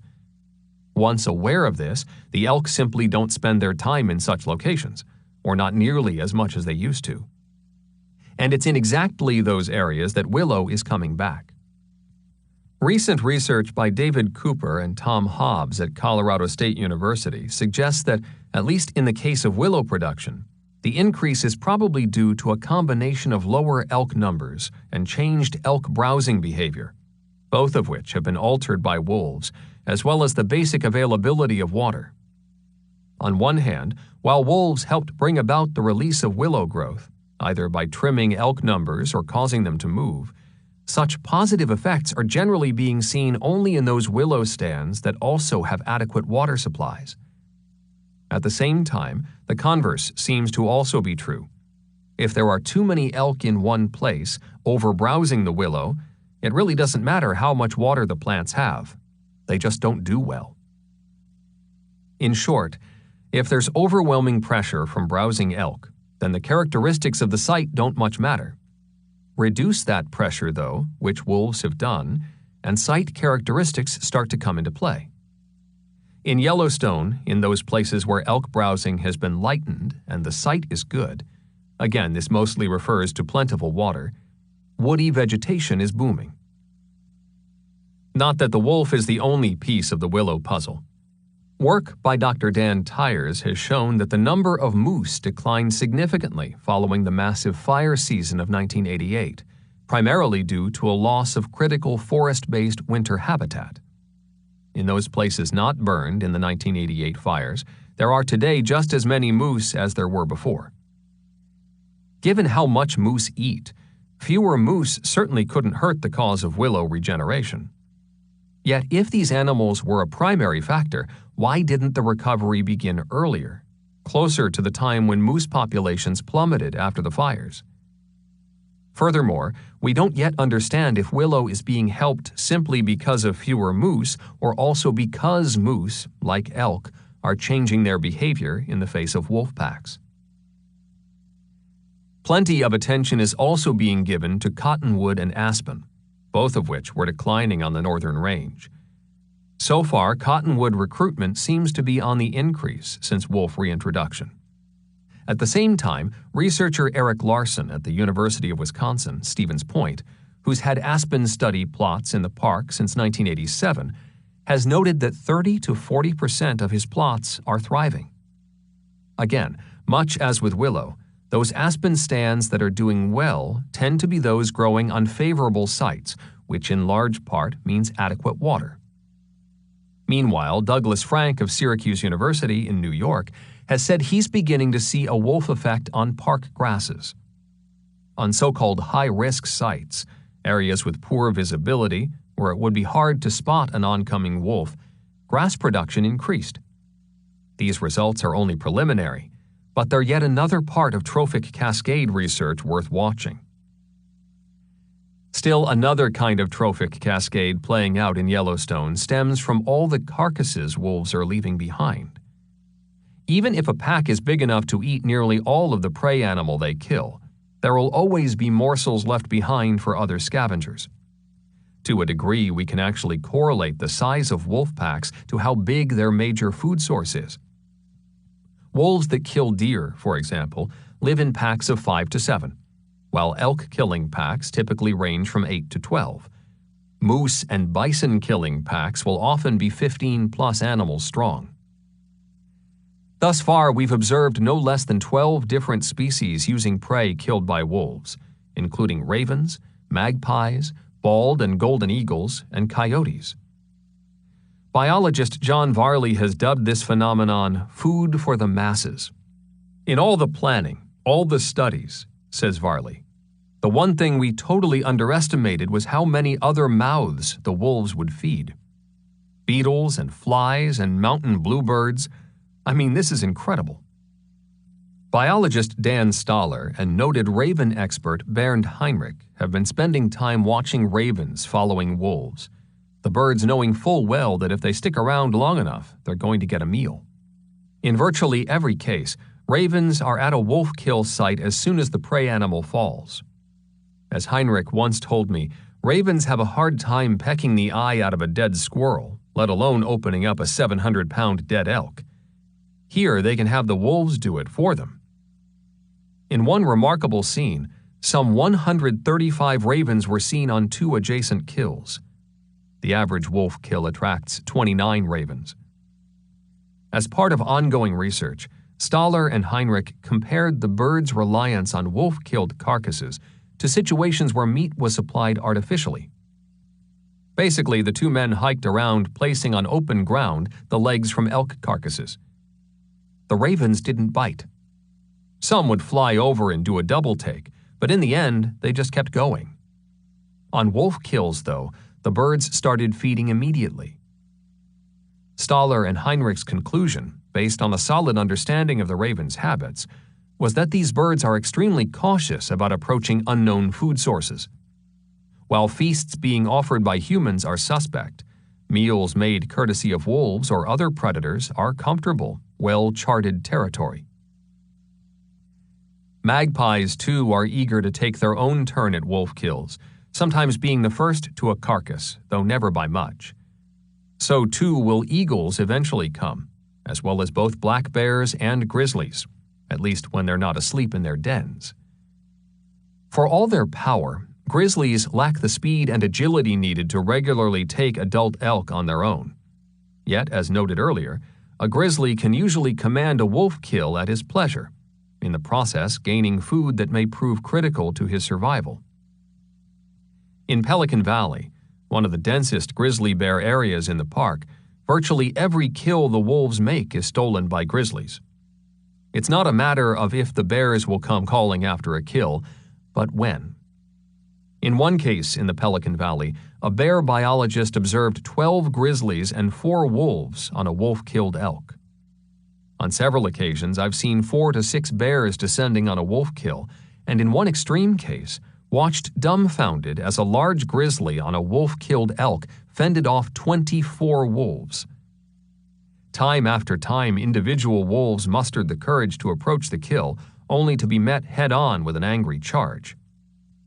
Afterward, the bear always returned to lie on the dead elk, determined to protect every morsel. For the most part, wolves are to bears what mosquitoes might be to the rest of us, pesky annoyances.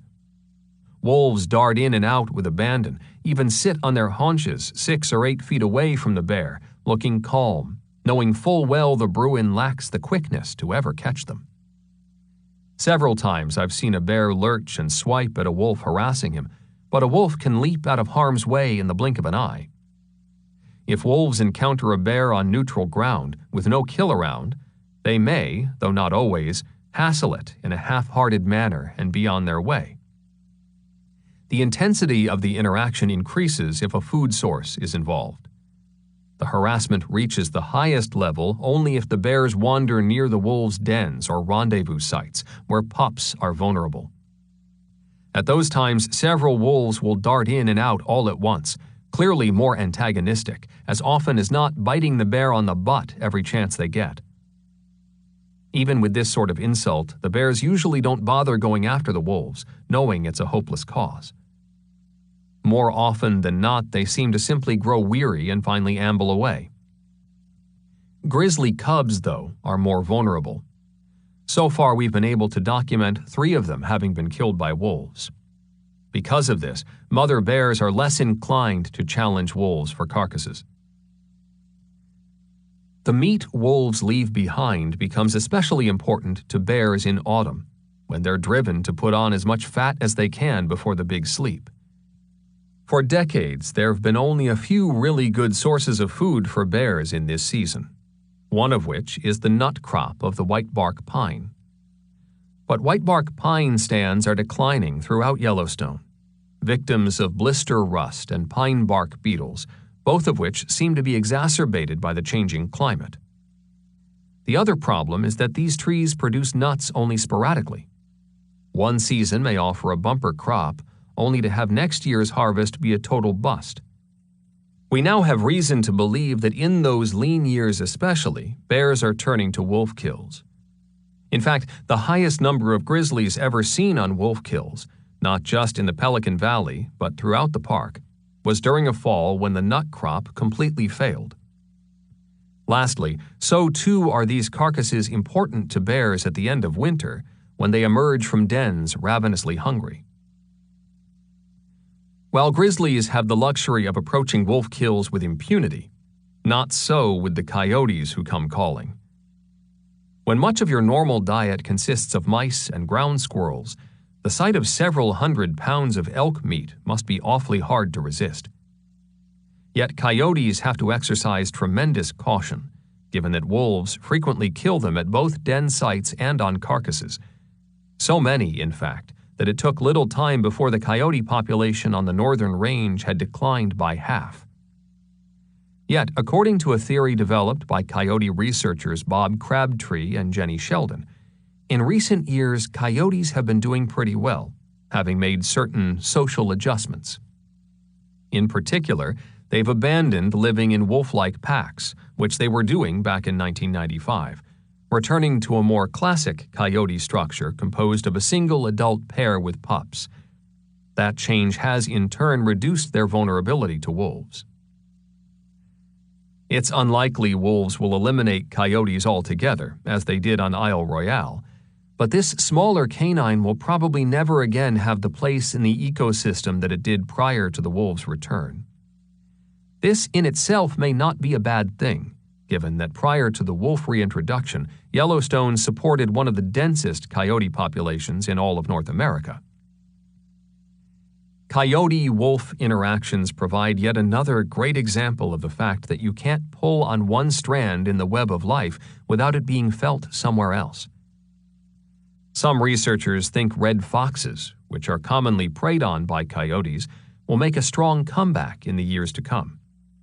Likewise, coyotes are major predators of pronghorn antelope fawns, taking them in that period before they're old enough to run with such blazing speed, when the only strategy is for their mothers to hide them. Working in conjunction with pronghorn researcher John Byers from the University of Idaho, we found that the areas with the highest pronghorn fawn survival rate are located near wolf dens. Wolves rarely prey on pronghorn fawns, apparently having better things to do than spend their time hunting up their hiding places. And for their part, coyotes wisely avoid wolf dens like the plague. Loss of coyotes could also lead to an increased availability of rodents, since these make up the canine's primary food source. If rodents increase, it might bode well for other animals that like to eat them, including hawks and owls. Though right now it's impossible to say, we may one day discover that along with all the other changes wolves have ignited, they may also be indirectly responsible for an increase in raptors. This coyote-rodent connection has been documented around wolf dens in nearby Grand Teton National Park by researcher Brian Miller, though more testing needs to be done. Some people who aren't particularly fond of wolves have made the comment that even without them, the scavenger community was doing just fine, what with hunters being counted on to shoot elk and deer every fall. But there are big differences between the remains of hunters and those provided by wolves. For starters, wolves leave carcasses lying around at all times of the year, across nearly the entire landscape. Human-related leftovers, such as gut piles, on the other hand, occur only in fall and at clumped locations. Still, other people have suggested that there's plenty of food being left by other scavengers, in particular the cougar, a predator that's actually a more efficient killer than a wolf. On average, one wolf kills an elk about every 15 days, while a cougar takes one every week. But cougars are solitary hunters, and as such have evolved to cover their kills in order to make them less available. I saw this play out vividly one day from a place called Hell-Roaring Overlook, where a cougar and a pack of 6 wolves had each killed an elk, roughly a half-mile apart. The wolves had eaten and were bedded down sleeping, ignoring the ravens and magpies swarming around their kill. The cougar, meanwhile, was frantic in the face of these interlopers, diving and dashing in a desperate attempt to chase them away. The wolves' strategy is basically to out-eat the birds, make a kill, and then try to consume it right then and there. Though not proven, some researchers speculate that the reason wolves live in packs in the first place is just for this reason, to out-eat scavengers. Generally speaking, in Yellowstone it takes about 10 wolves to consume most of a carcass, leaving behind only small pieces of meat. Above 10 wolves, and some animals in the pack aren't going to get enough to eat. Below 10, and scavengers will consume the leftovers. But being alone, cougars simply can't eat the whole kill in one sitting, instead staying on it for days, maybe even a week. In those times when the animal isn't actually eating, the carcass stays buried, keeping others from getting to it. By all indications, the strategy works. Observation has shown very little use of a prey animal killed by a cougar other than by the cat that killed it. So far, all we've talked about are vertebrate scavengers.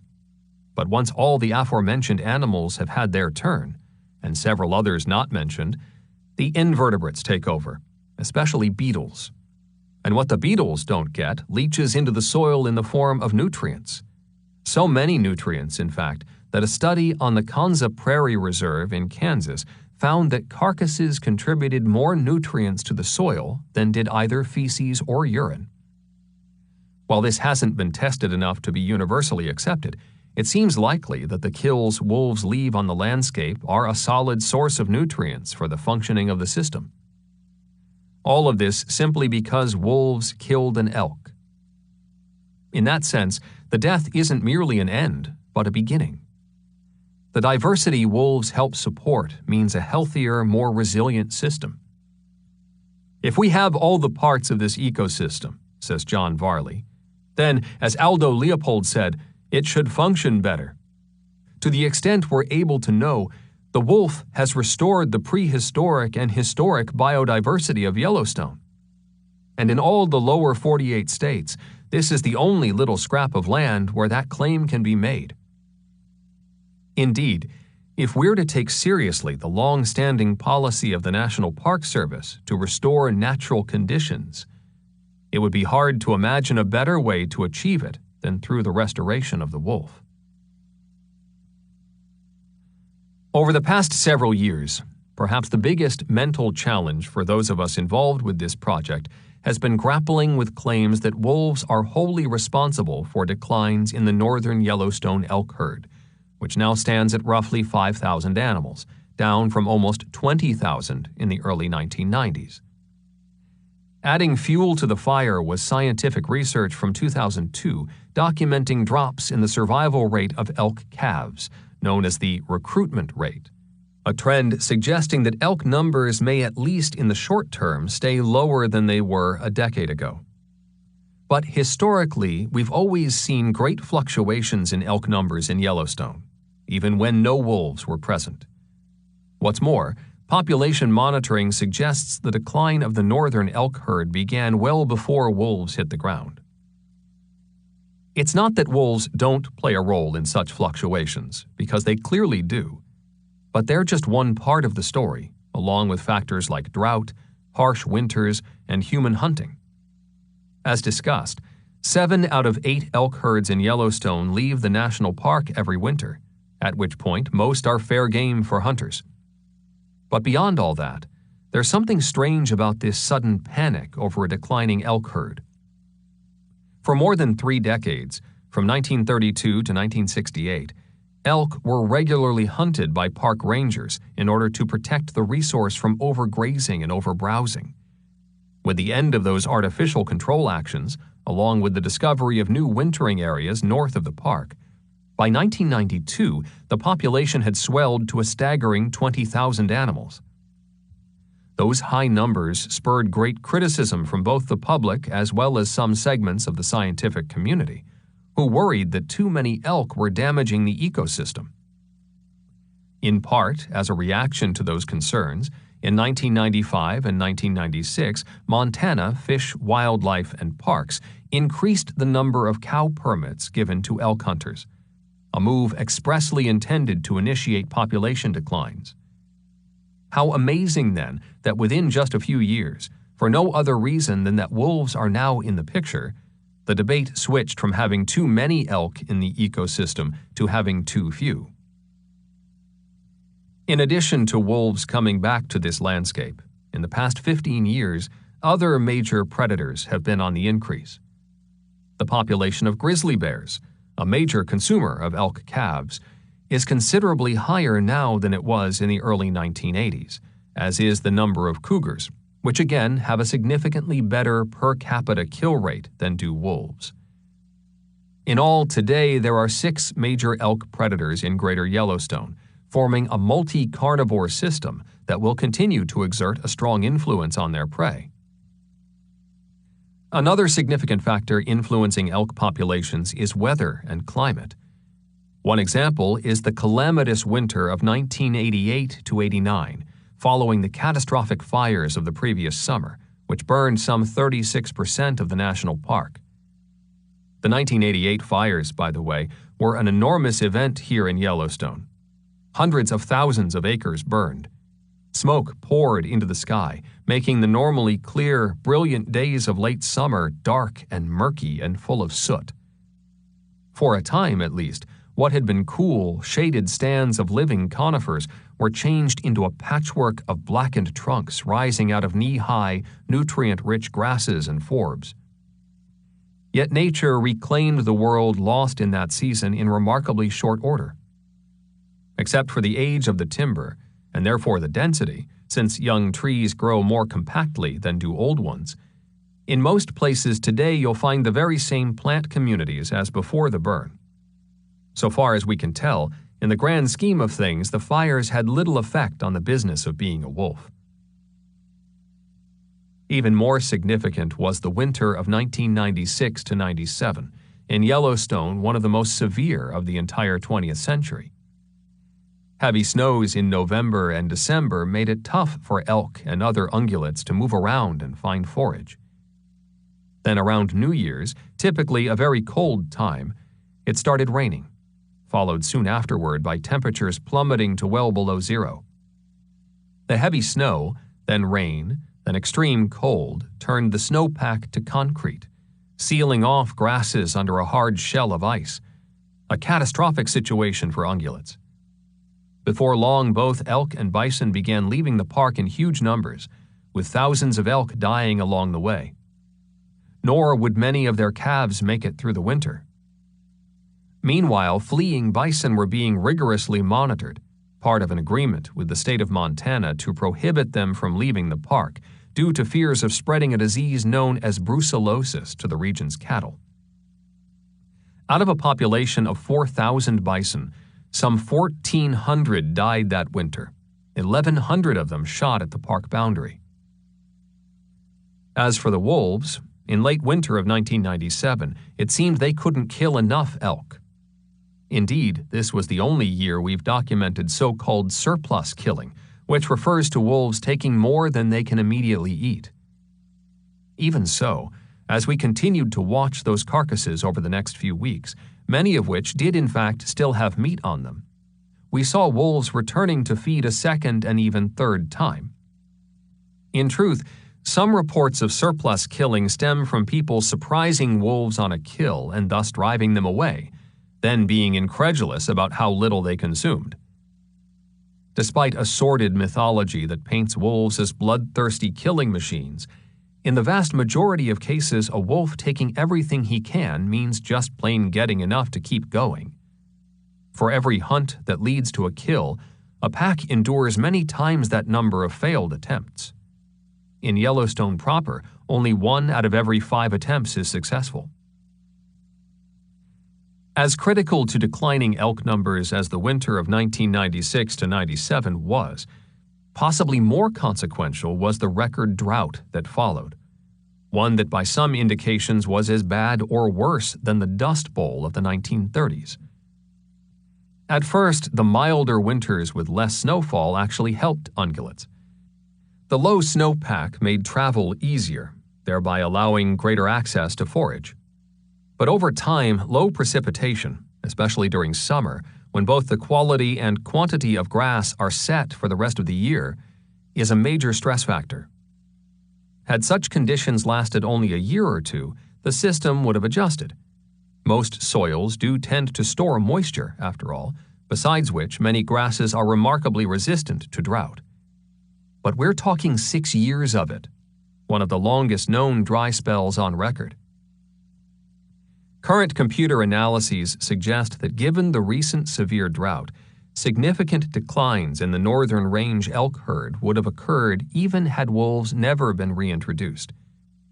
Research by the Wolf Project suggests that wolf predation has been compensatory, which basically means prey animals killed by one cause, in this case wolves, would have died anyway because of being severely stressed by other factors. Another way of saying it is that a wolf taking one animal means another will survive. Had drought not occurred, on the other hand, wolf predation on elk may well have been additive mortality, meaning that each elk killed probably would have lived had wolves not killed it. Some other research models, though, indicate that most wolf predation has been additive.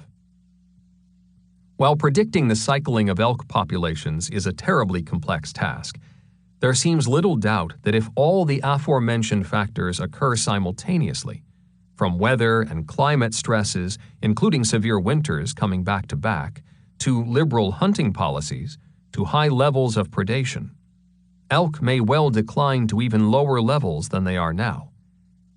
Yet, by all indications, a drought of the magnitude seen over the past 6 years may trump everything else, becoming the most important life factor not just for elk, but for virtually every other plant and animal in the ecosystem. It's easy to be excited about the benefits that a top predator like the wolf brings to the Yellowstone landscape. The simple fact that wolves prey on elk has been a key factor in creating a very different-looking national park.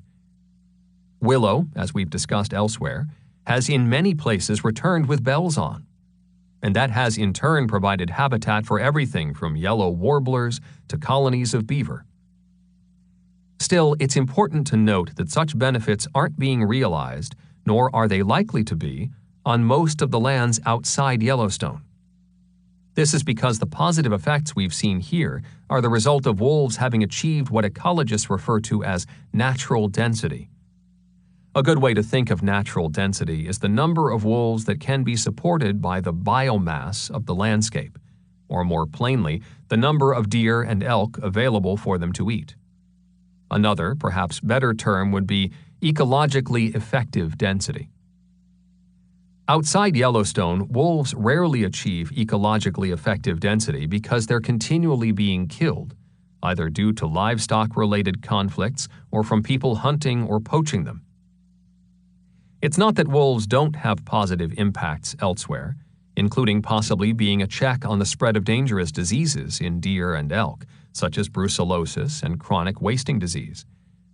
But the transformation of landscapes into places that function close to their full potential is going to be seen mostly in Yellowstone. As we mentioned earlier, in part due to their much smaller size, Glacier and Grand Teton National Parks don't have a single wolf pack residing entirely within their borders. In Yellowstone, on the other hand, roughly 80% of the wolves are able to make a year-round living entirely or almost entirely within the borders of the park. On first glance, there may seem to be a contradiction in all this. Despite the ongoing uproar by some who claim that wolves are wiping out elk, with less than a handful of exceptions, one of them being the northern border of Yellowstone, hunter harvests of elk in Wyoming, Montana, and Idaho game districts, while variable, have been generally robust. Yet how could that be when we've just made the point that elk populations in Yellowstone have diminished since wolves returned? The same reduction that seems to be driving the rebound of willow, cottonwood, and aspen. As it turns out, elk harvests have declined significantly in less than a handful of places, all of them being where multiple predators are present. In particular, grizzly bears, wolves, and cougars. In those parts of the northern Rockies where such multiple predator conditions don't apply, and that's the majority of the region, elk harvests are for the most part solid. Curiously, the Jackson elk herd, long popular with hunters, proves that even the multiple predator factor has shades of gray. As of 2010, the Jackson elk herd was close to 12,000 animals, roughly 700 animals more than what the Wyoming Game and Fish Department considered ideal. While it's true that high ungulate populations can overharvest the food supply, especially in drought periods, thereby leading to greater mortality from all causes, the animals that make it through are left to enjoy greater abundance. That, in turn, eventually leads to an increased survival rate in calves. This isn't to say that with a fully restored suite of predators, elk will be as plentiful as they were before. But changing the dynamics of the ecosystem by bringing back its top predator doesn't diminish the ability of that system to persevere. Generally speaking, the idea that elk would disappear in the face of wolves being back in the landscape flies in the face of the two species having coexisted in relatively stable fashion throughout the northern Rockies for thousands of years. Portrait of a Wolf. Number 7. One of the most noteworthy events marshaled by those first wolves released in 1995 was the formation of the Leopold Pack, created by a pairing between number 2 of the Crystal Creek wolves and number 7 of the Rose Creek group. This would prove to be the first naturally forming wolf pack in what we now call Yellowstone's New Wolf era. As a way of commemorating the event, we named the group after Aldo Leopold, the brilliant scientist who first recommended wolf reintroduction to Yellowstone in 1944. Leopold, considered by many the father of modern-day wildlife management, was even wiser than many give him credit for, fostering the notion that predators had value long before it was a popular idea, even among biologists. "A thing is right," Leopold claimed in his classic work, A Sand County Almanac, "when it tends to preserve the integrity, stability, and beauty of the biotic community. It is wrong when it tends otherwise." Number 7 had left her mother and stepfather, number 9 and 10, almost immediately after being released from the acclimation pen. For the next 10 months, she traveled as a lone wolf, making her own kills, thriving. Then, on Blacktail Deer Plateau, she paired with number 2, who had split from his own pack only a month before. That match created tremendous excitement, not just among those of us working the Wolf Project, but among park staff as a whole. On first sighting them, I snapped a photograph. A lousy one, it turned out, mostly due to the uncontrollable excitement I was feeling at the time. For all the thrill, this pairing did cause some concern given that we just built an acclimation pen on Blacktail to hold 2 wolves, numbers 35 and 36, which at that point were ready for release. With 2 and 7 having settled the area naturally, we had to find another place for these other animals, finally letting them go in the Lone Star Geyser Basin. The pairing of 2 and 7 marked nothing less than the beginning of wolves expanding successfully on their own. Even better, their choice of homes on Blacktail Deer Plateau was a great location for observing, allowing us to easily record their comings and goings. In their first year together, the Leopold wolves had 3 pups. Amazingly, number 7 was out killing elk only days before giving birth. A significant feat, though one that wouldn't have been necessary had she been in a larger pack with helpers at her side. The pair chose to excavate a den on Blacktail Deer Plateau at a site we still call the Den Forest, but used it only 1 year before moving to another location. This second den site was used for many years, even in 2003. The first year number 7 was no longer the breeding female of the pack. The new alpha female continued to use this den. A great example of how tradition plays out in wolf culture. During their stint as alpha wolves, numbers 7 and 2 would produce 7 litters, totaling 34 pups, at least 29 of which managed to survive past the age of 1. 2 of those offspring went on to form the nearby Swan Lake Pack, as well as the Cougar Creek Pack. Yet another pup grew up to become a key member of the Rose Creek Pack, meaning that he dispersed back to his mother's group of origin. Through much of 2004, the territorial boundaries of the Leopold wolves were among the least changing of any in the Yellowstone ecosystem. They never left Yellowstone National Park. From 1995 to 2003, only 4 packs could make that claim. And their pack size was extremely stable, fluctuating over 6 years between 11 and 13 members. While in that same era the alphas of other packs were producing multiple litters, 2 and 7 faithfully bred only with each other, with no breeding activity outside the alpha pair. Curiously, after these 2 wolves died, the size of the pack swelled to 19 members, then 24 by late 2004, by far the largest ever recorded for the group. Just as the Rose Creek wolves rose to prominence with 24 animals on the northern range in 1998, followed by the Druid Peak Pack at 37 members in 2001, the Leopold wolves may well be the next power pack of the region. Despite their phenomenal run as alphas, the end for these founding members of Leopold came somewhat abruptly. In May 2002, Number 7 was killed by the neighboring Geode Creek wolves, a new group forming after the breakup of the massive 37-member Druid Peak Pack.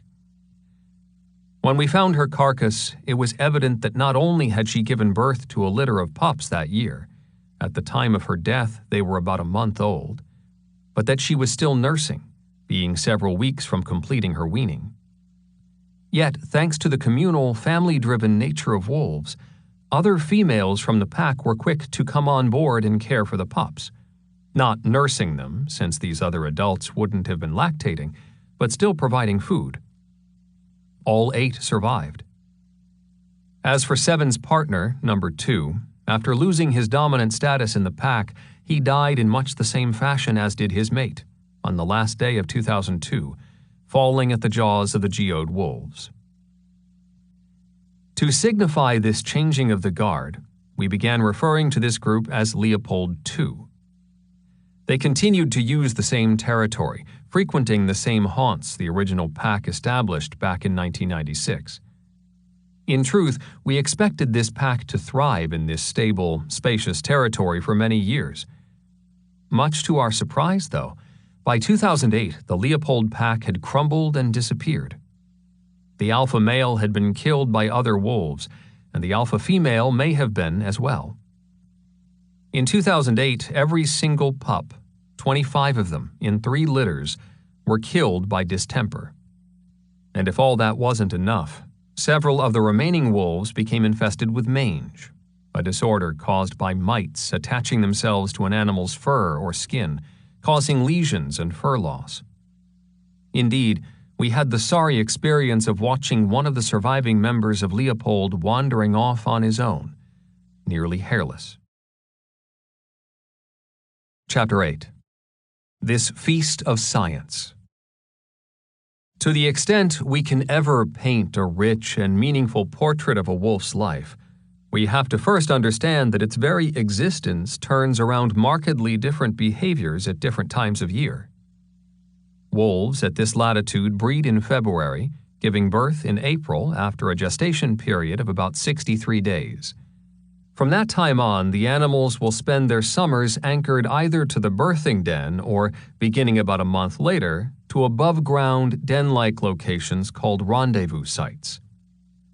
The sole event that allows the group to finally transition out of this somewhat rooted period to the highly free-ranging behavior we see through winter is the physical maturation of the pups.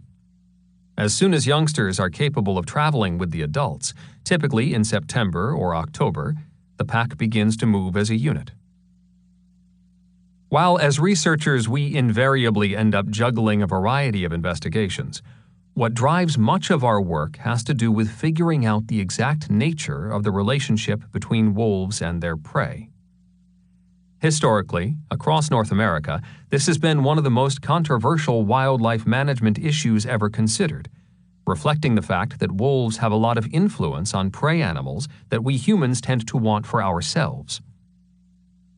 During the early phase of this project, I polled wolf biologists across the continent, asking what they thought would be the most important study task we could undertake, both during and after the initial releases. A clear majority said we should monitor kill rates.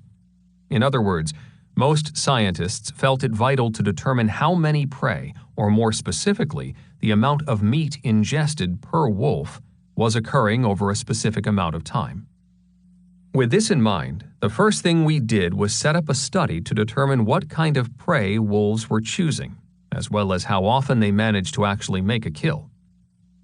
The idea was to answer that question posed by the scientists at 2 different times of year. First, in early winter, when prey animals are healthy and usually difficult to bring down, and then again in late winter, when the prey is a lot weaker and therefore far more vulnerable. Once again, we turned to Isle Royale for ideas.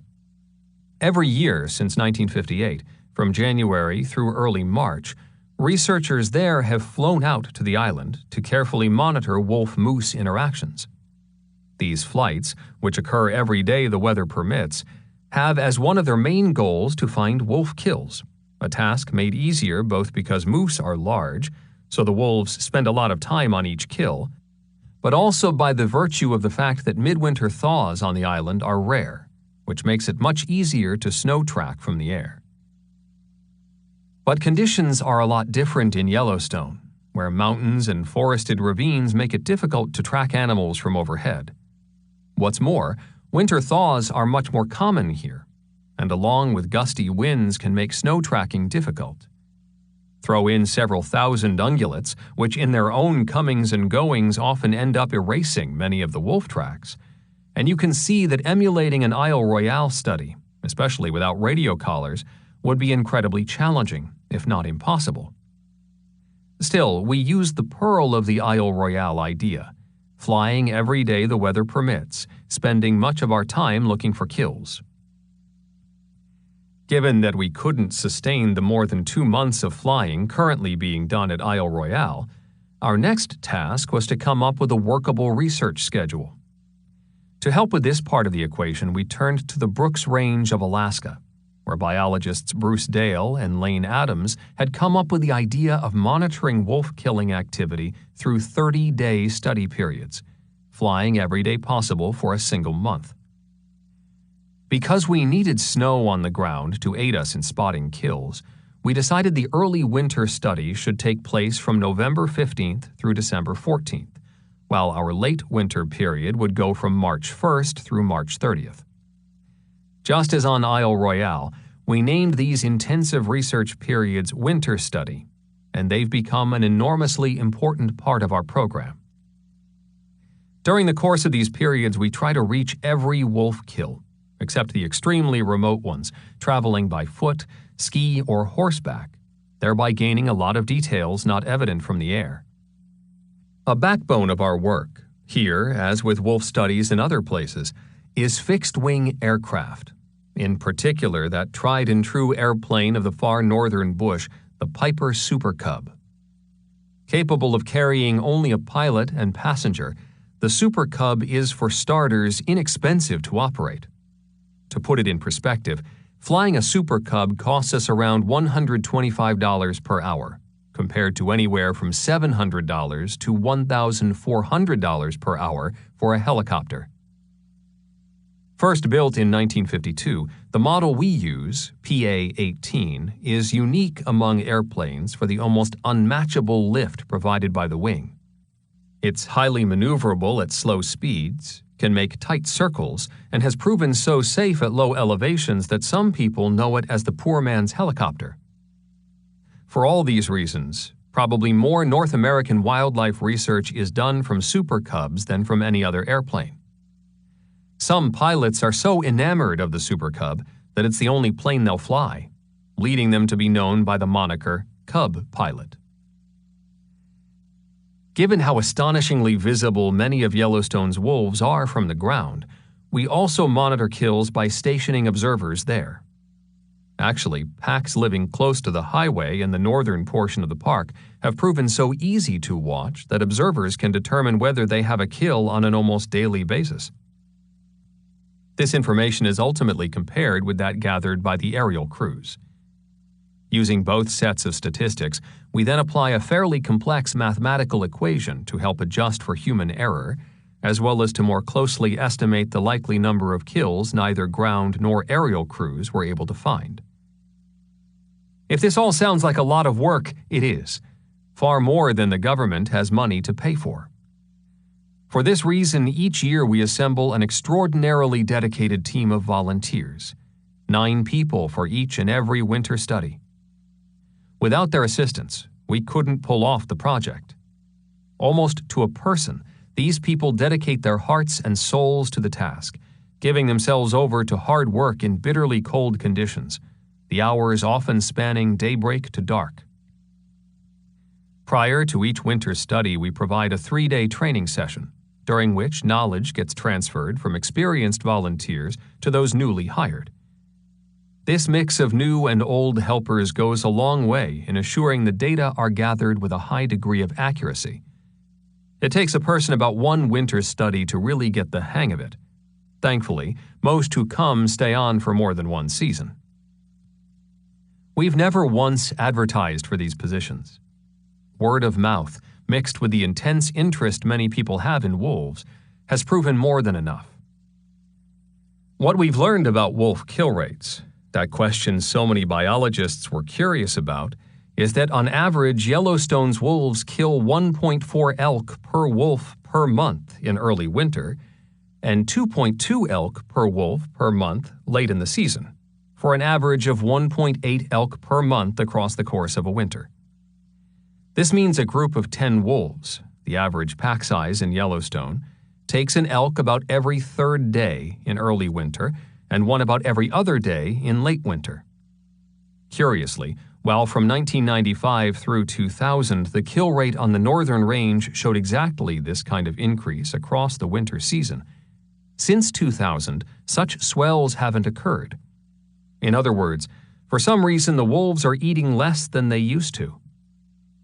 Supporting this finding is the fact that the weights of the northern range wolves, especially pups, declined, while in the park interior weights held steady.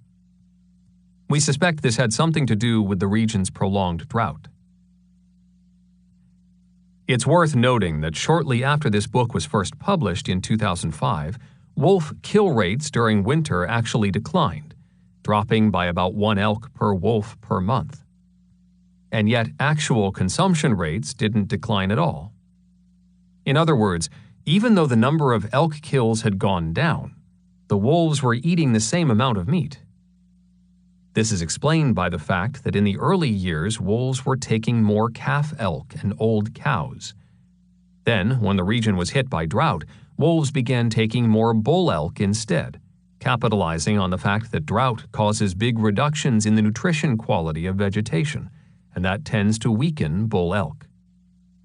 This lasted 3 or 4 years, and then, with recent years bringing more moisture and thus better grazing opportunities for elk, the wolves switched back again, relying on old cows and calves.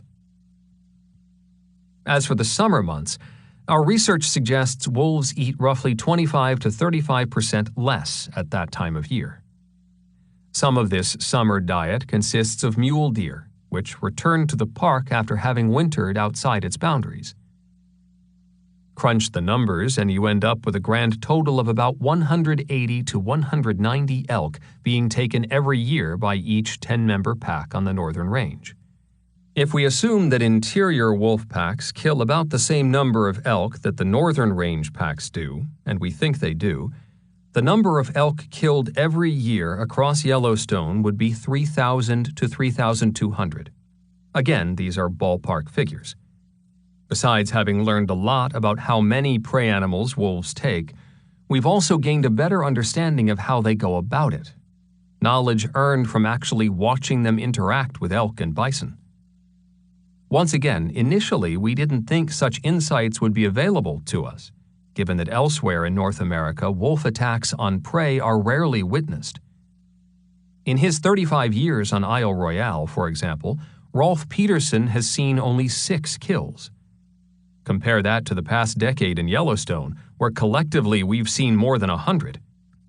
For starters, our observations confirmed what other studies elsewhere have suggested, which is that wolves manage to actually make a kill only about 15 to 20% of the time. One of the questions we've been pondering as of late has to do with bison. At the time wolves were reintroduced to Yellowstone, there were roughly 500 bison on the northern range in winter. Today, there are more than 2,000. Is it possible we could simply be swapping the enormous elk herd that was here in the mid-90s for a big bison herd? Bison, by the way, are estimated to consume as much vegetation as 2 or even 3 elk. What's more, because they have a bigger gut, bison can process poorer quality forage than elk can, which means they avoid the whole business of following the green wave each spring, tracking through the summer that grass that holds the highest nutrient content. Today, when elk make their autumn trek from the high country back down to winter range in the Lamar Valley, they're finding several hundred bison have been camped there. Could there end up being a competition for food between elk and bison? Is the northern range going to become a wolf-elk-bison system, as has long been the case in the interior of the park? Right now, bison aren't heavily preyed on by wolves. That said, bison still die, of course, and the carrion from those animals can be an important source of food for wolves. Our next research project will hopefully begin to answer these important questions. Most wolf researchers feel that as wolves travel, they also hunt. How much energy they put into that hunting, though, depends on their level of motivation. If it's not been all that long since a wolf fed, the desire to kill again will be fairly low. Still, stumbling across a vulnerable prey animal may lead to a half-hearted attempt at making a kill. The hungrier the wolf gets, the more energy it will give, and the more risk it will take for the chance to gain a meal. In all probability, wolves carry a kind of territorial map in their heads, knowing full well which places on their home ground are likely to provide the best hunting opportunities at various times of the year. What's more, their noses are easily good enough to allow them to detect prey from several miles away. On first encountering a prey animal, wolves often just watch them. Indeed, that may be all they do, looking for any sign of vulnerability. For their part, any elk within eyeshot will often go from a state of casual attention to a heightened state of alert only if they see a wolf showing signs of actual hunting. Sometimes that means wolves dropping into a low, half-crouching posture, but more often it has to do with more subtle clues, rules of the game that are difficult for most of us to even perceive. Either way, this tendency of prey animals to not react to wolves unless they're really a threat is critical when it comes to conserving energy. In winter especially, any animal that bolted at the mere sight of a predator would have a hard time surviving. If the encounter does escalate beyond a spectator sport, the wolves will approach the prey, interacting with it as a means of testing. Indeed, it's helpful to think of each state of a wolf-prey encounter as an ever more stringent test to determine vulnerability. Still, even as things grow more intense, the encounter is as likely to simply end as it is to lead to an attempt at a kill. Often, when wolves approach, prey will run from them, which can result in a chase, what we call an attack. Sometimes, though, the prey animal won't flee. This is especially common with bison, preferring instead to stand its ground. By all indications, this is a great strategy for rebuffing a wolf attack. Making a kill is a lot harder for a wolf when a prey animal is facing it, with its strong kicking legs and sharp hooves, and in some cases horns or antlers, poised and ready, than when its legs are otherwise occupied in running away. In November 2004, I watched 3 wolves attacking a herd of about 200 elk. One cow elk not only refused to run, but actually charged the wolves, at which point they merely jumped out of her way. As the chase unfolded, the fleeing herd cycled back around a few times toward this cantankerous cow, and every time the wolves chose to give her a wide berth. Clearly, they wanted nothing to do with her. As the attack continues to escalate, the wolves may pick out either a group of fleeing prey or a lone individual. Again, what they're doing comes down to a matter of testing, trying to target only catchable animals. Once a prey animal is targeted, the wolves may or may not attempt to actually capture it. In fact, many attacks end right there, as the wolves realize the prey is healthy enough to outrun them. If it is vulnerable, though, the wolves may attempt to take it by trying to sink their teeth into the prey animal and then hang on. A wolf's canines are especially well suited for such a task. The base of these teeth are elliptical, as opposed to round, like a cat's teeth, which allows them to withstand extraordinary amounts of forward and backward force without breaking. While, of course, such an event is no picnic for the prey, it can be brutally hard on the wolves, too, since sinking their teeth into a running or kicking prey animal can result in broken ribs or legs, cracked skulls, even death. I've seen wolves that were hanging on a prey animal stepped on, kicked, flung into the air, and slammed into logs. Wolf 174, a former alpha female of Molly's pack, badly injured her front foot while attacking a bison. I watched her limp for months. For a time, she wouldn't put any weight at all on the foot, yet at the moment the pack encountered an elk or bison they wanted to kill, she was right there, trying her best to help. I was amazed at her dogged tenacity, despite what looked to be a severe wound. After painstakingly analyzing several hundred wolf attacks in Yellowstone, researcher Dan McNulty found that wolves attempting to kill prey animals tend to display 6 behaviors, or states. These are search, approach, watch, attack, target, and capture. These states can vary in their order, be repeated, or even come to an end only to start up all over again, at least until the wolves finally see what they need in order to move in for a kill. And again, most of the time it's the prey that wins. As we've suggested, when it comes to wolves selecting prey, elk are clearly the animal of choice. Yet, depending on the season, a wolf's diet may broaden to include several of the other 7 ungulates that live either full-time or seasonally in Yellowstone. Wolves in the interior of the park especially may take bison, though for the most part this happens in late winter, when that thoroughly imposing creature is typically at its weakest. It takes a lot of winter to wear bison down enough so wolves can actually kill them, and even then, the battles are fierce, often lasting the better part of a day. On at least one occasion, a bull bison has killed a wolf and severely injured a second.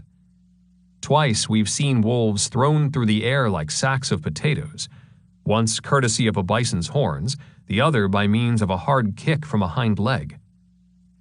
Yet, by late winter, Molly's wolves, for example, will be taking on average a bison every week. Again, the strategy wolves employ for tackling any large prey, be it bison or moose, bull elk or musk ox, is to avoid the front of the animal, where it's all too easy to be kicked or gored by an antler or horn. The vast majority of attacks by Yellowstone wolf packs on bison are focused on the hindquarters. There are also moose to be had in the national park, though over the past decade we know of only about 3 dozen actually falling to wolves. Moose, too, are formidable, with cows weighing in at about 1,000 pounds and bulls tipping the scales at roughly 1,400, 7 and 10 times the size of a large wolf, respectively. Mule deer, meanwhile, as we mentioned, tend to migrate out of the park for the winter, though in summer they can be found in sufficient numbers for wolves to make at least an occasional meal. Mule deer make up just under 2% of a Yellowstone wolf's winter diet, while in summer that climbs to 25%.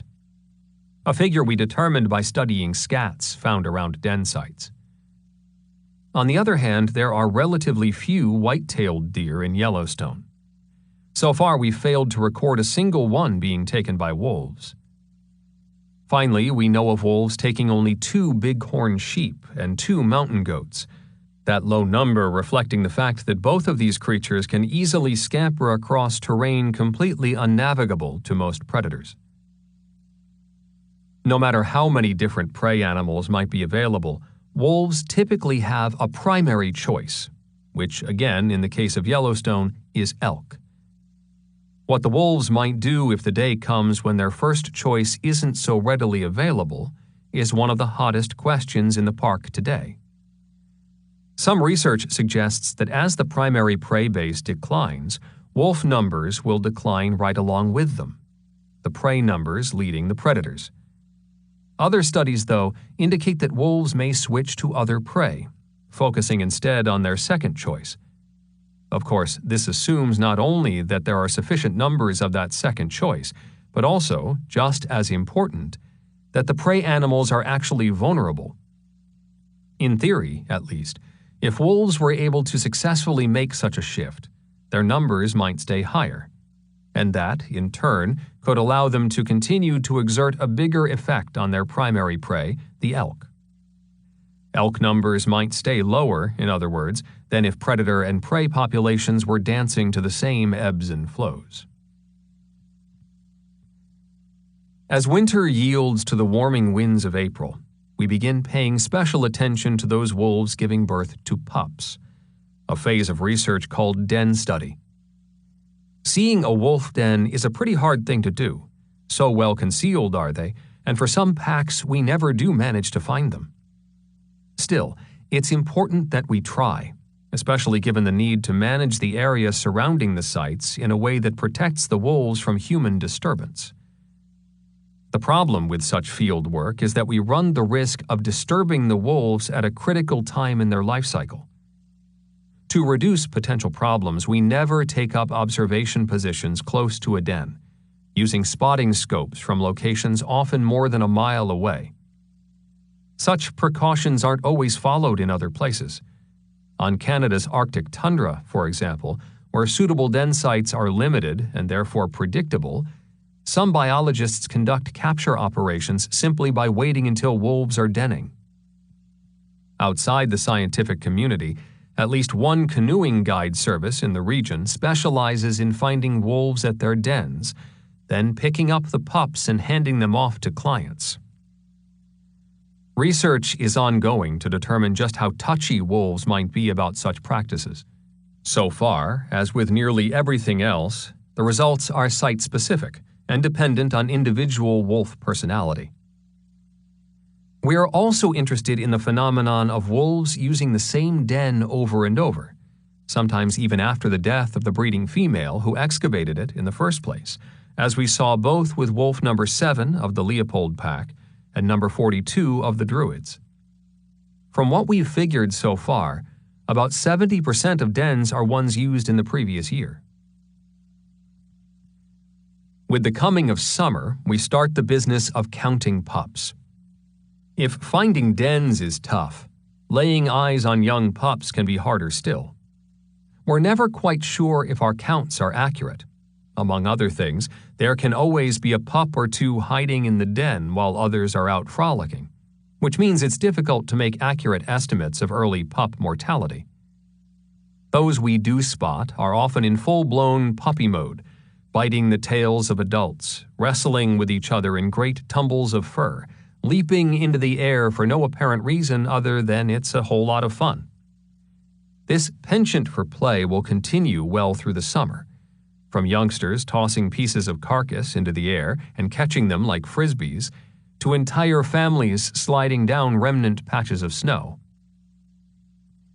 Well after the wolves have left their dens, we go in to gather data, making notes about the basic characteristics of a given site, also gathering scat, or feces, which allows us to figure out what the wolves are eating in the warm months. Given the overlap in size of coyote and wolf scats, wolf dens are the most reliable places for picking up droppings. For me, this is the season of hiking and riding horseback to far-flung locations, drifting through the magnificent valleys, plateaus, and forests that comprise the Yellowstone backcountry. Trailing along streams lined with monkey flower and fireweed, watching for elk calves romping in the meadows, for the flash of red-tailed hawks. Besides checking den sites and picking up scat, once a week we locate from the air all the packs in the park, tracking them by means of signals being given off by their radio collars. Among other things, this allows us to examine differences in the use of summer territory versus winter territory, and through that, understand better how wolf life changes through the seasons. We know, for instance, that in summer, wolves rarely travel together, instead moving singly or in twos or threes. This splitting up means locating collared wolves takes a lot longer in summer months than in winter, when the group tends to travel more as a single unit. Such loose organization reflects the kind of prey Yellowstone's wolves tend to eat during warm months. Generally speaking, in that season comes a more mixed diet: deer, elk calves, elk, carrion, ground squirrels, and beavers, whereas in winter months the packs dine mostly on elk. No doubt about it, the wolf's shining season comes in the heart of winter. Warm months bring heat, of which they're not at all fond, as well as bugs and smaller amounts of food. And on top of all that, stronger prey. Besides, there's really no such thing as weather too cold for a wolf. During initial reintroduction activity, with the animals in transport boxes and the thermometer stuck at -30 degrees, they seemed completely unfazed. A wolf's easy season, though, is for biologists the most challenging, in part because it's when we do radio collaring operations, typically in January and February. Lately, given that the drought of the past 6 years has rendered midwinter no better for snow conditions than earlier in the season, in 2003 we darted 17 wolves in the month of November. Likewise, in 2001 we darted several in early December. Initially, every wolf reintroduced to Yellowstone wore a radio collar. After all, the thinking went, we literally had them in hand, and by collaring each individual we'd be better positioned to gauge the success of the reintroduction. Since that time, we've reduced the number of collared wolves to between 35 and 40% of the population. Roughly 25 animals are collared each year, 60% of them pups. Being able to follow the wolves on a regular basis allows us to better understand their needs and behaviors, and through that, hopefully make more intelligent management decisions.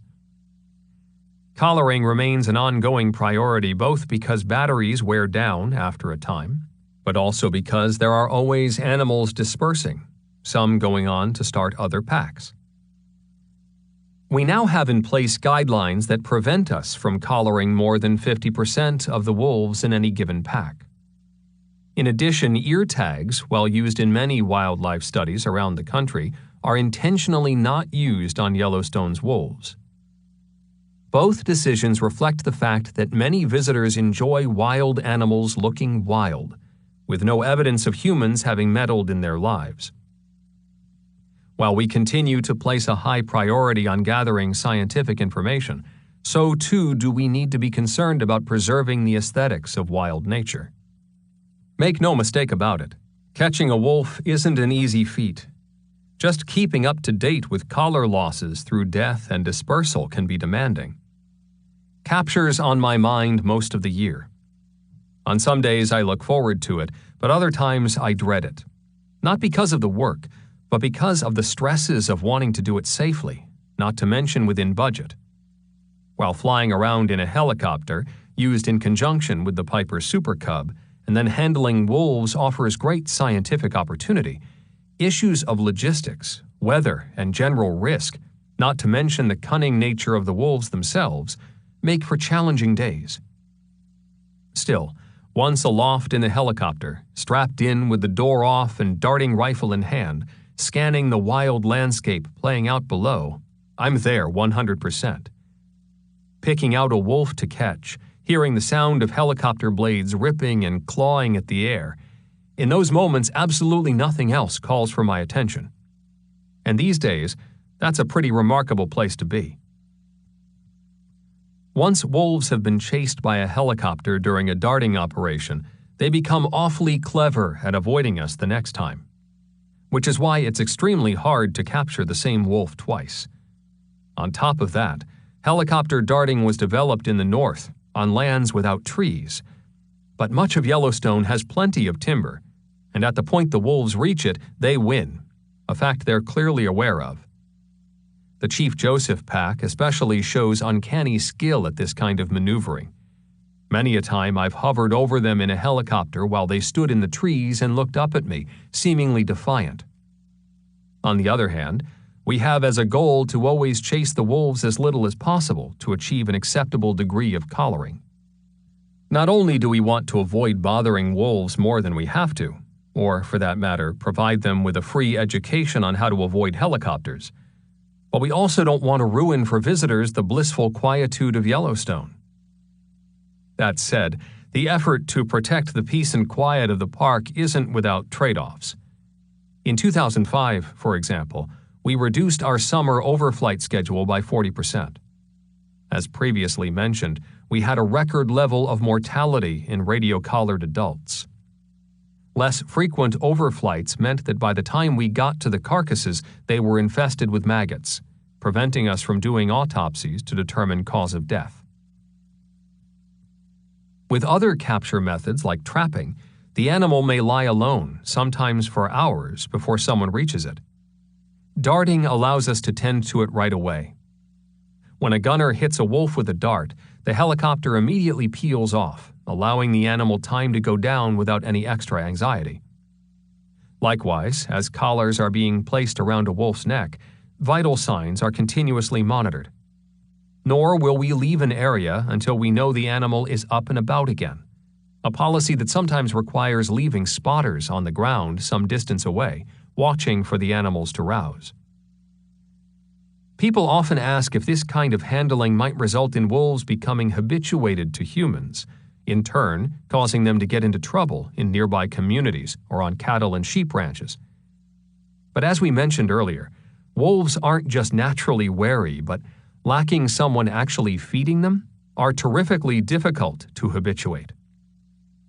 During darting operations, the only handling that occurs is when the wolf is sound asleep from the tranquilizer. The systematic darting and collaring of wolves in Yellowstone began in 1998, nearly 3 years after the initial release. As a capture technique, darting requires plenty of skill, the darter basically leaning out the open side door of a helicopter, secured by a harness attached to the frame of the aircraft. The movement of the machine tends to be erratic, subject to unpredictable jolts from ground winds, not to mention the swoop and wiggle that comes from the pilot trying to match the running of the wolves themselves. This is why, despite the best abilities of the man behind the dart gun, it's all for naught without an incredibly skilled pilot at the controls, able to follow a speeding, zigzagging animal determined to find cover. Even under ideal circumstances, it takes a gunner roughly 5 or 10 seconds to reload, allowing a wolf running at 30 miles an hour to cover more than 700 feet. Wisely, the Park Service insists on lots of training to be certified as a dart gunner. I completed such prep in 1999 in a course involving live helicopter trials, taught by National Park Service wildlife capture specialist Michael Coffey. Shortly afterward, I traveled to Alaska to work with Lane Adams, a veteran wolf darter of the U.S. Biological Survey. Well aware of the hazards that can come from getting overly excited, Lane treats the subject very matter-of-factly. Even so, the first wolf I ever tried to dart got away, basically because I forgot to pull the hammer back on the dart rifle. When I squeezed the trigger, nothing happened. The animal simply ran off into the trees. The helicopter pilot nicknamed that wolf Waterloo, then insisted on finding him for me another day. It would be the first in a long string of lessons about the need to be able to think clearly in the wake of what's always a powerful rush of adrenaline, not to mention the occasional helicopter pilot yelling to "shoot now!" or offering not-so-helpful comments like, "What happened? How'd you miss that shot?"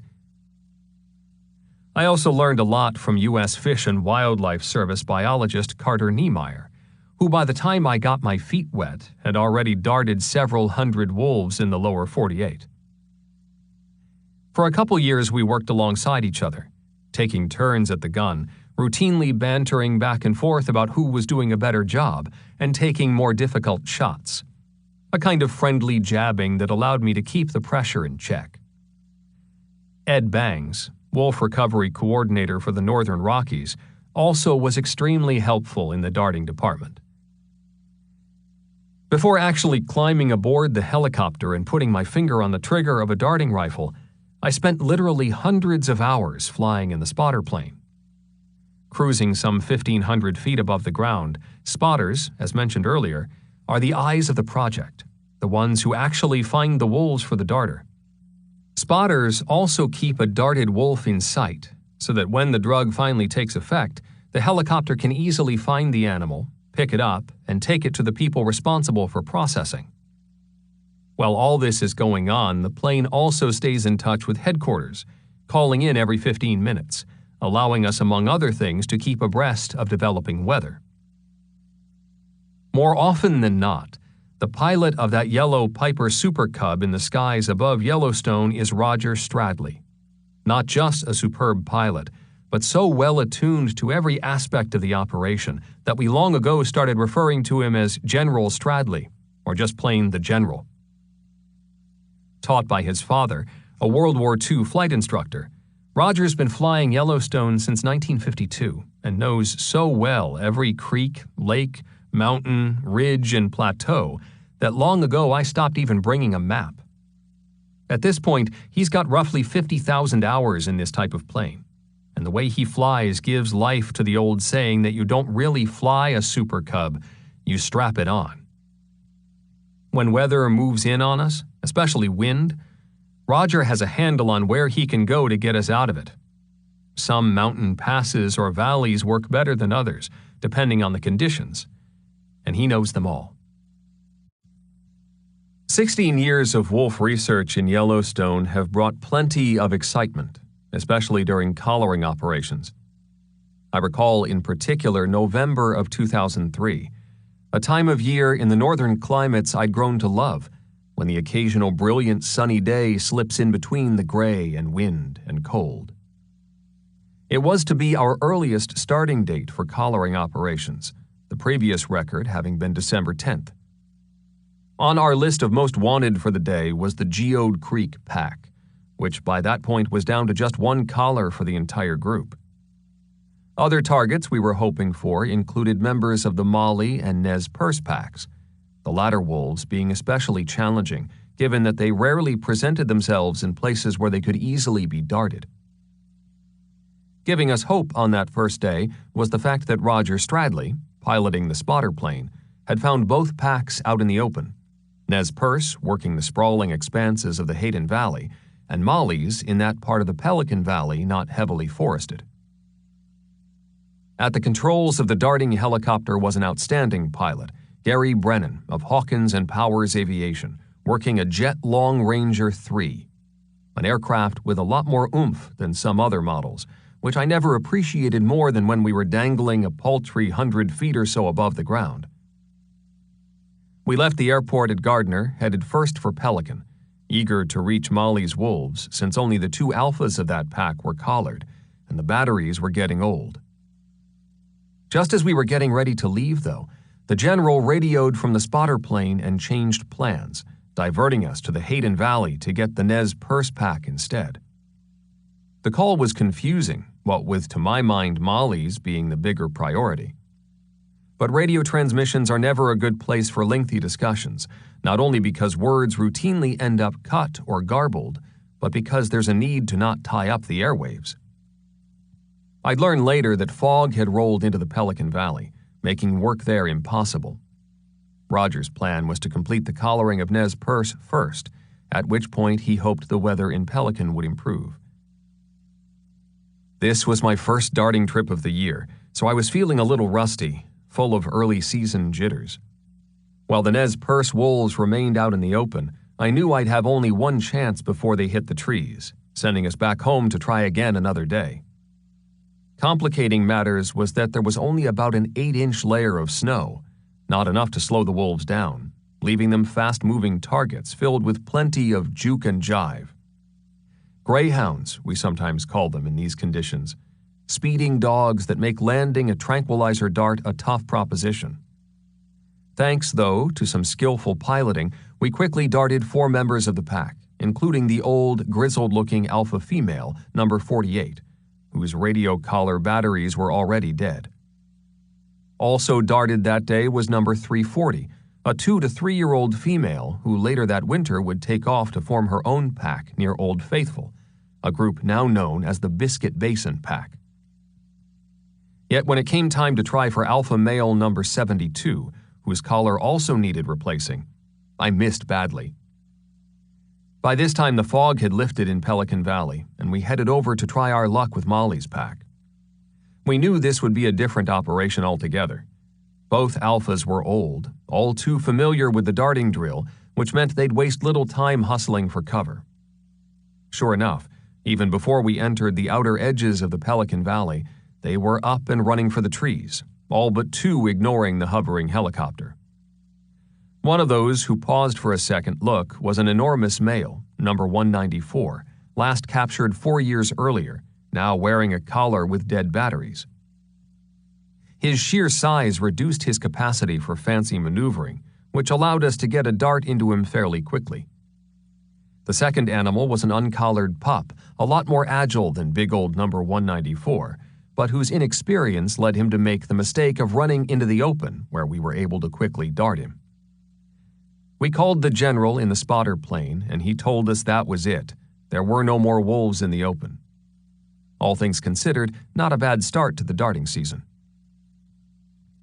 The next day was a Saturday, but when it comes to these sorts of operations, we have to work whenever weather is good and there's aircraft available.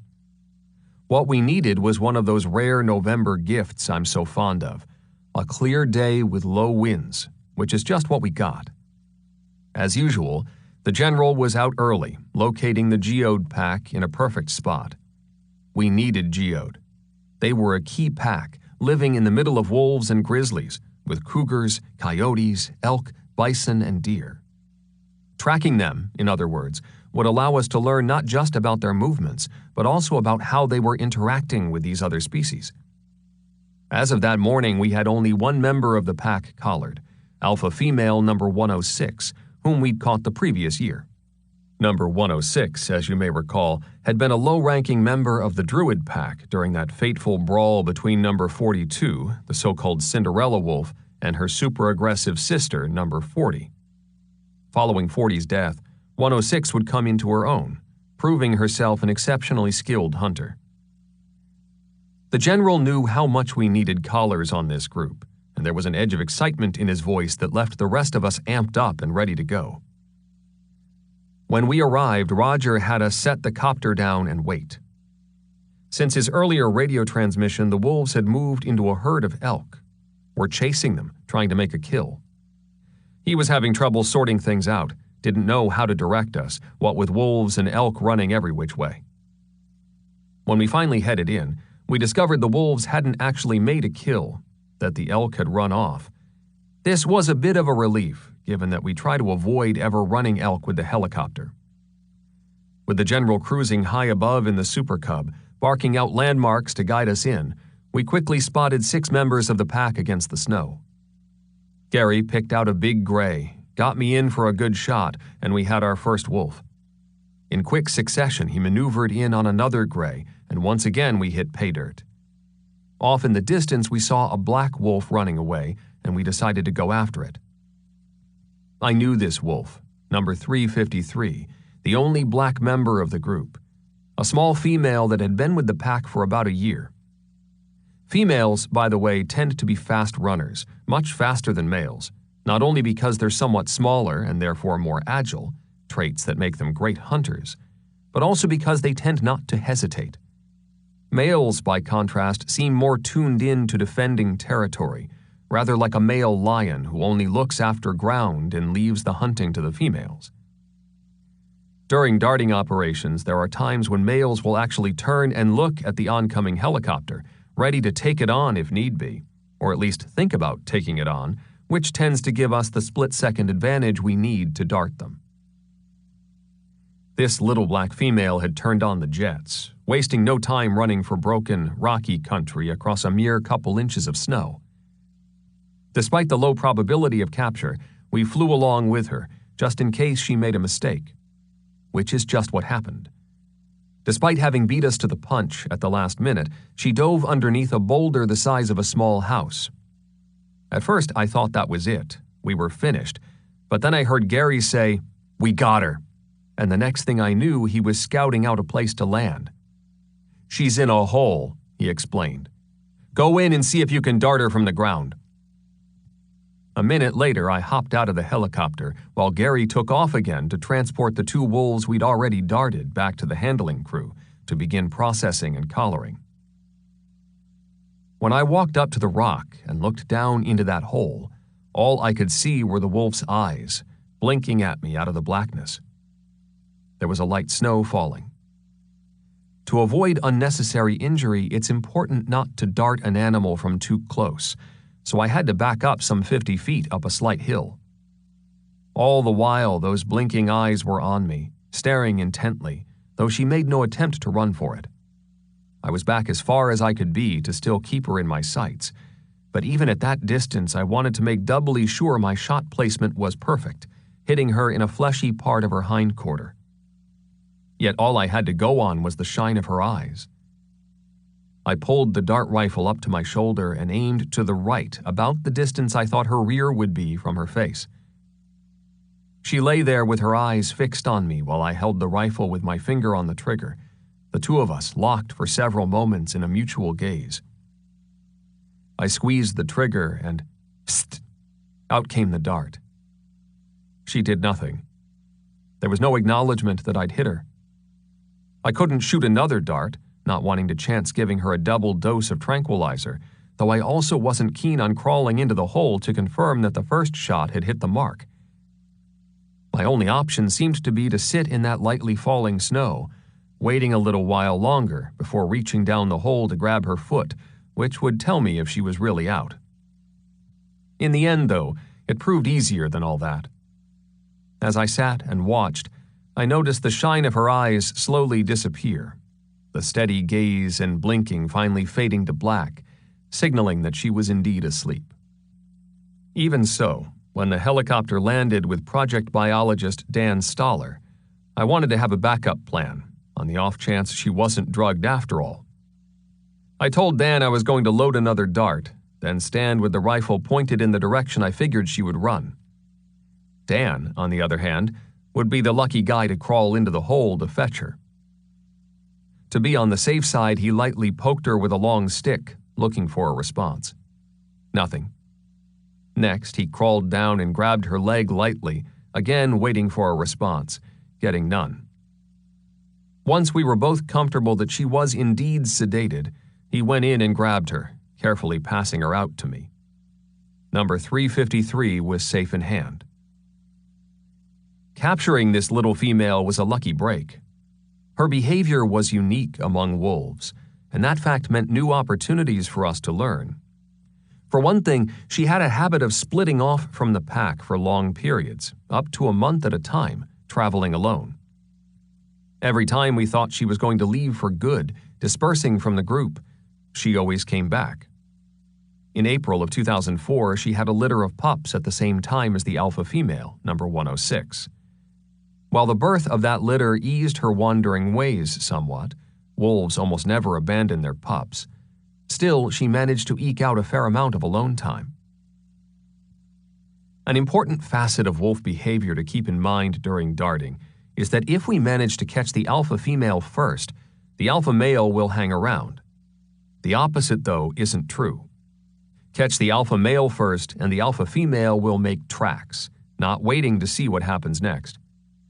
I was reminded of this in February of 2004, when moving in to catch wolves of the Cougar Creek Pack near West Yellowstone, Montana.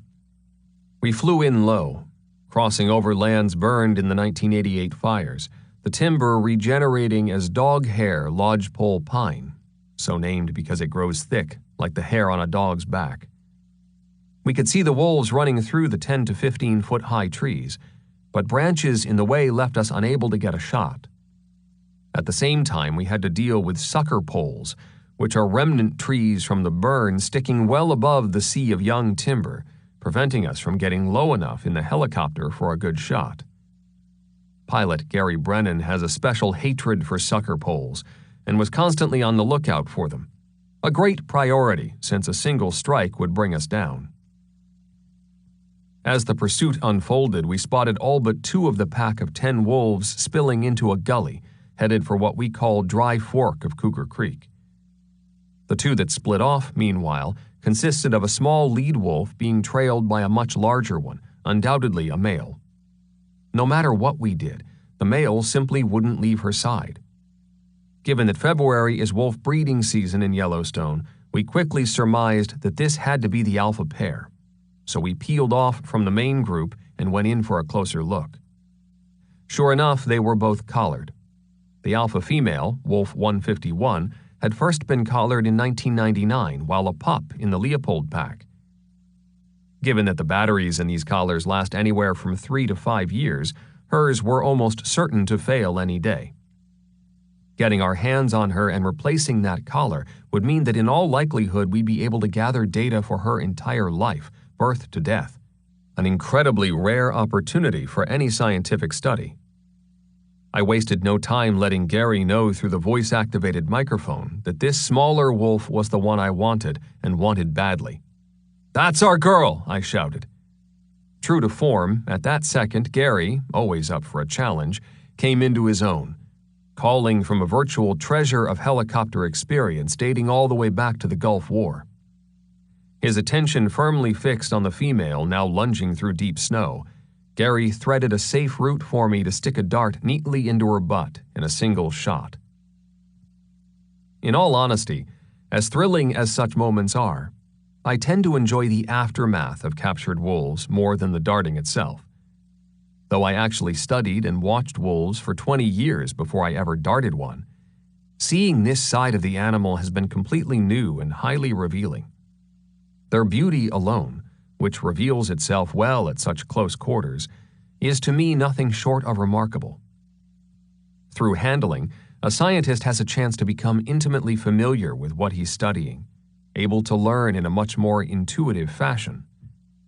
There are other advantages, too, in that we can gather biological samples, including blood, allowing us to assess not only the condition of the wolf, including its exposure to diseases, but also track its genetic history through DNA. At every such opportunity, we also age, weigh, and take physical measurements. Once darted, a wolf typically succumbs to the drug within 5 minutes. In addition to being the gunner, it's my job to gather the sedated animals for the handling crew, which can be physically demanding. Carrying a 120 or 130-pound wolf through 2.5 feet of snow, traipsing through tangled woods and steep gullies to a waiting helicopter, is more than enough to wear a body out. In January of 2004, for example, we were flying near McBride Lake and darting a 125-pound male wolf from the Slough Creek pack. Unfortunately, he went down in deep woods on a steep grade of some 60 degrees, where no helicopter could possibly land. The pilot, fully aware that this wouldn't be an easy job, dropped me off and headed out to pick up the handling crew. In the forefront of my mind, on that day and many others, was the fact that I've had back trouble since junior high school. For several weeks during the previous year, I'd been barely able to stand up straight or even sit in a chair, having thrown my back out merely by picking up my 85-pound dog after cancer surgery to load her into the back of our car. Indeed, in 2003, the pain was so bad that I'd had to dart with a brace. And though by the time we got to McBride Lake on that January day in 2004, such pain was long gone, the memory of it lingered, needling me as I headed down the hill to pick up what was by any standard an enormous wolf. When I arrived on the scene, it was even worse than I feared. First, I attempted the tried-and-true method of hefting him over my shoulders, but that proved impossible. I simply couldn't get him over my head, and each try ended with me on the ground. Next, I tried carrying him in my arms, but kept slipping backward on the snow-covered slope. I was starting to think there was no way I'd ever get this wolf out by myself, so I began entertaining the idea of calling on the radio for help. Mustering the energy for one more good try, I began crawling up the hill on a contour, holding the wolf by the scruff of the neck and dragging him behind me. Every grunt-filled pull resulted in only a few feet of progress, and it didn't take long before I was winded. Several times I almost lost the poor creature down the steep snow-covered slope, but I held on, terrified by the prospect of having to start over. After about 20 minutes of this Herculean struggle, the helicopter landed again to pick me up. The pilot can't help at all in such situations, being required to stay at all times with the aircraft, which essentially meant that I now had an audience. The pilot signaled me to take my time, so I toiled on, logging at least another 10 minutes dragging the wolf in tiny increments, foot by foot, toward the waiting helicopter. By the time I made it, I was more than dog-tired. The bad news was that this was among the first wolves of the day. There would be others, and I'd have to pull it together in order to be capable of darting more. In fact, no sooner had we unloaded the first wolf when Roger Stradley's voice crackled urgently over the radio from the spotter plane, saying, "Let's go, let's go, let's go," which of course meant he had other wolves in his sights. A deep breath or two for me, then it was back to the chopper to strap myself in. As pilot Gary Brennan likes to say, when all the stars line up, you gotta work. And the stars were definitely lined up. Good weather, wolves in the open. And work we did, right up to the edge of dark, catching 7 more animals before finally calling it a day. One last contender for the most memorable day of darting occurred on January 17, 2005, and not just because it was only the second time we'd managed to capture 10 wolves before the sun went down. At one point, we were pushing hard to catch up with an enormous member of the Agate Creek Pack, male 295. Having been collared before, he was familiar with the drill, and while the last time he saw darters coming toward him, he hustled away, this time he was determined to try a different tactic. Suddenly, with the helicopter almost upon him, he turned, considered the situation for a couple of seconds, then bared his teeth and took several steps right toward us. Snow was flying all around, churned by the wash of the helicopter blades. But there he was, fierce in the midst of the uproar, so close the pilot actually had to peel back. For a second, I wasn't sure if I'd have to kick him away. One of the first rules of darting, by the way, is to never shoot an animal turned toward the gun, since it could result in a dart hitting him in the face or penetrating the rib cage. All in all, the encounter left me breathless, inspired by what was a supreme act of defiance. Radio tracking animals has become a clear staple of professional wildlife biology. Each animal is assigned a unique radio frequency, thereby enabling us to study not just group dynamics, but also individual behavior. For example, when we want to find the alpha male of the Druid Peak pack, we tune the receiver to his specific frequency, listening for the beeps coming from the transmitter around his neck. This region actually played a key role in the development and first use of radio collars. Noted biologists Frank and John Craighead, who studied grizzly bears in Yellowstone extensively during the 1960s, were among the first to use them in the wild. Meanwhile, in Minnesota, Dave Meach was heavily involved with the design and testing of collars that would ultimately be used on wolves. Until recently, while collars grew smaller and more reliable, as well as easier to attach and more durable, there'd been relatively little change to the technology. Radio tracking always required biologists to be out in the field, close to his or her subject. Today, however, there are some new bells and whistles on the block, including GPS or Global Positioning System collars that actually communicate with satellites, precisely identifying on a grid system where a wolf is located at any given time. In the early versions of GPS, this information was stored in the collar itself, awaiting retrieval. Today, though, the collar can broadcast data to distant locations, in some cases right down to a biologist's email box. This technology has made it possible for biologists to program collars to locate wolves at virtually any hour of the day or night, which means if something happens in the dark, like a wolf taking down an elk calf, we'll know about it. Our current GPS collars can give us up to 48 location fixes in a 24-hour period. When you purchase a GPS collar, it comes with a certain number of fixes, sort of like minutes on a cell phone package. So if we purchase a collar with 40,000 fixes, those can be spent any way we like, at the rate of 48 times a day, or much more slowly, or some of both. A good example of how this technology can be applied involves summer predation rates.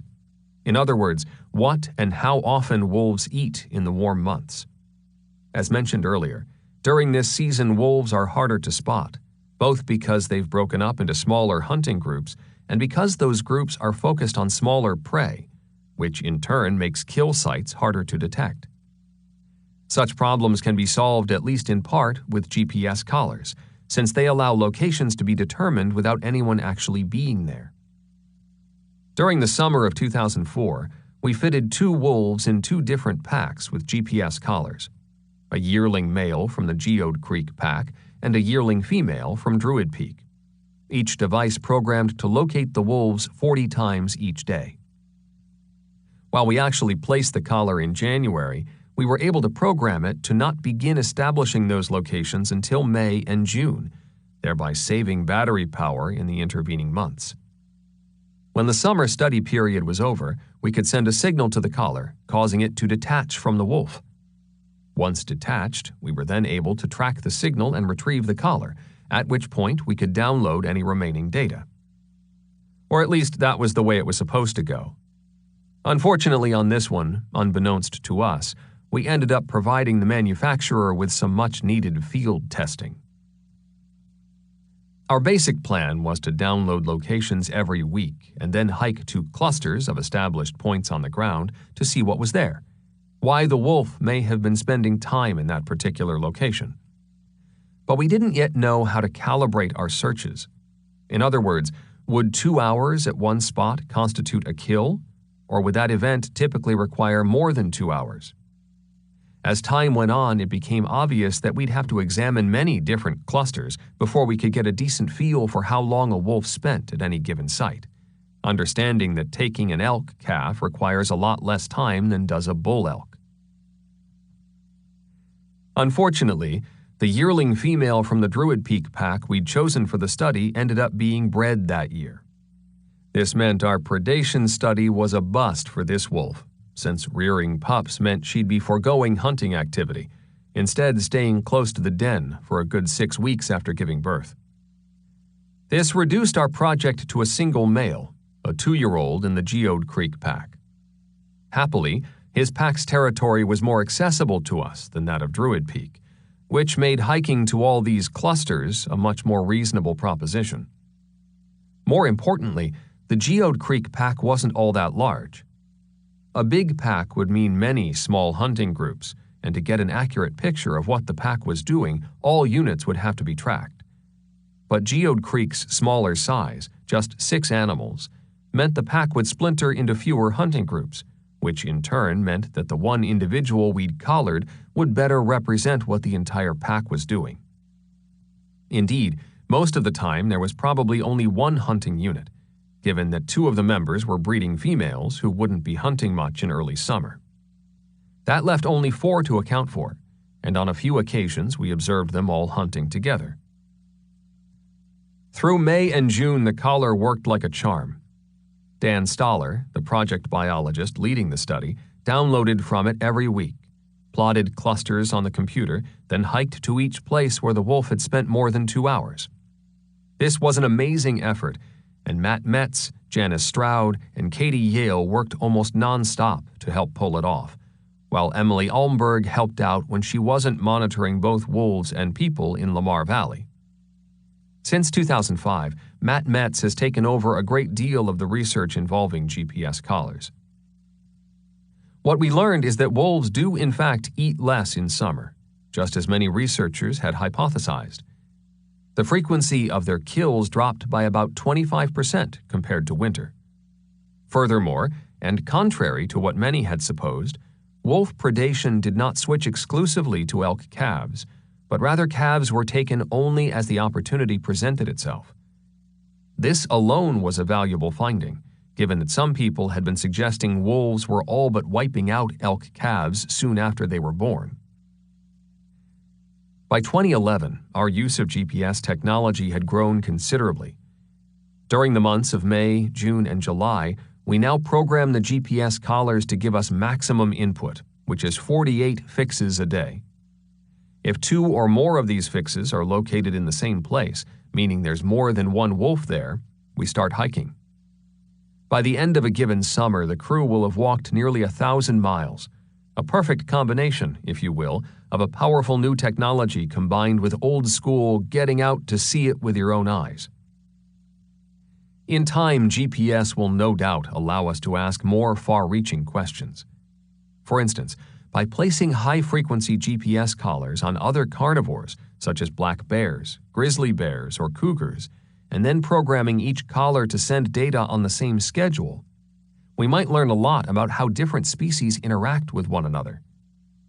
GPS might also allow us to trim our overflight operations a bit, a good thing both for the budget as well as for general peace and quiet in the park. There are some drawbacks to GPS. For one thing, while a conventional collar costs roughly $300, a GPS collar is about 10 times that amount. What's more, GPS technology draws far more heavily on battery power, making the collars last less than conventional models, though their performance continues to improve. As wonderful as such technology is, it will never replace being out there on the ground. Without visual connections, it's impossible to know many of the most basic things necessary to wolf research. How many other wolves a particular individual is with, or whether it might be interacting with an elk, coyote, or grizzly bear. Nor is there any hint of the kind of prey animal that's been taken, be it cow, bull, or calf elk, or even bison or deer.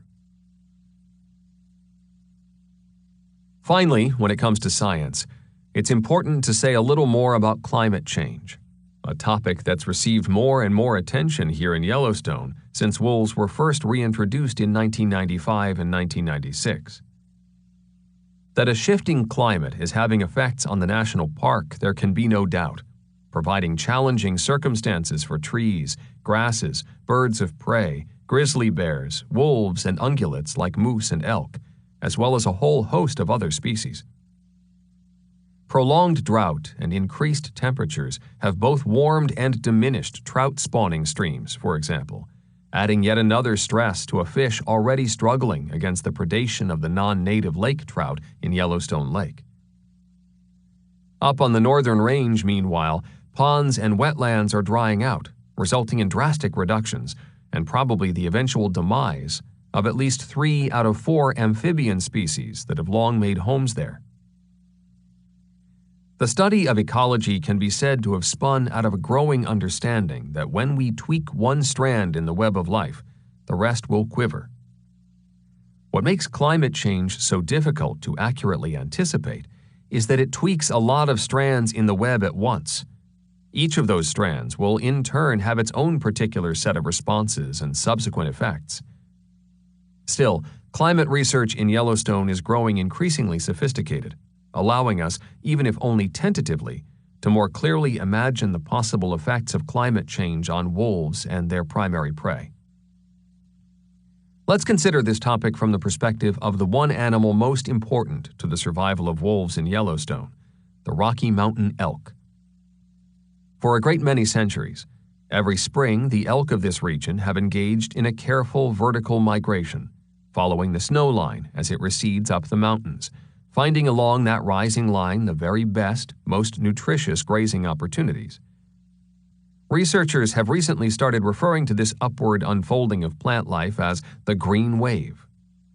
Along with reproduction, this is arguably the most significant cycle of the year, a critical opportunity for elk to get the nutrition they need to restore their strength after the challenges of winter.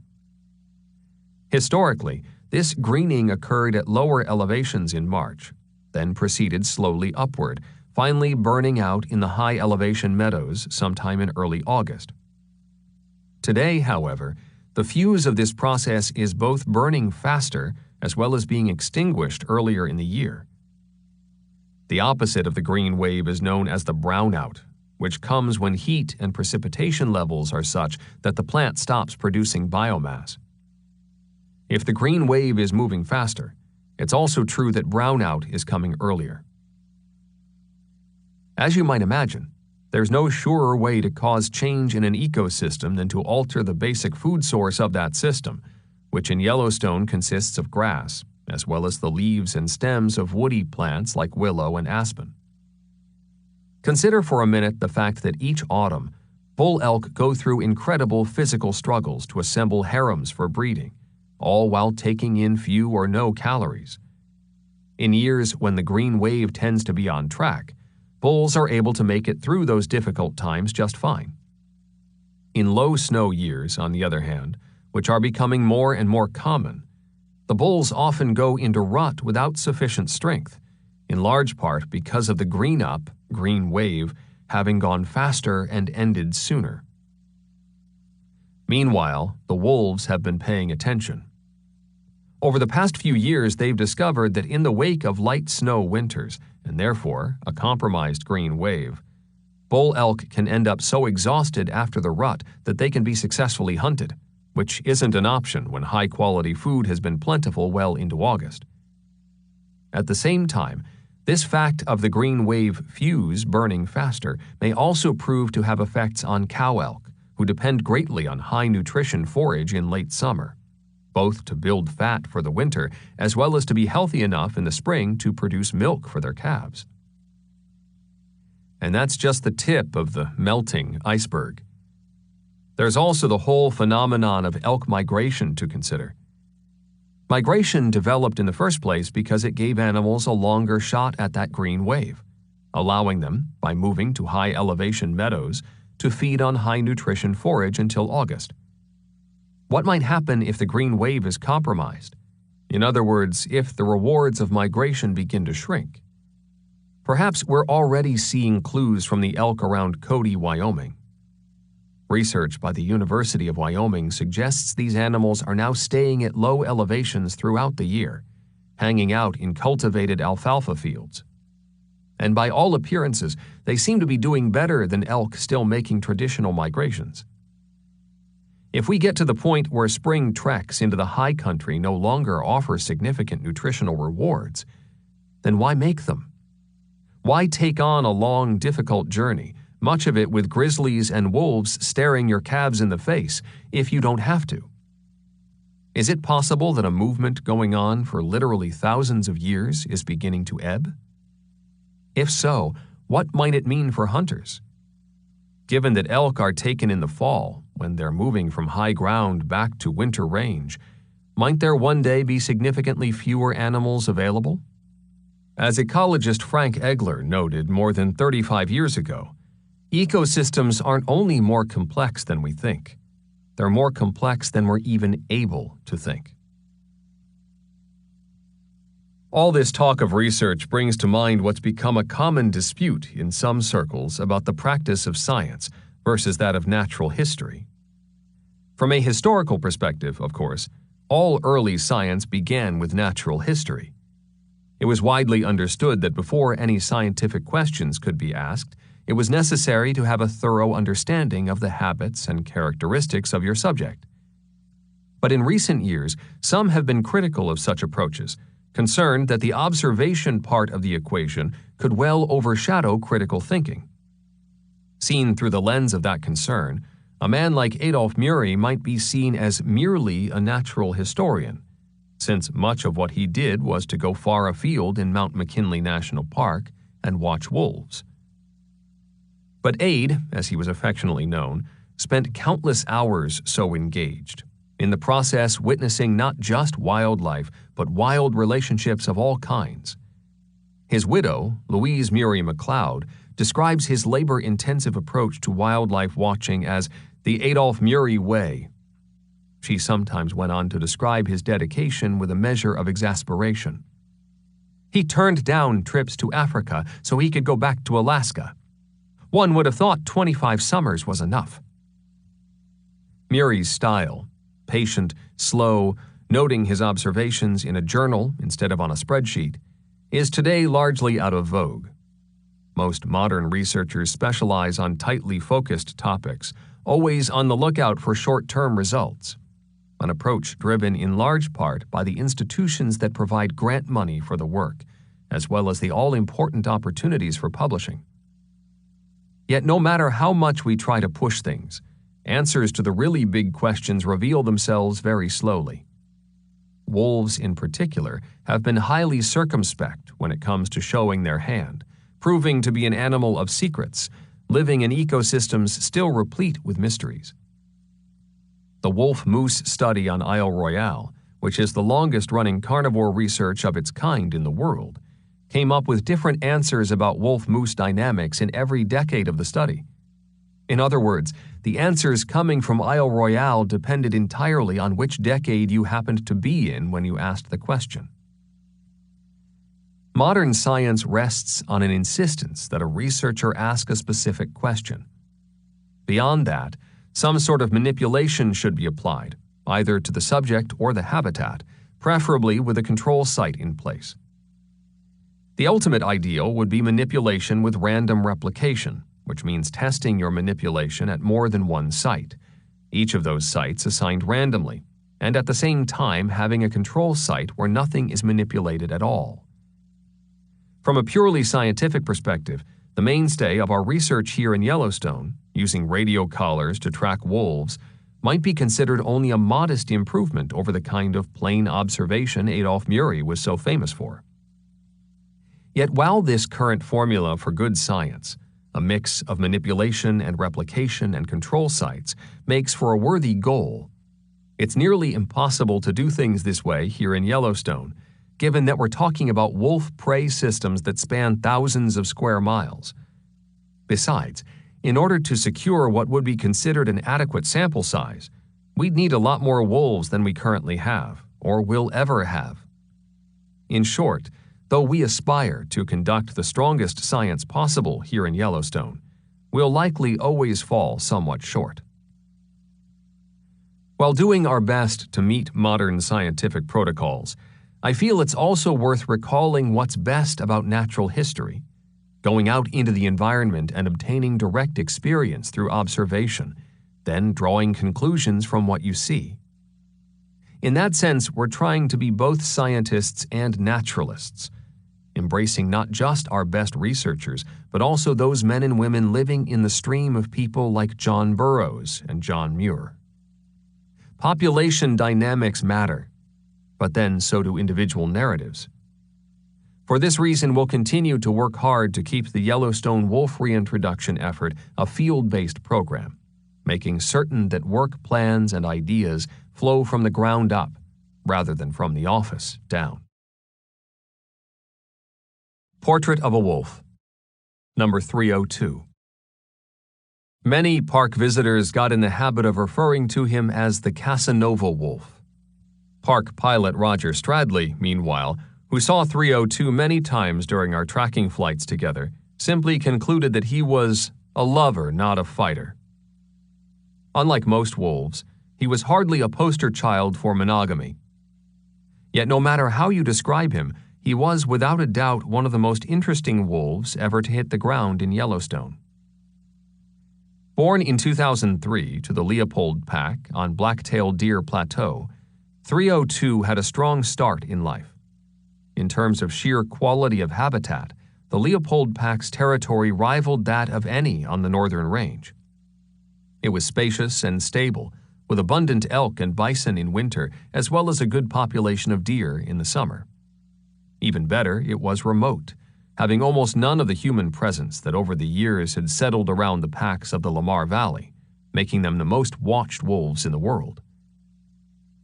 While most of the wolves we collar during winter operations are pups, still living in the area where they were born, known as their natal territory, it would be years before we managed to get a collar on 302. A genetic profile from blood samples taken during that collaring operation helped us conclude that 302, as well as the brother he was running with, had come from the Leopold Pack. At the time of that encounter, he was already a big animal, enjoying a physical stature that would prove useful throughout his life. We lost track of his brother soon after he was collared, and to this day aren't sure what happened to him. But 302 we would follow for years. As a young wolf, 302 bounced around for a while, as young dispersing wolves often do, testing the waters, trying to figure out where to settle, maybe find a mate and start a new pack. Instead, he began what can only be called a highly unconventional life. Instead of starting his own pack, he joined the Druid Peak Wolves of the Lamar Valley, which at the time was being directed by the celebrated alpha male, number 21. Joining another wolf pack as an adult male is a touchy business, to say the least. If you're lucky, you might just be run off. On the other hand, you might be severely beaten or even killed. Yet 302 just sort of slipped in, never attempting any kind of overthrow, never trying to kick a breeder out of the pack. For a while, Wolf 253, aka Limpy, who would soon set out for the National Elk Refuge outside of Jackson, chased 302 around, but little came of that. 302 seemed to grow still more content, as if he was happy just to be a member of the pack. His role in that group was an intriguing one. Though Druid Alpha Male 21 was in charge when he first arrived, for most of 302's stay the lead male was number 480, another large, powerful, highly charismatic wolf. It was 480 who basically had the weight of the pack on his shoulders. Meanwhile, 302 seemed, shall we say, less than committed. During territorial skirmishes with other packs, we noticed that, more often than not, he just wasn't interested in participating. In fact, most of the time he wasn't anywhere around. I recall one particular overflight when we were trying to piece together a territorial battle involving the Druids unfolding on the ground below. I managed to radio track each of the wolves, noting their locations relative to the other pack. Not surprisingly, number 480, the alpha male, was nearest to the skirmish.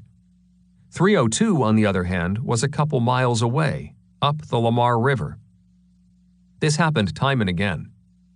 Whenever trouble erupted, 480 took it on without blinking, while 302 was nowhere to be found. To be fair, in the fall of 2004, number 302 was caught in a trap set by the Coyote research team in the Lamar Valley, from which I managed to release him. Some of the members of the wolf team think that on his return to the Druids following this accident, he became even more cautious. If this habit of avoiding tense situations was the not a fighter part of 302, as some described him, then the he's a lover part was also in full bloom. During the February wolf breeding season, 302 tended to leave the pack, just took off and went visiting. He never took on any of the packs he came across, which is a good thing, since that would have almost surely meant death from the dominant male. Instead, he hung at the edges, finally luring out with some version of wolf smooth talk subordinate females who didn't have breeding status in their packs. This would become a pattern in his life. From what we could see, he never showed the slightest interest in claiming an alpha slot. Instead, every year during breeding season, he would leave the Druids and roam, embarking on an alternative breeding strategy that seemed to suit him just fine.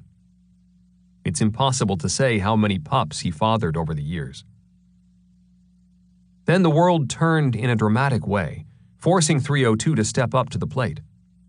By the fall of 2008, with the Druid pack numbering 21 animals, many younger members of that pack, 4 of the 5 Druid yearling males, along with 1 or 2 of the 2-year-old females, began leaving the rest of the group for days at a time. Sometimes 302 was along for the ride. They wandered through Slough Creek and on to Hell-Roaring Plateau, journeys made possible by the fact that several other packs in the region had fallen apart during late summer and early fall. Even so, on October 24th, the travelers encountered the Agate pack, and a skirmish ensued. Before it was over, an Agate female was dead. Curiously, immediately after the battle, we saw the two groups socializing, even traveling with Agate female 692. Eventually, and in what in the wolf world is a fairly rare event, animals from both Druid Peak and Agate Creek would split from their main groups, joining to start a new pack, which became known as Blacktail.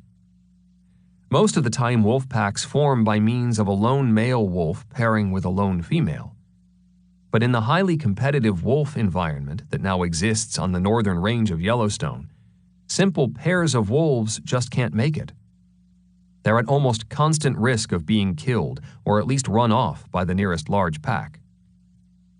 But this particular instant pack was from the very start big enough to hold the territory together. The 4 remaining Agate wolves were sent packing, pushed west to the vicinity of the blacktail ponds and Chinese gardens. At first, the new blacktail pack roamed widely. In the end, though, they rooted themselves on Blacktail Deer Plateau, the former homeland of the powerful Leopolds. Like several other packs in the area, Leopold had lost much of its strength, crumbling in 2008 in part due to territorial fights, but also because of deadly outbreaks of mange and distemper, the latter having in that year claimed every one of their pups. 302, at this point past his prime, was suddenly surrounded by unrelated females and subordinate males. In other words, he was being handed the alpha male role on a silver platter.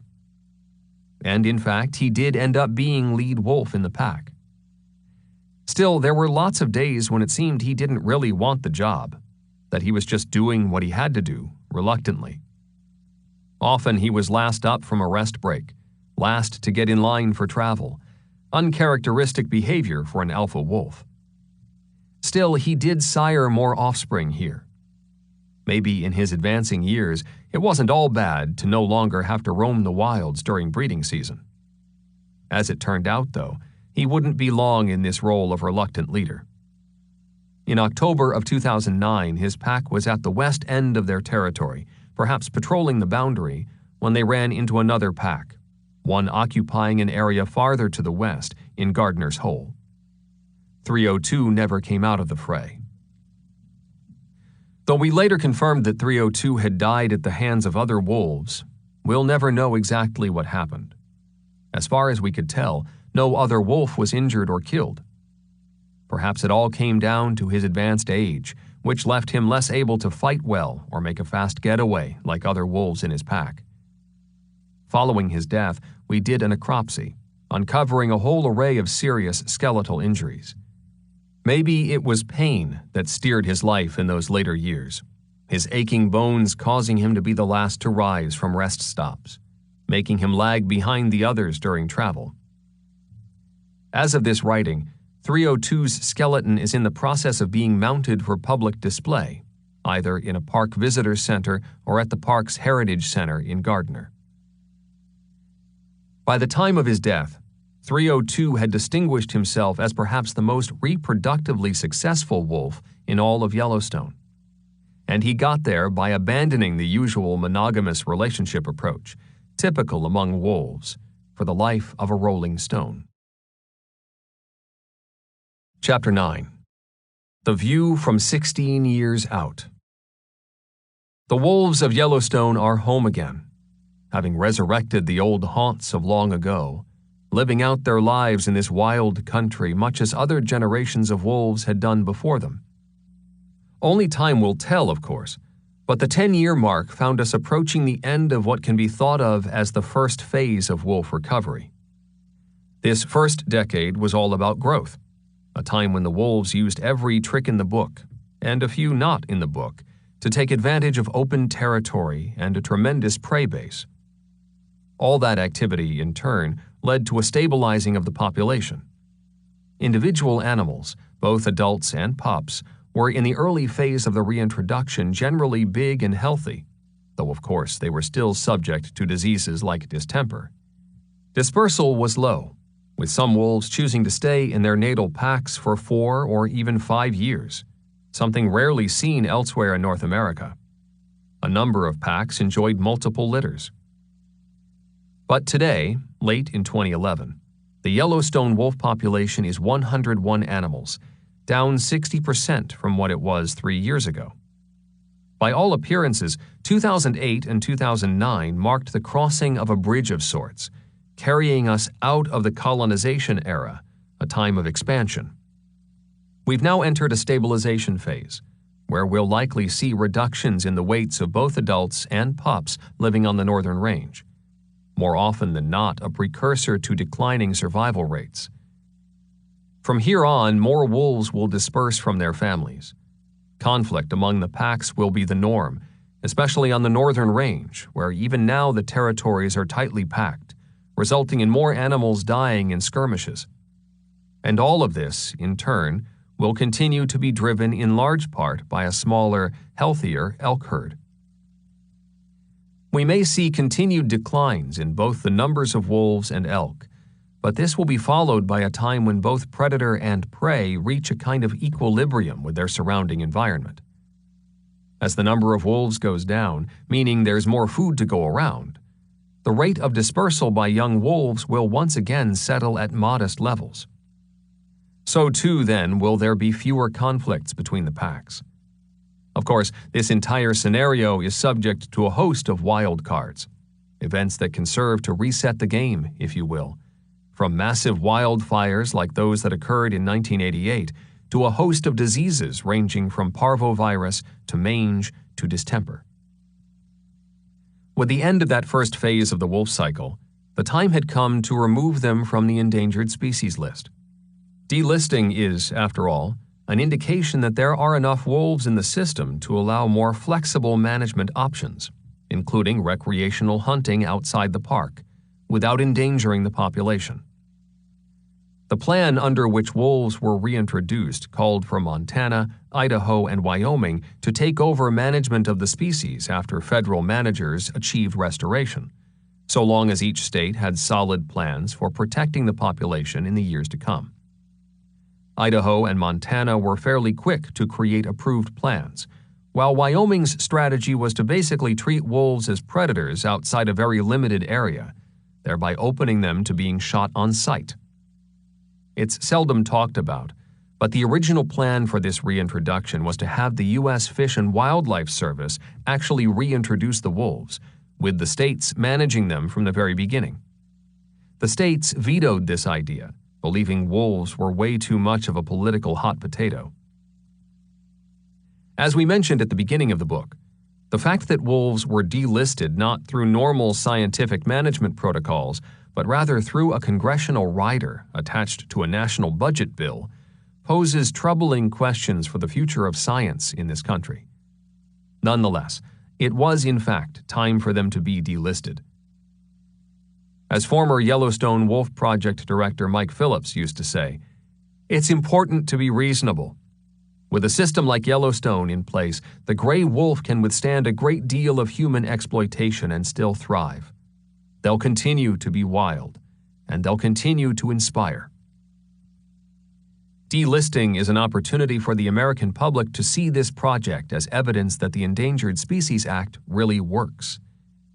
Given that this act is under fierce attack, some would say its very existence is now threatened, it seems vital to show the nation what is in truth an outstanding success. As John Varley pointed out, what this reintroduction may show is that we can restore ecosystems to some semblance of what they were before European settlement, and more important still, that we can live with them. I recall one of my professors in graduate school making the comment that the worst thing that can happen to wildlife biology is for it to end up in the courts. By and large, lawsuits have not helped the wolves of Yellowstone.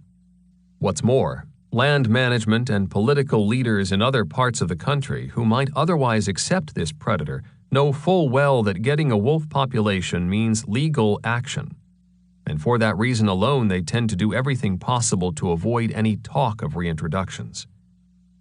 Were there a way to resolve problems more reasonably without falling into the quagmire of the court system, wolves might well be able to be successfully placed elsewhere in years to come. But it would require a coming together of those genuinely willing to seek solutions, refusing to let the process be hijacked by people on both sides who show up primarily to thump their chests and draw lines in the sand. Likewise, the wildlife management agency involved must be fully present, completely supportive, with neither hidden agendas nor backroom deals. In addition to struggles over delisting, there also remains today a considerable bone of contention for some residents living near Greater Yellowstone, one unlikely to disappear anytime soon, having to do with wolves and livestock. On one hand, such concerns are well placed, as over the past decade, wolves have certainly been guilty on numerous occasions of killing sheep, cattle, horses, and dogs. If there's good news to report, it's that wolves have taken considerably fewer domestic animals than was originally predicted in the environmental impact statement, which estimated a population of 100 wolves in Yellowstone would each year cause the deaths of between 38 and 110 sheep and from 3 to 37 cows. Livestock death from other causes, from weather to wild dogs, continues to outpace wolf kills by a staggering margin. Of course, that's little comfort if you happen to be the unfortunate rancher staring at the remains of a cow or sheep recently devoured by a pack of wolves. Thanks in large part to the tireless work of Hank Fisher, near the beginning of the reintroduction, the national conservation group Defenders of Wildlife set up a fund to compensate ranchers for wolf-related livestock losses. Sadly, Defenders would be the only major environmental group in America willing to not only acknowledge the potential damage that wolves bring, but also actually spend down their own bank account trying to ease it. By and large, wolf supporters and detractors alike have preferred to stay on their own sides of the fence, happy to hurl stones at one another. Admittedly, this has been a wonderful tool for attracting new funds and new members, but such positions have led not only to more livestock being lost than necessary, but more wolves as well. Even with such a compensation program in place, some ranchers claim, and there's research to support their view, that for every animal known to have been killed by wolves, there are others taken for which no evidence is ever found. What's more, a number of producers have told me that despite not having lost any cows, their cattle tend to weigh in less at the end of the grazing season from having been stressed by wolves. And finally, no one can argue that going to all the trouble to prevent wolf kills requires time and energy that could be more profitably spent doing lots of other chores from a never-ending list of things one has to do to run a ranch. Without question, what's been most successful so far in addressing wolf livestock conflicts are efforts focused on prevention, which typically means providing some sort of deterrent out in the field with the sheep or cattle. In one vivid example, a rancher who had wolves close by, the pack had actually located their summer rendezvous site adjacent to his cows, decided to ride the herd daily. While the wolves did chase his cows a few times, none were ever taken. Meanwhile, a neighboring rancher several miles away rode his herd only once a week and ended up suffering a loss. In a sense, we need to lean on some basic management principles long used in other places, including parts of Europe, where a combination of shepherds and multiple guard dogs has all but eliminated predator kills. The Keystone Alliance in Bozeman, Montana, now provides volunteers to literally babysit cattle during the critical calving season, thereby deterring wolves. Again, the vast majority of wolves simply don't recognize sheep or cows as a potential food source. The trick is to discourage those few mavericks tempted to give them a try. Though there aren't any domestic sheep or cattle grazing in Yellowstone National Park, the backcountry is nonetheless rich with horse traffic, summer to fall. The vast majority of outfitters continue to let their horses run loose at night, and few have had any trouble with wolves. During summer months, I routinely do field work by horseback, riding and camping in some of the highest density wolf areas in Yellowstone, and have yet to encounter a problem. Not everyone, though, can make that claim. Retired park ranger Gerald Mernon had Molly's pack move in on his horses one night, harassing them just outside his flashlight beam for a good couple of hours before finally retreating. Gerald and Ranger Patty Bean did about the only thing they could do, which was to sit up with the horses, placing themselves between their stock and the wolves. Just because I haven't had any such problems in the backcountry doesn't mean I sleep all that well. Most nights I lie awake listening for the horse bells, jumping up at the slightest indication of a problem. As Ed Bangs liked to say, life with wolves is never easier, but it's always more interesting.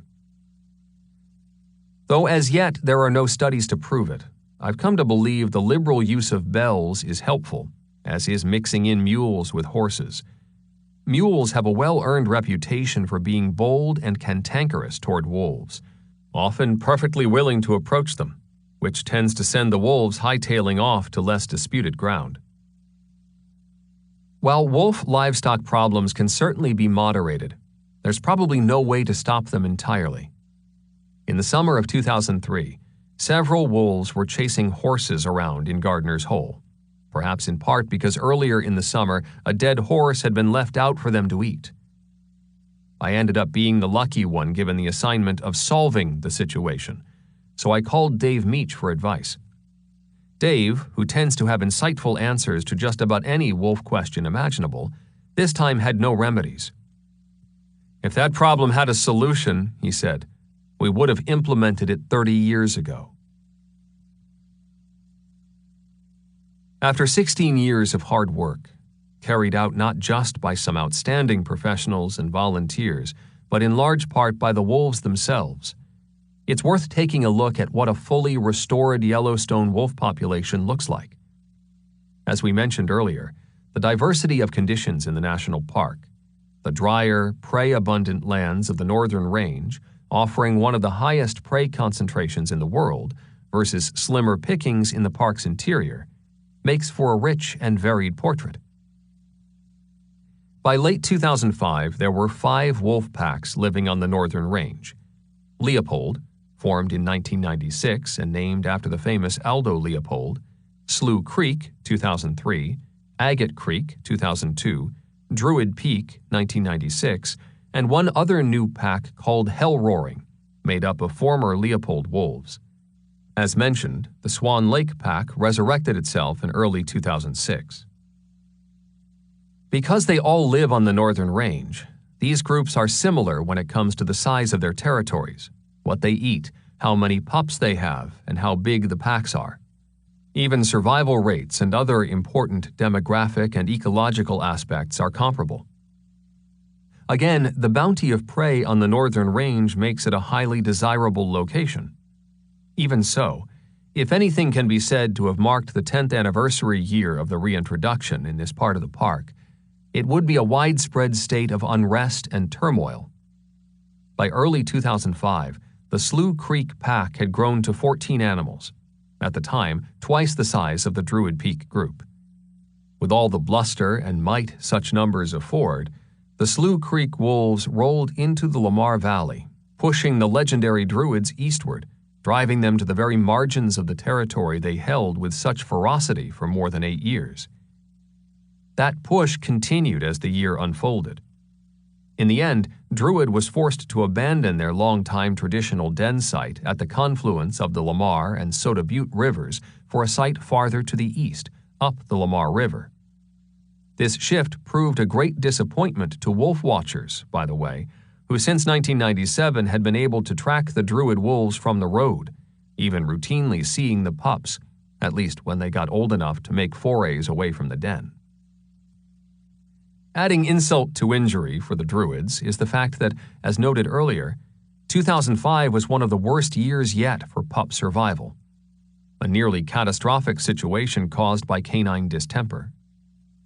Though 6 pups were born to this pack in the spring of that year, not a single one survived. Of the pack's remaining 2 adult females, 4-year-old number 255 died, and we weren't able to locate the alpha for several months. As the year drew to a close then, this once mighty pack claimed just 4 animals, the alpha male and another large male, along with 2 uncollared yearlings. Yet, as was true for some other packs, the following spring brought a new lease on life to the Druids. Denning near Round Prairie, the group had 11 pups enter the fold in the spring of 2006. Many of these youngsters were seen regularly by park visitors, at least until roughly mid-July, when the family packed up and headed east toward the remote folds of Cache Creek. Meanwhile, the Slough Creek pack had 4 different females give birth to 15 pups in the spring of 2005, showing strong potential to become the new movers and shakers on the block. Remarkably, the females not only denned together but also seemed perfectly willing to nurse pups from each other's litters. Once again, much of this activity was easily visible from Slough Creek Road, which helped some in allaying the disappointment of wolf watchers who could in that year no longer keep easy tabs on the Druids. While disease would visit Slough Creek by the end of the year, the group still claimed a respectable 15 animals. Little could we have imagined that just 5 months later, the pack would be racked by one of the most amazing events ever seen in the wolf world. In the spring of 2006, 2 Slough Creek females gave birth, using the same spacious den as the year before. By all indications, things were going along just fine, when out of nowhere, a mysterious, unidentified group of 12 wolves, one that to this day we refer to as the Unknown Pack, came charging out of the north to wreak havoc on the pack. By the time the dust settled, there were 2 dead adult Slough Creek males, while other members of the pack had scattered in all directions. As for the 2 females and their pups, suddenly they were prisoners in their own den. For 2 weeks, the siege continued. One day, I looked down from the tracking plane to see 6 unknown wolves bedded down around the main opening to the den, the mothers and apparently their pups trapped inside. Growing ever more desperate for food and water, on at least one occasion the 2 females left the den and headed upslope, only to be ferociously chased all the way back into the den entrance by the unknowns. While we believe pups were in fact born in that den, for whatever reason we never found them. One possibility, though it can never be proven, is that the adult females consumed them. While we can't know for certain, it seems likely the unknowns were made up of members of the Rose Creek and Buffalo Fork packs, groups we lost radio contact with 2 years earlier. The early months of 2006 saw greater moisture in that part of the park than we've seen in years. Perhaps finding themselves snowbound, the unknowns may have left for more friendly conditions down the Lamar Valley, where they ran into the Slough Creek pack. Following those dramatic events at the den, Slough Creek clung to the fringes of their territory for about 2 months, as the unknowns were sighted frequently in the Lamar Valley. Then, in mid-June, as suddenly as they'd appeared, they were gone, vanishing into the wilds. Beyond the ebbs and flows of the highly celebrated Druid and Slough Creek wolves, by November of 2005, 3 other packs of the Northern Range had disappeared altogether. Among these were the Geode Creek pack, which probably dissolved in the face of the death of male number 227, who was killed by Leopold wolves, as well as the loss of their alpha female and founder, number 106. Having followed 106 closely since her birth to the Druids in 1997, it was especially frustrating for me to have her radio collar fail prematurely, leaving us in the dark when it comes to the details of her demise. By all indications, she had pups in 2005. We were able to locate her den. Yet if that's true, none survived. By the end of summer, 3 other collared wolves of the Geode pack were either dead or missing. One, a 2-year-old female, was apparently killed by an elk, while a yearling male died in early August of starvation. Finally, there was a 4-year-old female who simply vanished. By 2005, the Swan Lake pack was already on shaky legs. The deaths of both the pack's founding wolf, longtime alpha female number 152, along with another adult female, left just 3 males, only one of which, number 295, was collared. As the year drew to a close, 295 was alone and wandering all over the place, a strong sign that there was nothing left of his old pack. Then, in the early weeks of 2006, he found an available female. That spring, she gave birth to 6 pups, thereby pulling the Swan Lake pack back from the brink of extinction. Several years later, though, with some of the animals apparently suffering from mange, the group wandered out of the park and simply fizzled away. It's worth noting that Swan Lake pack's territory, which was next taken over by the Gardener's Hole pack and then the Quadrant Mountain pack, seems in general to work well for several years, but then the packs begin to unravel. Indeed, the Quadrant Mountain pack has also just crumbled.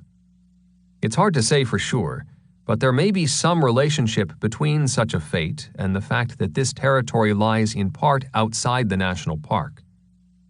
As of late winter 2005, we could no longer find the Specimen Ridge pack, leaving any hope of their continued existence all but extinguished.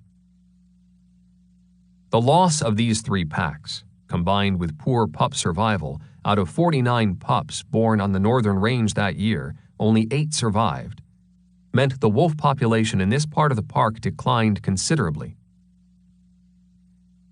Drifting south through Yellowstone, we find greater snowfall, as well as striking differences in the number of thermal features, favorite hangouts for prey animals through the bitterly cold months of winter.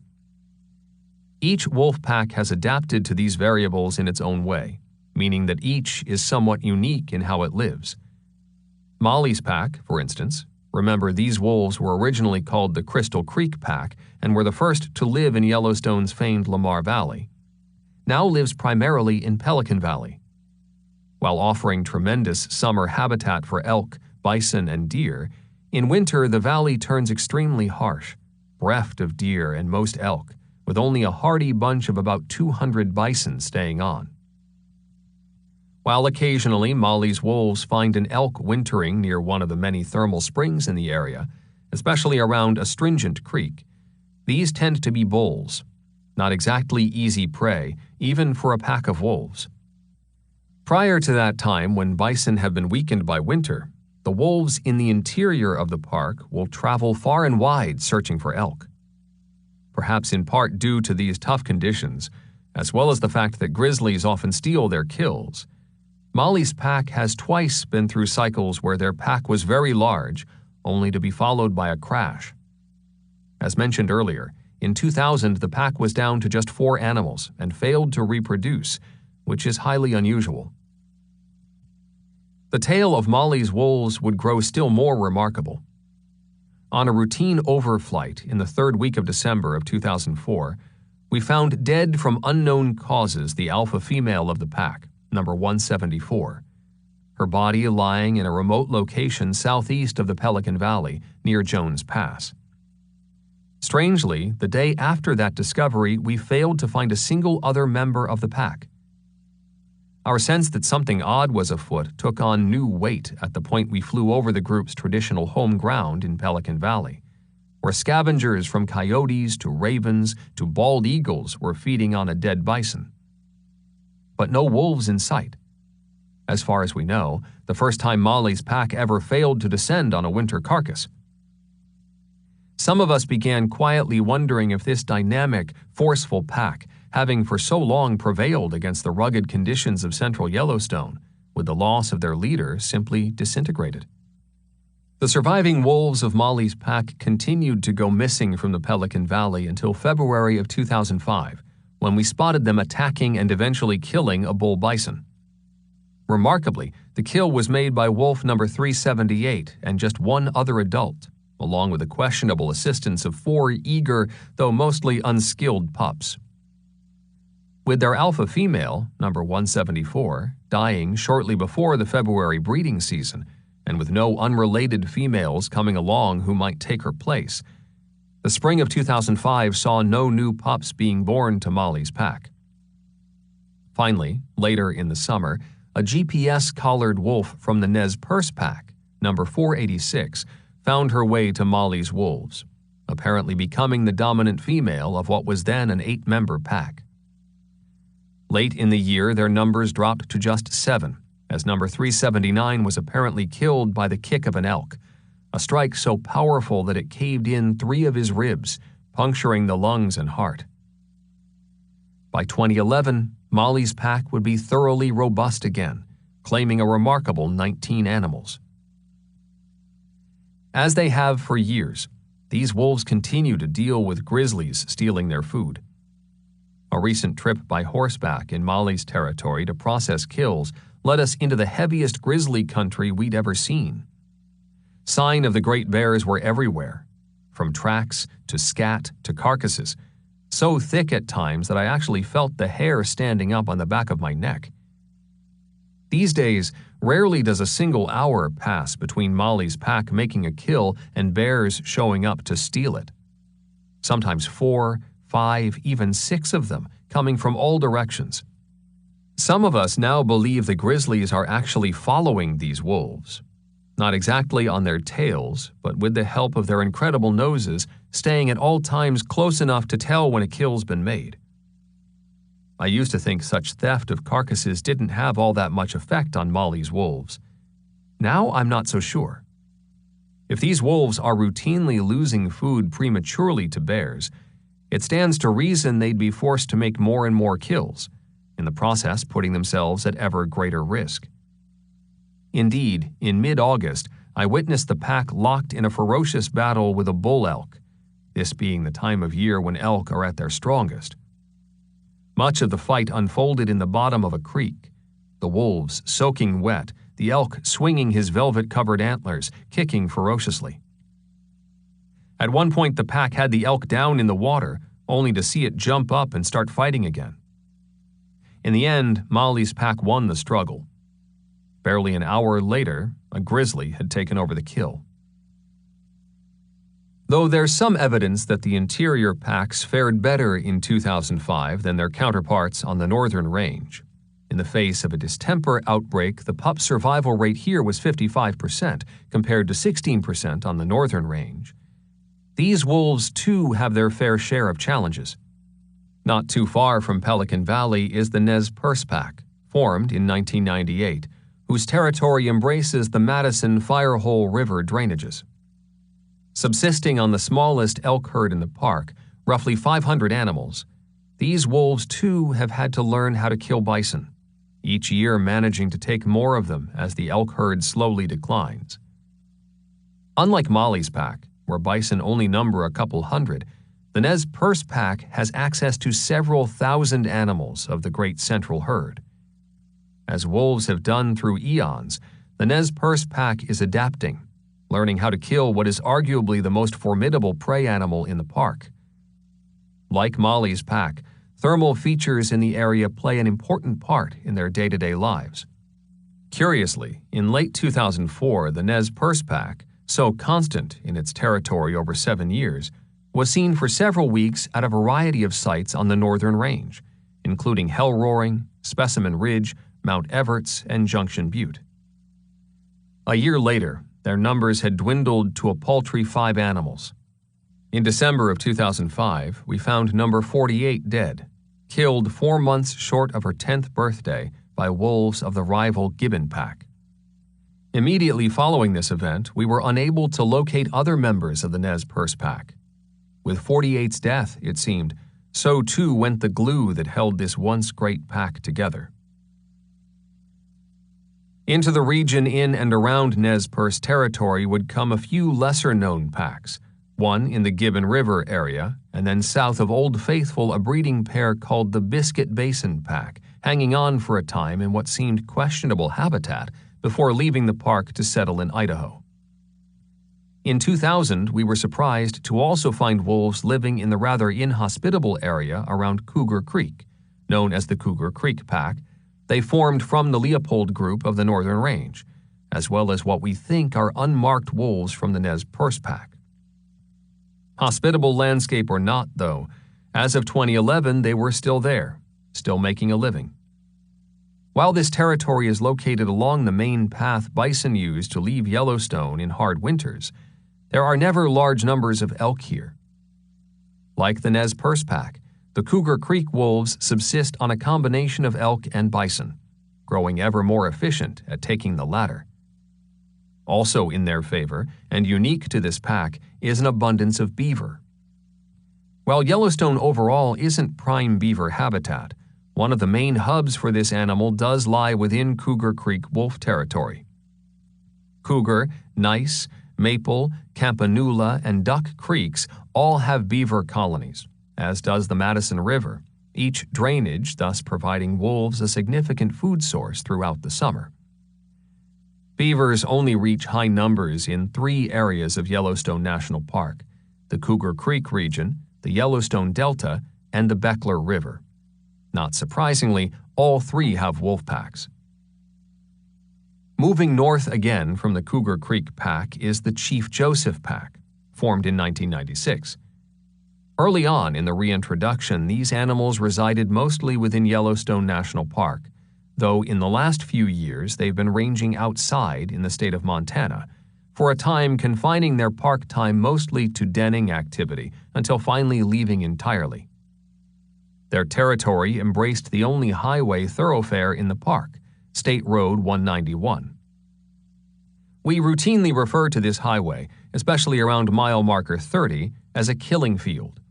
Indeed, so far about 15 wolves have been hit by vehicles in this area, several of them belonging to the Nez Perce Pack. There are virtually no bison here. Elk is their primary prey, along with an occasional meal of beaver. These wolves have an enormous territory, suggesting they need to travel widely in order to keep themselves fed. Occasionally, they manage to run afoul of humans by killing livestock. As a result, a few have been killed through control actions outside the park. Jumping to the southern boundary, we find two other packs, the dynamics of which are again quite different. First is the Yellowstone Delta Pack, formed in 1995 as the Soda Butte Pack, but later moved to the Yellowstone River Delta on the southeast arm of Yellowstone Lake. This pack has the distinction of living in the most remote spot in the lower 48. Much like the territory of Molly's pack, prey abounds here in the summer, with plenty of elk, moose, and deer, even an occasional lone bison. And also like Molly's pack, the vast majority of these animals vacate the area in winter, leaving behind mostly moose and a few rogue bison. That in turn triggers big movements in the pack. Most of these are journeys to lands outside Yellowstone National Park, on the adjacent Bridger-Teton Wilderness. But now and then the animals end up drifting to places that lie beyond our ability to track. Yet every year, much like the Chief Joseph Pack, they settle back down on park lands to den and raise their pups. While the Delta wolves have no thermal features to hold wintering prey, like the Cougar Creek Pack, they do enjoy an abundant supply of beavers. One early characteristic of the Delta wolves was their fascinating, if annoying, habit of removing their radio collars. As one might almost expect, it would fall to the most remote pack in the park, and therefore the most difficult and expensive to collar, to end up with the strongest hankering to chew off the hardware. Not able to remove collars on their own, they simply sidle up next to packmates, who seem happy to oblige. One year we collared 5 wolves in this pack, and within 6 months every one was chewed off. We finally grew so desperate we had the collars, already a tough blend of steel cord and fiberglass, fitted with brass studs. These too they removed with little difficulty. For a couple years we only had one collared wolf in this pack, the alpha female, who given her dominant role would be unlikely to let a packmate nuzzle up and gnaw away at her collar. In 2005, the batteries in this wolf's collar finally gave out, leaving us in touch with only a lone yearling female. Though this chewing habit has been seen in only a few packs, once wolves learn the technique, it remains a problem forevermore. I sometimes wonder if the day will come when the Delta wolves will just plain give us the slip for good. Our struggle to solve this collaring problem recently led us to invest in even more sophisticated technology. The plan is to attach a collar that will remotely track the wolves, communicating their location to us each week via satellite-based email. First, however, we have to find them, something that's proven more than a little difficult in recent weeks. Finally is the Beckler Pack, formed in 2002, which as of 2011 is still there, though none of the members are currently wearing collars. Curiously, due to limited prey, this is another area I would have considered less than ideal wolf habitat. The pack was formed when a very large male from the Rose Creek wolves, strikingly white, unmistakable from an aircraft, dispersed to start a new pack in the southwest corner of the park. Their success may be due to having for the most part enjoyed relatively mild winters, which has allowed a smattering of elk and moose to hang around in the cold months. In a normal winter, though, the Beckler is devoid of virtually anything for a wolf to hunt. Unlike certain other harsh places we've mentioned, here the snow typically gets so deep no ungulates can survive. Even with mild winters, this pack tends to leave now and then, traveling widely through the Targhee National Forest. A return to more normal climate conditions would almost certainly make life tougher for them, possibly causing the group to journey even farther afield. This penchant for traveling, along with the fact that there's such a long distance from our airport base in Gardner, and finally with the fact that today none are wearing collars, means we know less about this pack than any other. 17 of the 19 wolf packs that formed in Yellowstone since reintroduction were together through 2005. Now, however, most of the places wolves can survive have been settled, and as prey declines, wolves will decline with them. As of this writing, late in the fall of 2011, there are 4 wolf packs on the northern range: the Blacktail Pack with 15 members, the Agate Creek Pack with 6, the Lamar Canyon Pack with 11, and the 8 Mile Pack with 7. The 8 Mile Pack started outside the park, moved inside for the summer, and then went back out again before finally settling enough for us to count them as part of the park population. Incidentally, it may have been competition from the 8 Mile Pack, which had 10 pups in 2011, that caused the Quadrant Mountain group to finally disintegrate. Adding still more difficulty to the task of getting accurate wolf counts is a category we call loners and non-pack wolves. Some of these are former members of packs that were shot up outside the park during hunting season. It's interesting to note that today, within the interior of the park, which in the early years seemed unquestionably a less desirable habitat for wolves, there are now 6 packs, all holding steady: Cougar, Canyon, Mary Mountain, Molly's, Delta, and Beckler. Again, their success may be due to having mastered the fine art of augmenting their diet, turning to bison and, on occasion, other ungulates. If you're getting the feeling that this is a dynamic, changing world, prone to great ebbs and flows, many of which we can't see coming, you're absolutely right. At this point, only one thing seems certain. The stories of these packs, as well as the tales of individual wolves, will prove no less fascinating in the second decade of Yellowstone wolf recovery than it did in the first. In truth, absolutely no one thought this reintroduction would go so well. Certainly the designers of the project deserve credit for preparing the way, reaching out to and informing the public, ultimately giving the wolves a solid structure within which they could thrive. What's more, in addition to an extraordinary group of volunteers, there's also been a dedicated team of professional scientists whose company I've been privileged to keep. I began my own tenure in Yellowstone as the project biologist in 1994, taking over as project leader in May of 1997 after a brilliant performance in that slot by the indefatigable Mike Phillips. Slipping in behind me as biologist from 1998 through 2000 was a highly seasoned salt of the cougar world, Kerry Murphy. After Murph would come Dan Stoller, who'd cut his teeth in the wolf world by trapping in Minnesota with Mike Nelson and Dave Meach. Dan first came to Yellowstone to help out with wolf den research, going on to perform superbly on various winter studies. He gained his master's degree with us through the University of Vermont, working with world-renowned raven researcher Bernd Heinrich, examining the relationships between wolves and ravens. Dan's still with us, for a time having spearheaded our scavenger research, then moving on to some rather complicated tasks associated with everything from genetics to GPS collars. Then there was Wayne Brewster, considered one of the main architects of the entire wolf reintroduction. Yellowstone was actually Wayne's third job in 20 years related to wolf recovery in the American West, as well as noted biologist and head of the Yellowstone Center for Resources, John Varley. Finally, the glue that held much of this project together during the first 10 years of the project was Deborah Guernsey, a longtime veteran of the project, now gone, who quite literally worked her way up through the ranks, starting out as one of the very first volunteers in April of 1995. For sheer tenure, she outdistanced almost everyone, thereby possessing an indispensable historic view. Right from the beginning, Deb gave her all to this effort, as a volunteer sleeping in the office when necessary, on occasion even selling personal possessions to keep doing the work she loved.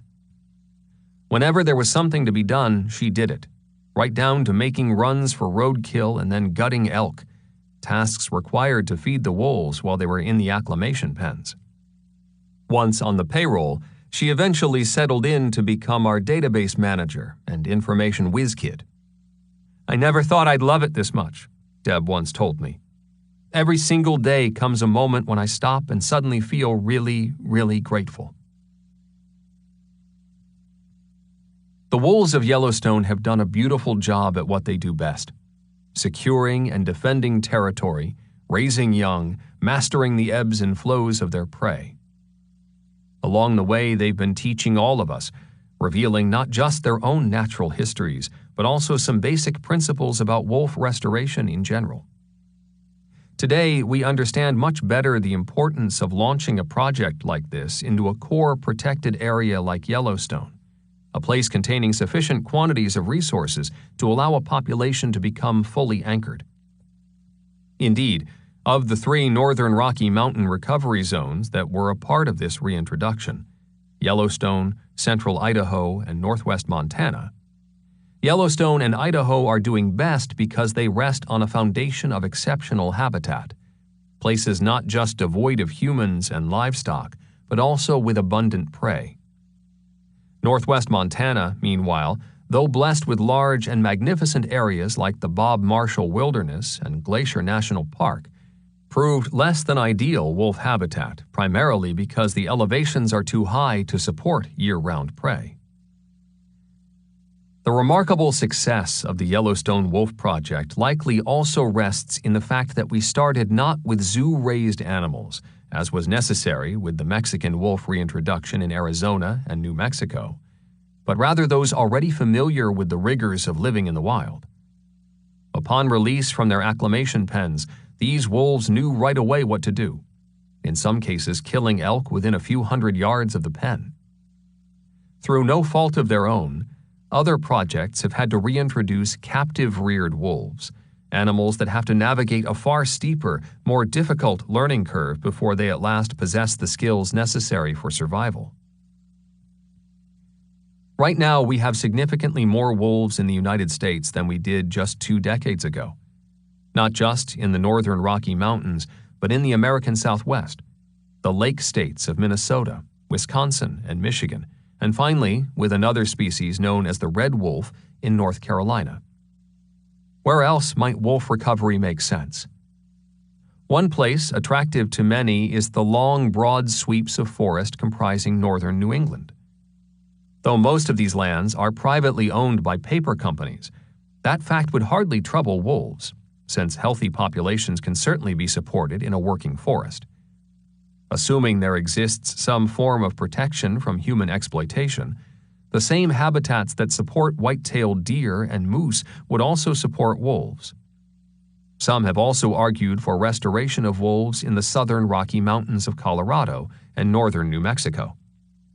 Again, there are broad sweeps of public land in this region, though a fair percentage is at high elevations, much like those of northwestern Montana, which influences the availability of prey. To some degree, wolves will by themselves expand to areas in eastern Oregon, northern Utah, and northern Colorado, all of which have already had animals make it across their borders.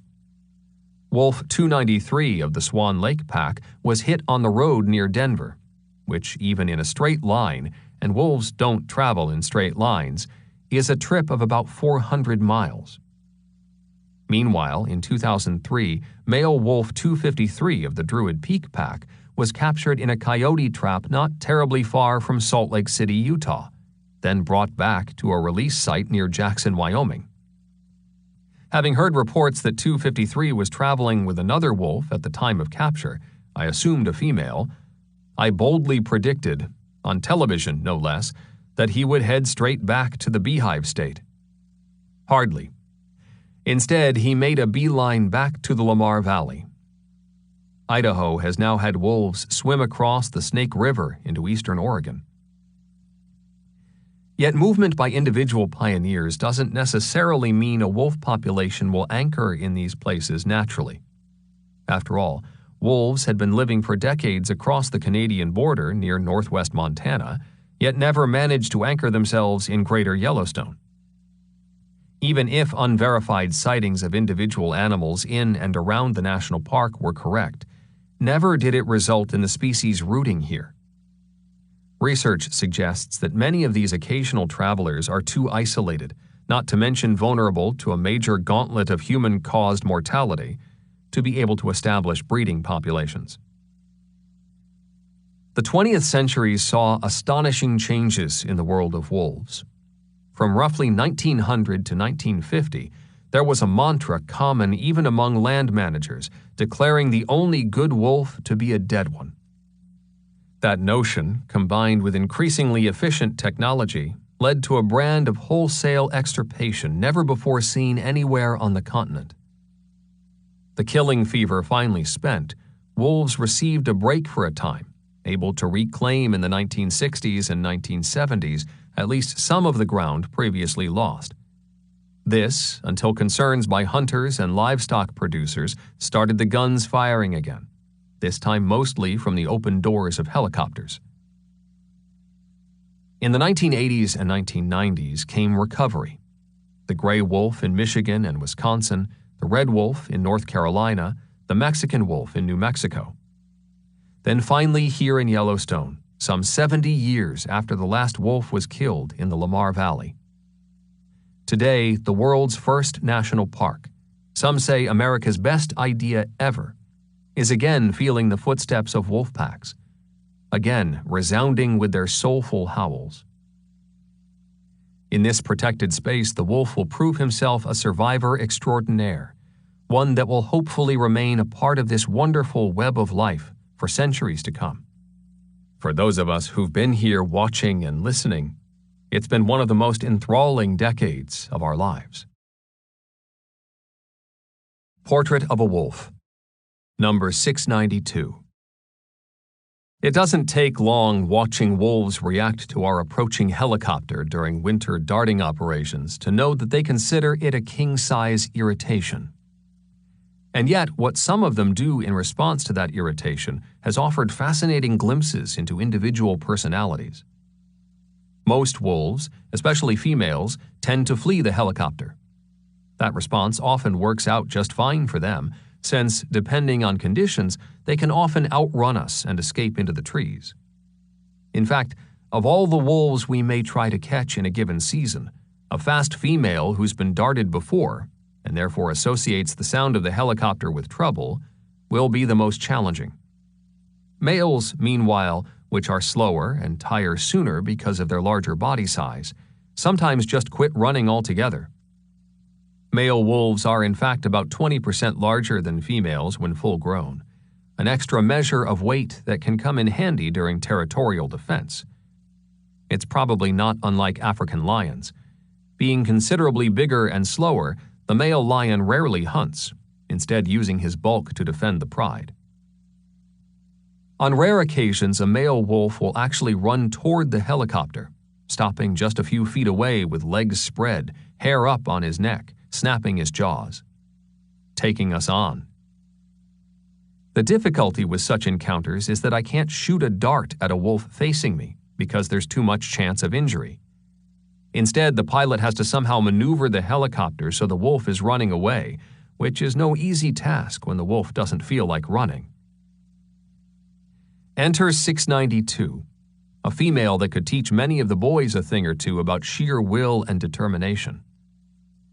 She and I would have close encounters with each other on 2 occasions, and neither time was she running for the trees. Our first meeting was when she was living with the black-tail pack on Blacktail Deer Plateau.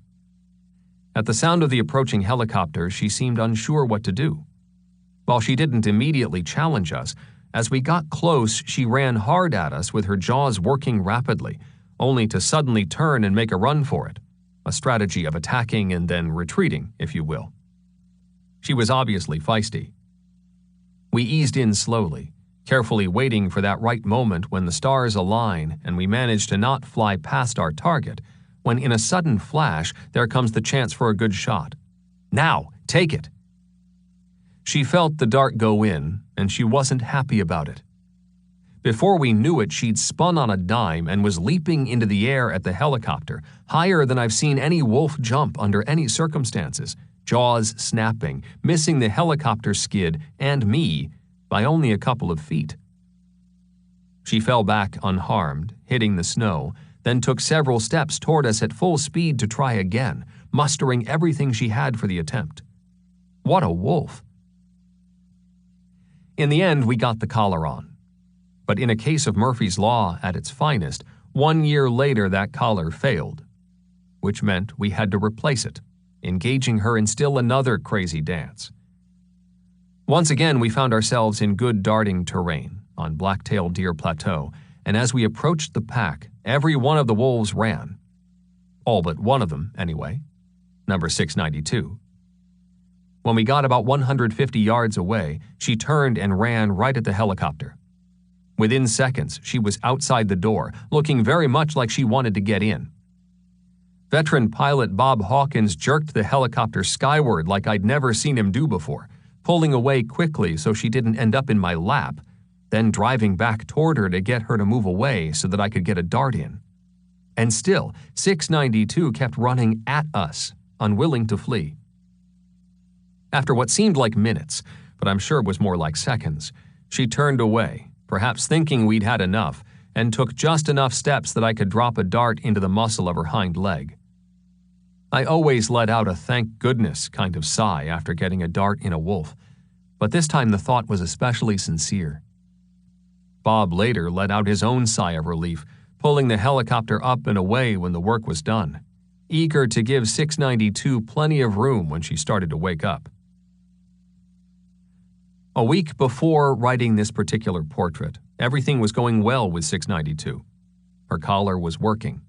She continued a curious fondness she'd long had for slipping in and out of the blacktail pack on a whim, wandering mostly alone across a staggeringly big slice of landscape, east nearly all the way to Cody, then 80 miles back to the northeast corner of Yellowstone, often with impressive detours along the way. Sometimes when I was out walking in the field, I imagined her catching my scent on the wind, recognizing it, and running over to let me know what she thought of me. She's one of a kind, I often thought to myself. Then on November 6, 2011, during one of her typical quick jaunts along the edges of the national park, 692 was illegally gunned down outside Gardner, Montana. And with the simple pull of that trigger, one of the strongest, most confident female wolves in all of Yellowstone was no more. Epilogue. Over the years, I've done interviews about the Yellowstone Wolf Project with reporters from around the world. More often than not, after wading through chewy matters of science and wildlife management and even politics, there comes a request to recount my most memorable experience with wolves.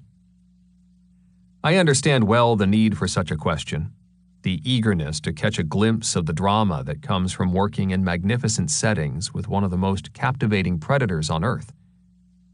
So even though for me there's no such thing as a favorite experience, I do my best to oblige. But when a journalist for the BBC asked me this question, what came to mind were different strings of images, ones less dramatic than modest, less filled with adrenaline than awe. A wolf coming to within a few feet of my tent, pausing there before wandering back through the tall grass into the dark of night. Being in a canoe in the Arctic, watching a wolf flee on first catching sight of me, only to return moments later to the riverbank to watch as I drifted past. Out in the chill of early morning, when a big male strode out of the fog and looked right through me, then turned and disappeared into the mist.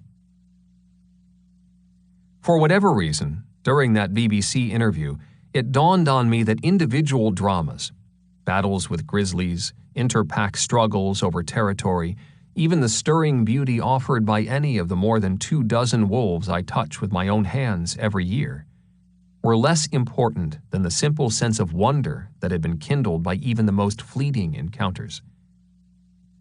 Held within a wolf's gaze has been everything I've needed to keep alive my sense of connection to the earth. The fact that I live in a time when these sorts of opportunities are increasingly rare has on one hand left me with a profound feeling of gratitude for being able to do the work I do. On the other hand, that very same rarity, the fact that it's become unusual for people to have any sort of regular dose of nature, let alone trading stares with wolves, leaves me acutely aware of how much the culture has lost. Gone from most people's lives are the simple, wondrous prompts of nature, triggers that once sparked in us not just a sense of beauty, but also the pleasures of place.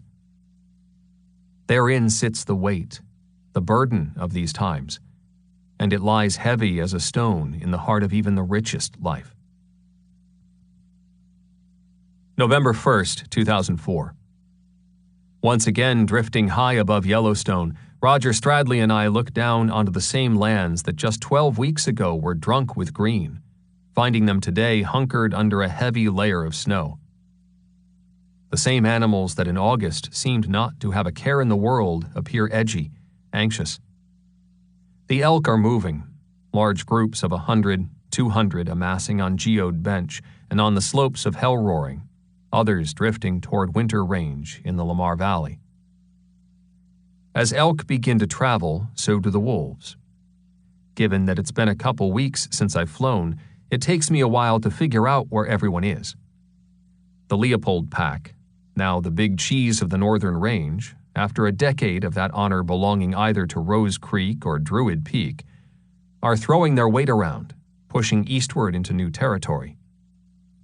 Today we find 22 out of a pack of at least 24 animals. Though our view is blocked by a weave of timber, given all the birds milling about, they're probably on a kill. Geode, meanwhile, is pressing the park boundary, while Rose Creek has vanished altogether. We fly on to the Slough Creek Pack and spot 8 of them testing the waters with a couple of bull elk. As the wolves approach, the elk merely stand erect, casting a proud, even daring look, at which point the Slough Creek Pack thinks better of it and simply walks away. 30 minutes later, we see the pack again, this time pressing down on a herd of 20 cow elk and calves, running right at them, predators and prey flying downhill in a high-speed chase lasting for a good mile and a half. One wolf in particular seems intensely driven to grab a certain cow elk, but in the end never gets close. The last we see, he's all by his lonesome on a snow-covered hill, the breath from his panting rising in the frozen air. We find Agate Creek on the back side of Specimen Ridge, and after that a few animals from Druid Peak scattered across the Lamar Valley. Having recently lost both of their alphas, the once large and glorious druids are now in a state of disarray. I'm freezing. As we slide over Mirror Plateau, heading for Pelican Valley, I ask Roger for some warm air, only to learn that the airplane's heater is on the fritz. Far below us, the Pelican Valley is frozen to stillness, as if it were already the dead of winter. Molly's wolves are down there, gathered around a fallen bull bison. Shadows on the ground, though, make it impossible to see whether there's blood on the snow, leaving us unsure if the animal was taken by the pack or merely died from some other cause. Either way, it's the first time in years we've found a kill in this valley without a grizzly on it. It seems much too early, but maybe the big bears are already tucked in, curled out of sight somewhere in rocky dens, dreaming away the slow roll of winter. Finally comes the long, sweet cruise down the east side of Yellowstone Lake, searching for the Delta wolves. We never do manage to find them, which is a little strange given that the elk haven't yet completely pulled out of the thoroughfare. Gone too are the elk hunters, most having been able to yet again fill their tags.